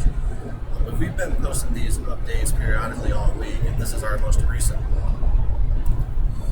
See here, we have our greatest impact area is going to be here from the northeastern panhandle of Texas, going through north central Oklahoma, through most of central Kansas, and we're keeping Kansas City just out of this highest impact area. There's still some question marks, like I said, how long areas in this area are going to stay below freezing Saturday, but there's still going to be significant impacts.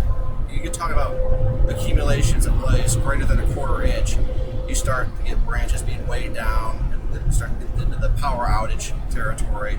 But we're talking about accumulations even around the Kansas City metro area approaching a 1/2 inch, potentially even 3/4 of an inch, and that's going to cause a lot of damage still. I mean, it's still going to be very impactful. Travel is going to be very hazardous. That's definitely probably going to have an impact on the game there on Sunday, so definitely going to be worth paying attention to that.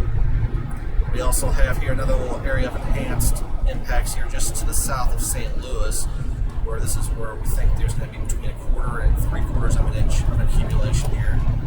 And this is going to start a little earlier. This is going to start primarily later on tonight and going through the daytime tomorrow. and then probably wrapping up early Saturday morning. And temperatures here are going to actually rise above freezing. So there's a couple different components to an ice storm. I mean, how long you're going to stay below freezing versus, there's a lot of different ways you can be impacted. You could have one location have 3/4 of an inch and rise to 40 degrees within a matter of hours after that, minimizing the impacts. While as another location, you could have the same amount of ice accumulation, 3/4 inch, but you can stay below freezing for 3 to 4 days. And then you start getting starting a wind gust that could really cause a lot more damage. And so that's some of the reasons why we have a higher impact here across parts of Kansas, is because these areas could stay below freezing for several days potentially after this storm. So that is a real concern here, especially for areas just west of Wichita over toward Dodge City, up toward Hays, Salina.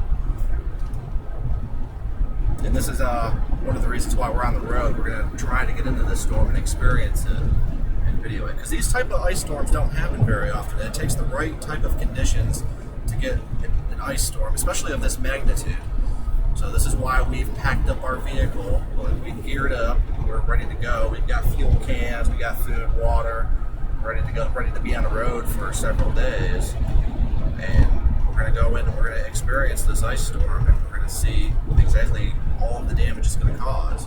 If this does verify, which we think it will, there's going to be quite a bit of damage, quite a bit of power outages, and it could last for days, even weeks, if this comes to its full potential. So if you're in this area, you should be preparing for these type of impacts. It's always better to be prepared than, you start to lose power thinking it wasn't going to happen, and then you're sitting there unprepared for days. That's when other people start panicking, go and try to get supplies, and supplies are short. I think you guys know the drill on that.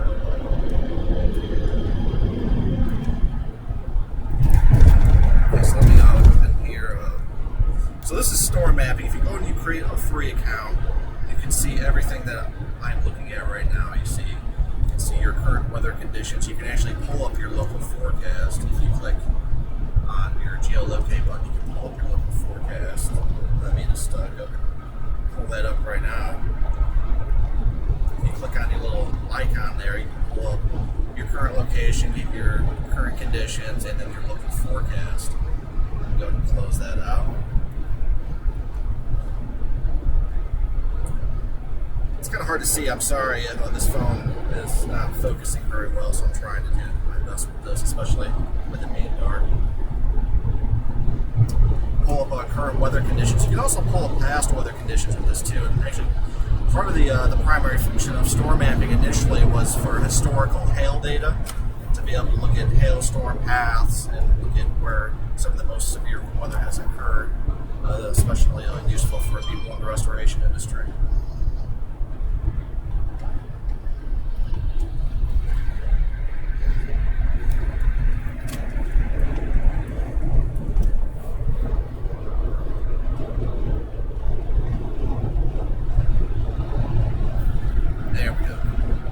Off the temperature layer again. For those of you who have just joined, this is the ice storm warning area in this purple area from southwest Kansas all the way over to St. Louis. Kansas City is in the mix, and Oklahoma City is just south of this. And then we have a large area that has a winter storm watch to the north, and that includes Omaha, Des Moines, Springfield, Illinois.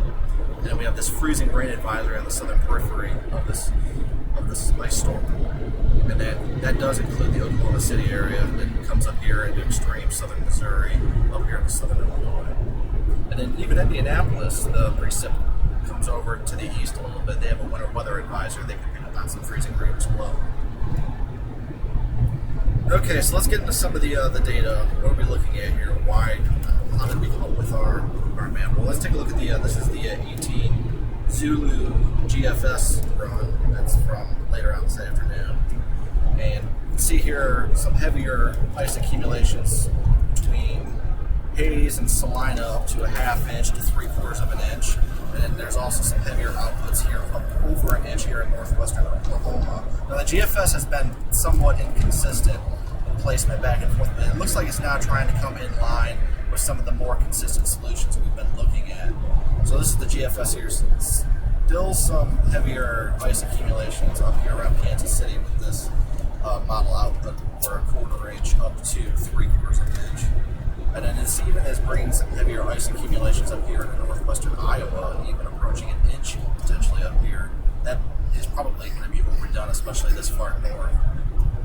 So that's a look at the GFS, the global forecast system. Now here is the crazy NAM, which is taking this storm and throwing steroids into it. You see this big purple bullseye here across the panhandle of Texas. This is northwestern Oklahoma, southern Kansas. I just show you this just to show you what some of the models are outputting here. We're talking right here with the Canadian model is putting out 2.5 inches here at Dodge City, nearly 2.25 inches here at South Central. That's Pratt, and then over 1.5 inches here at Wichita. Now this is more than likely overdone. However, we show this to you because it's just a way of gauging. So we throw this into our decision making when we're coming up with these forecasts. So we look at the Canadian, okay, this is probably overdone, but it isn't picking up on something. It's actually been picking up on these incredible amounts for the past several runs. So we have to consider it at least. And here is the NAM, one of the higher resolution models. And it's picking up on some heavier ice accumulations here. You know, it's shifting it a little further to the south here, but across central and southern Kansas, and then moving up here across northwestern Oklahoma. Again, there's another maximum. So we have a trend. We have a trend of this area being favored for heavier ice accumulations. So now that we've factored that in, and then we also have here in my significant risk that we put into our outlet earlier here, just south of St. Louis, we're thinking that there's going to be an area between 1/4 and 3/4 of an inch that is primarily from St. Louis south, and that's going to be early on, starting tonight, going through tomorrow afternoon and into Saturday morning before the temperatures rise above freezing in this area. And then part 2 of this event is here across parts of the southern plains, moving into parts of Kansas and moving even further to the north and east, and then overrunning into parts of northern Missouri. This is, I guess, what we call part 2 of the event later on, and there's still some question marks with this as to whether or not temperatures rise above freezing fast, or especially Kansas City and northern Missouri. This is where our biggest question mark is. Now, this area could move into our high-risk area tomorrow with our outlook if some of the models start to indicate that the freezing line will be shifted further to the south, allowing for more accumulating ice to occur in this area. Now, the last model we're going to look at is typically the more reliable, and in this case has been the most consistent. This is the European model, and this again is showing some rather interesting outputs here, especially here across parts of northwestern Oklahoma, southwestern Kansas. It has Dodge City here with over 1/2 inch of ice, even some outputs of over 2 inches of ice here across parts of central Kansas, with a corridor of heavier ice accumulations extending up here to parts of Kansas City. But you can see here how the heaviest ice accumulations can fall just short of the Kansas City metro area on a European solution. However, still 1/2 to 3/4 of an inch widespread Kansas City through northern Missouri. And you can see here with the European model also looking up on a consistent signal of just south of St. Louis, and a little heavier axis of higher ice accumulations. So overall, we throw all this, we look at all this model information, and then we've come up, I'll throw up our outlook again for those of you who just joined. So this is what we've come up with. Looking at all that model information, this is what we've come up with as our best guess for what we think is going to happen with this ice storm. We are very confident that this is going to be a very high impact ice storm for somebody, and this is our area right now where we're targeting. We're targeting right now south central Kansas, and we're actually en route to Wichita right now. And then tomorrow we're going to make an assessment as to where we go. Do we go east, do we go north, or do we go a little bit to the southwest? We'll make that decision tomorrow. And again, like I said, the Kansas City area and parts of northern Missouri, a big question mark on how long they're going to stay below freezing, and that could have a big impact on whether this high impact will move its way up further to the north and east. So we're really going to pay attention to that. All right, so that's pretty much all I got for right now. Again, I encourage you guys to check out stormscapelive.tv, because while we're not streaming live on the Facebook page, we have a live feed constantly going over there, stormscapelive.tv, with a live chat, so you can interact, ask us questions occasionally. We'll be popping it through there periodically, and then yeah, that's pretty much what we got. We're going to be trying to cover this ice storm in many different angles. We have drones, we have 360 cameras, we're going to be doing time lapses of trees bending down with the weight of the ice, and so we'll have a lot of content to show and share with you as this storm is evolving, and we'll also try to answer as many of your questions as possible. Be chasing with Mike Phelps, the original Mike Phelps. Yes. not that sleaze that you hear about all the time. Yeah, I'm the gold medal sinker. I'm not much of a swimmer, so yeah, I tend to sink in swimming pools, but I do pretty well with chasing, I think. And like Don mentioned, the models have been extremely consistent on this. But what I want to caution people about is even though the models can be very consistent and really scream ice storm or really dire situations, when you're dealing with ice like this, it's a razor thin edge. I mean, a difference of a degree or two, that's not much. And models consistently blow temperature forecasts.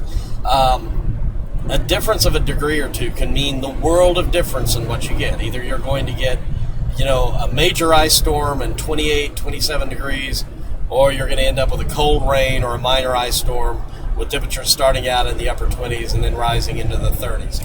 So what we're going to be doing really closely tomorrow, once we get to Wichita tonight, is really analyzing what the temperatures are going to do, how far south that front is, how it's expected the warm air to come back. Is it going to come back as fast as some models say, or as slow as other ones? So it's going to be real tricky tomorrow, trying to figure out exactly where to go, and that's our challenge. We have to stay ahead of this ice storm, or we're not going to be able to chase it and track it at all, because we'll be stuck. So we have to leave tomorrow before any precipitation begins, roll the dice, go to where we think the worst is going to happen, and then set up shop. And as Don mentioned, we won't be mobile for much longer. Once the ice really begins to accumulate, it's going to pile up so fast, and the roads are going to be so bad that we're pretty much going to be stuck where we are at Saturday. I think we're going to be there probably through Sunday and even into Monday. So it's critical that we make the right decision on where to go tomorrow. So that's kind of our challenge here later tonight, tomorrow morning, is trying to find out exactly where we need to go. And it's going to be interesting to see how this evolves. The models have been consistent. They've been fluctuating a little bit, but tomorrow is the day where we're really sampling the atmosphere that's going to be with us through the ice storm. Right now, it's just guesswork with the models. We don't really have that atmosphere in place that's going to exist during the ice storm. Tomorrow, we start getting that atmosphere in place, so it's going to be better sampled. We should have a much better idea of where to go. And Don mentioned stormscapelive.tv. Excellent resource for you to follow us live and ask questions. I know a lot of people are going to have questions and concerns about this storm. With our interactive chat, we'll be able to answer those questions for you and hopefully give you really good critical information to help keep you safe. I hope everybody is prepared for this. We've been talking about it for days. Preparedness is everything in these type of situations, and ice storms are as bad as it gets in terms of winter storm potential. You can have days, even weeks, in major ice storms where you don't have electricity. How are you going to handle that? Think about that. How are you going to handle not having electricity for 2 or 3 weeks? That's something that you never have to think about in this modern age. But in an ice storm, you do. And you need to keep that in the back of your mind. Do you need to leave if you're in the significant threat zone and go somewhere where you have relatives that are going to be out of that zone? You need to make those decisions. Are you on medications that you're going to need to have refilled? Do you use electricity for medical devices in your house that help keep you alive? Do you have friends and family members that use that sort of situation, that are in that situation? So there's a lot of thought and preparedness that needs to go into these major ice storms, and I really hope everybody has done that.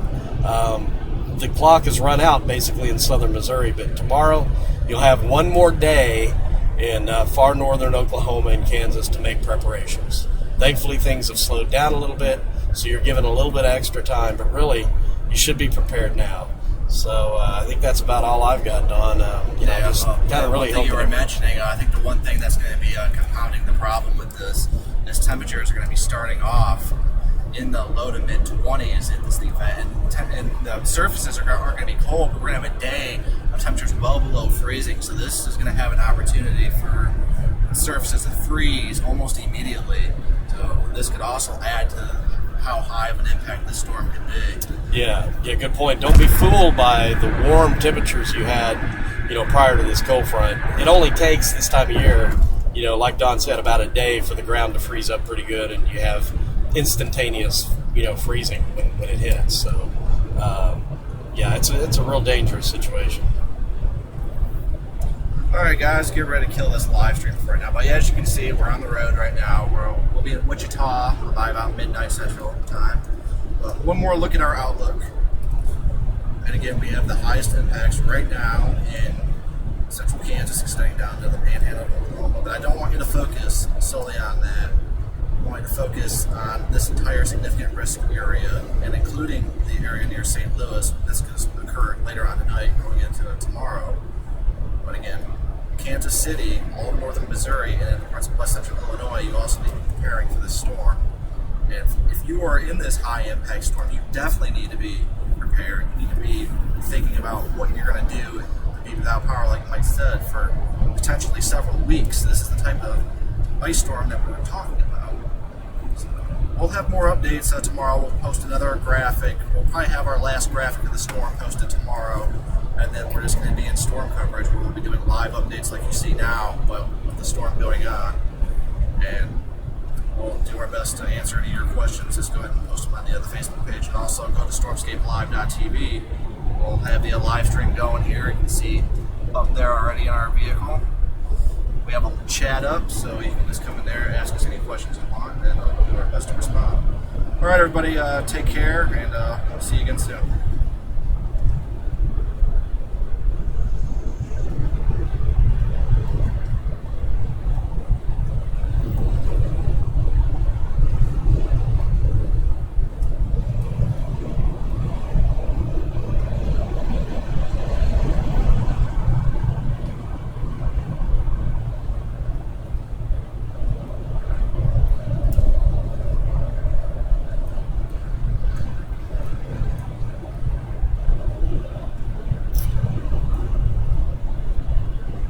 Everybody's thanking you. And What's that? everybody's thanking us for the information there, and thanking you especially. That was a very detailed and comprehensive report. That was good stuff. Yeah, I gotta get better at that though too. You're doing really well. I mean, you did a great job. I mean, it sounded like you've been doing TV or weather, or radio for 20 years. That sounded very smooth and professional.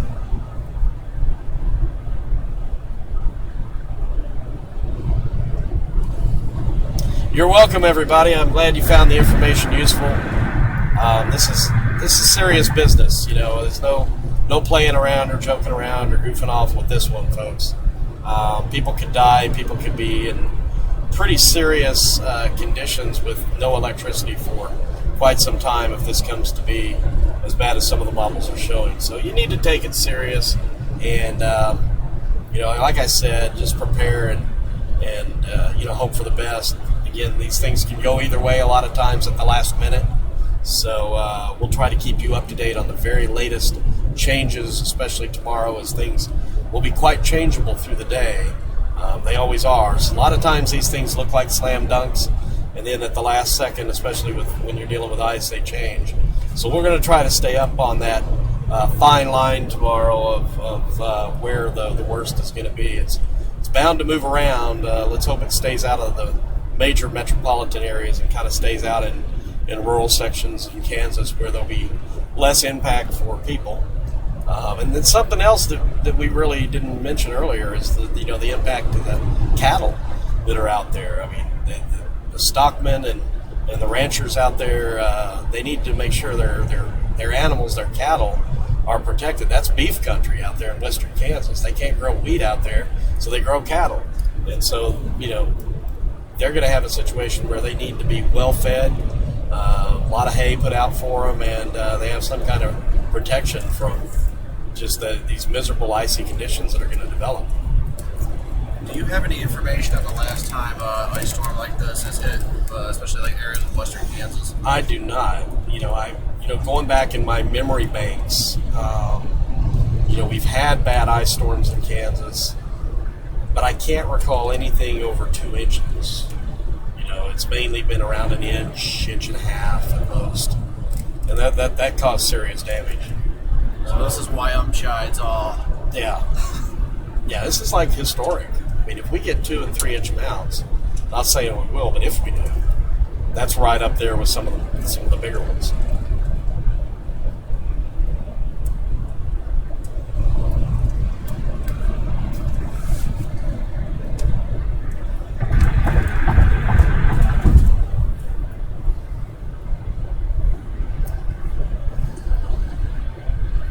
Find another way to do that live, like holding the camera up and then trying to control the computer at the same time. I can see how that can be a pain in the ass for you. You do that. Yeah.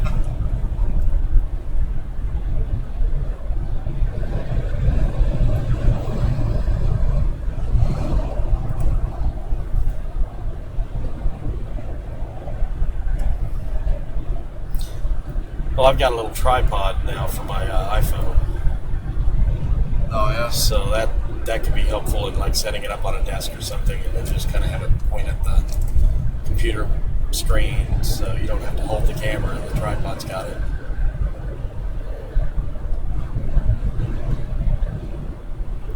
Still difficult in the car, but if you're static at like a motel room or something, you want to do a report, you get to put it on the little tripod. Oh, we're down to 55. Oh yeah. Temperature's dropping, folks. You might want to check out the live weather station tab. You click that on, you'll see the temperatures have dropped, about 20 degrees really in just the matter of the last hours. We've crossed this boundary. We're getting deeper and deeper into the Arctic air. And you can see how the edges of these boundaries, they're not real sharp. Sometimes it's not like an immediate drop-off. In this particular case, it's kind of a gradual, and that's even more, that leads to potential freezing rain even more when you have these gradual drop-offs. When they're real sharp, you oftentimes will get more sleet than freezing rain. So this is a very sloping cold front. I always had a friend at the Weather Channel who said, the cold front will pass your feet before it passes your head. That's because the cold air sinks and it spreads out. So the bottom of the cold front is a lot farther down the line than farther back to the west and deeper into the cold front. So it kind of is a big slope, and then the air rides up over the top of that and starts to rain, and in that very shallow part of the cold front, which in this case is going to be very wide. Usually it's a very thin line, only maybe 25 to 50 to 75 miles wide.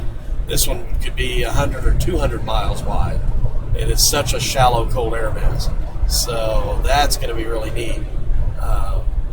We usually don't have these very large, widespread areas like this to get ice. It's usually a thin ribbon.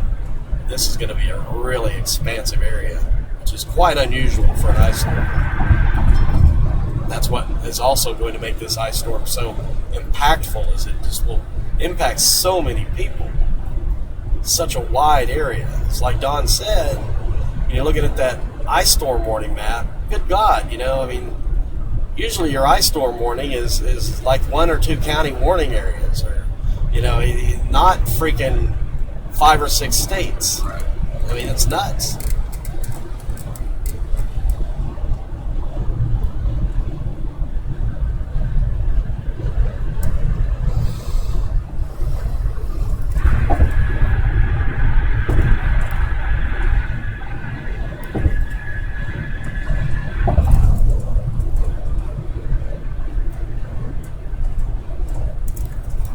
So NWS is showing that December 10th and 11th, 2007, devastating for all of Kansas. I think that was the ice storm that took out our tree in our backyard in Wichita. almost positive that was the one. And that one was devastating, but it was only an inch to, I think, an inch and a half, if I recall. I don't know what the Weather Service says totals were, but at least in Wichita, I think it was more like around an inch. And there were piles of tree limbs on the road into the spring that hadn't been picked up and taken away. It was quite devastating for the trees. And those trees out there are pretty solid trees. We're talking about cottonwood and American elm trees. Those are pretty solid trees, and these ice storms, it just take them right down. It's not like we have a bunch of flimsy pine trees. You know, they're very solid.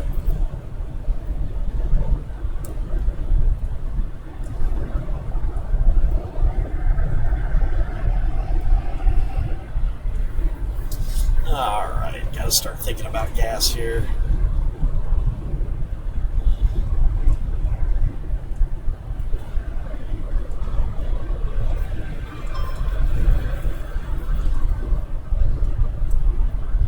Mark, you were in Wichita probably for that 2007 event there before Christmas.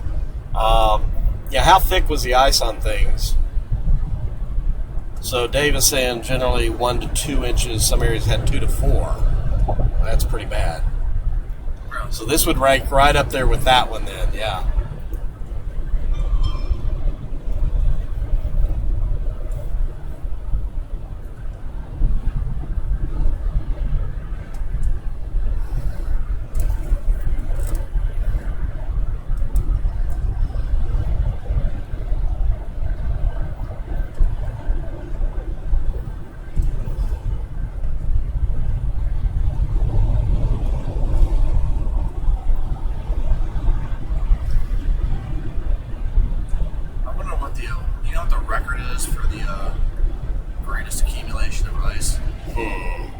No. It's got to be like something like stupid, like 10 inches. Probably, yeah. Probably in some foreign country. Right. Latvia or something.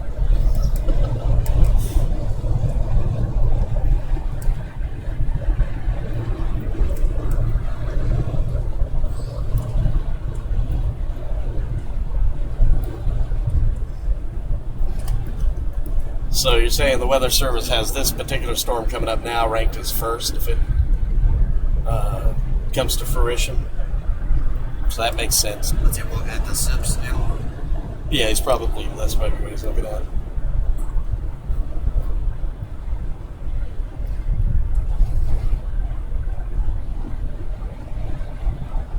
Yeah, I was looking at some of those a few days ago, and that's what kind of started raising the alarm.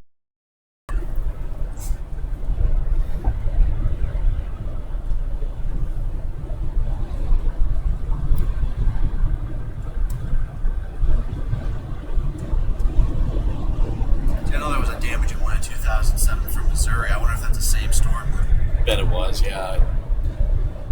Yeah, I don't really recall it that well. I remember, my parents saying that the tree was gone, and they didn't really say much more. And I know that there was a lot of debris, on the roadways, next to it piled up. People had raked up in their yards, but Mark is saying it was 3 or 4 inches. I don't really recall that. That seems a little extreme. Yeah, it may have been some sleet mixed in with that one too. So it could have been 3 or 4 with freezing rain and sleet.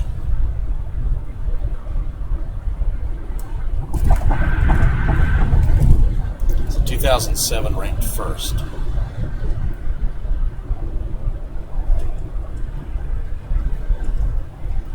That could be encouraging. Well, we'll see what happens here, folks. See if we challenge that 2007 first place ranking when all is said and done.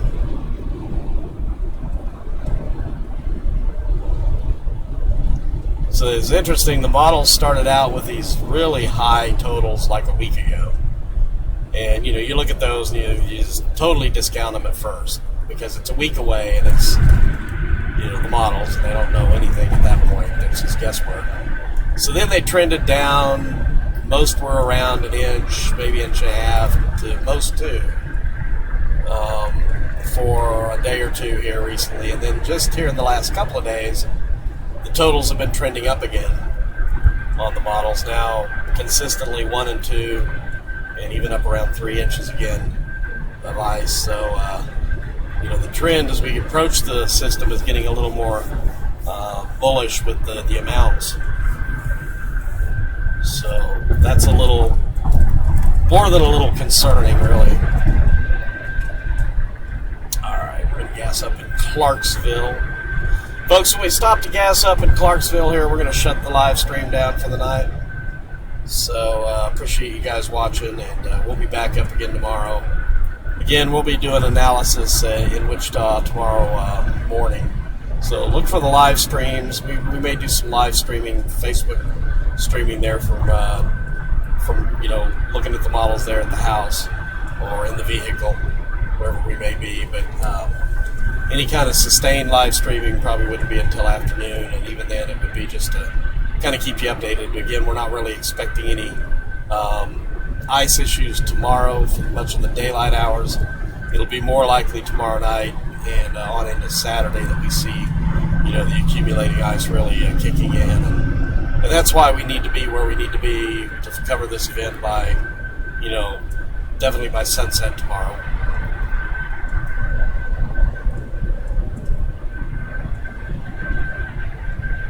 And then Saturday, Sunday, Monday, that's going to be, if we can get a live stream out, that's when you'll see most of the live streaming. Otherwise, we'll be taking video and pictures. And again, like Don mentioned in his live, we've got drones and 360 cameras. We'll be doing time lapse, all kinds of neat stuff to cover this event. We may even, basically just put a static camera in some small town that looks like it's going to get a lot of ice, and just do a lot of time lapse through that, for a day. Come back and retrieve the camera later. That might be something that we do in Pratt. So we've got a lot of ideas and thoughts, and hopefully we'll have some pretty interesting looks at this storm for you.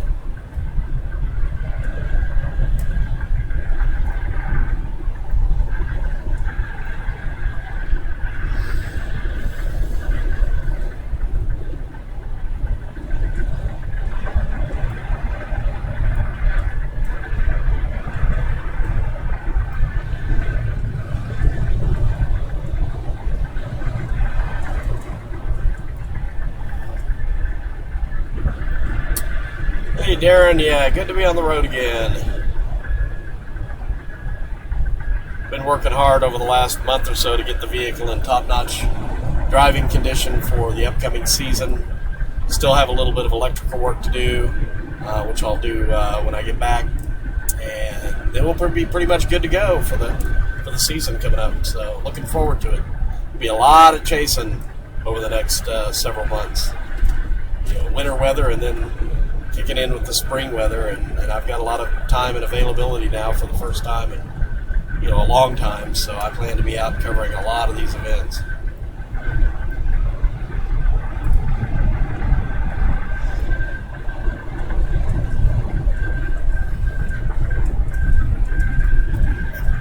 Sounds good, Steve. Yeah, it wouldn't be bad to maybe head up there and kind of get into a little bit of that ice, and then you're in good position because you can duck south and get out of it pretty quickly. And the warmer air will be surging in pretty quickly in southern Missouri. So you're in good shape there where you're at to kind of go up, check it out safely, and then hightail it back south, get the heck out of it, after you've had your fill. And then enjoy the warmth.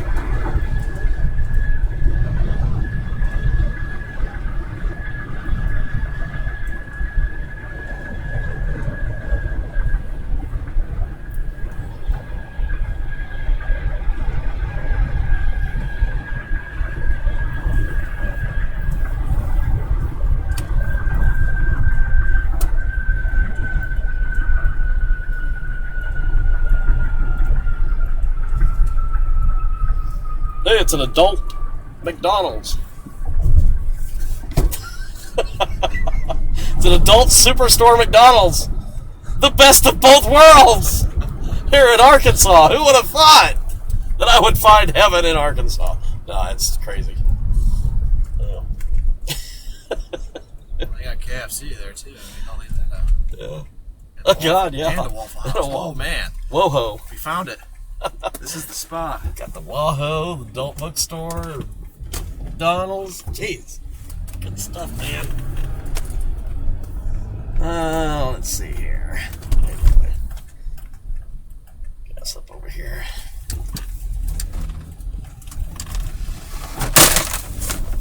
Sorry about that.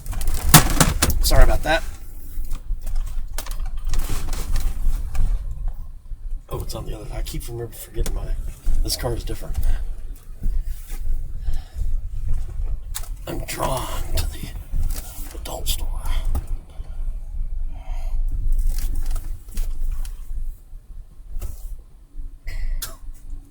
Okay. Alrighty.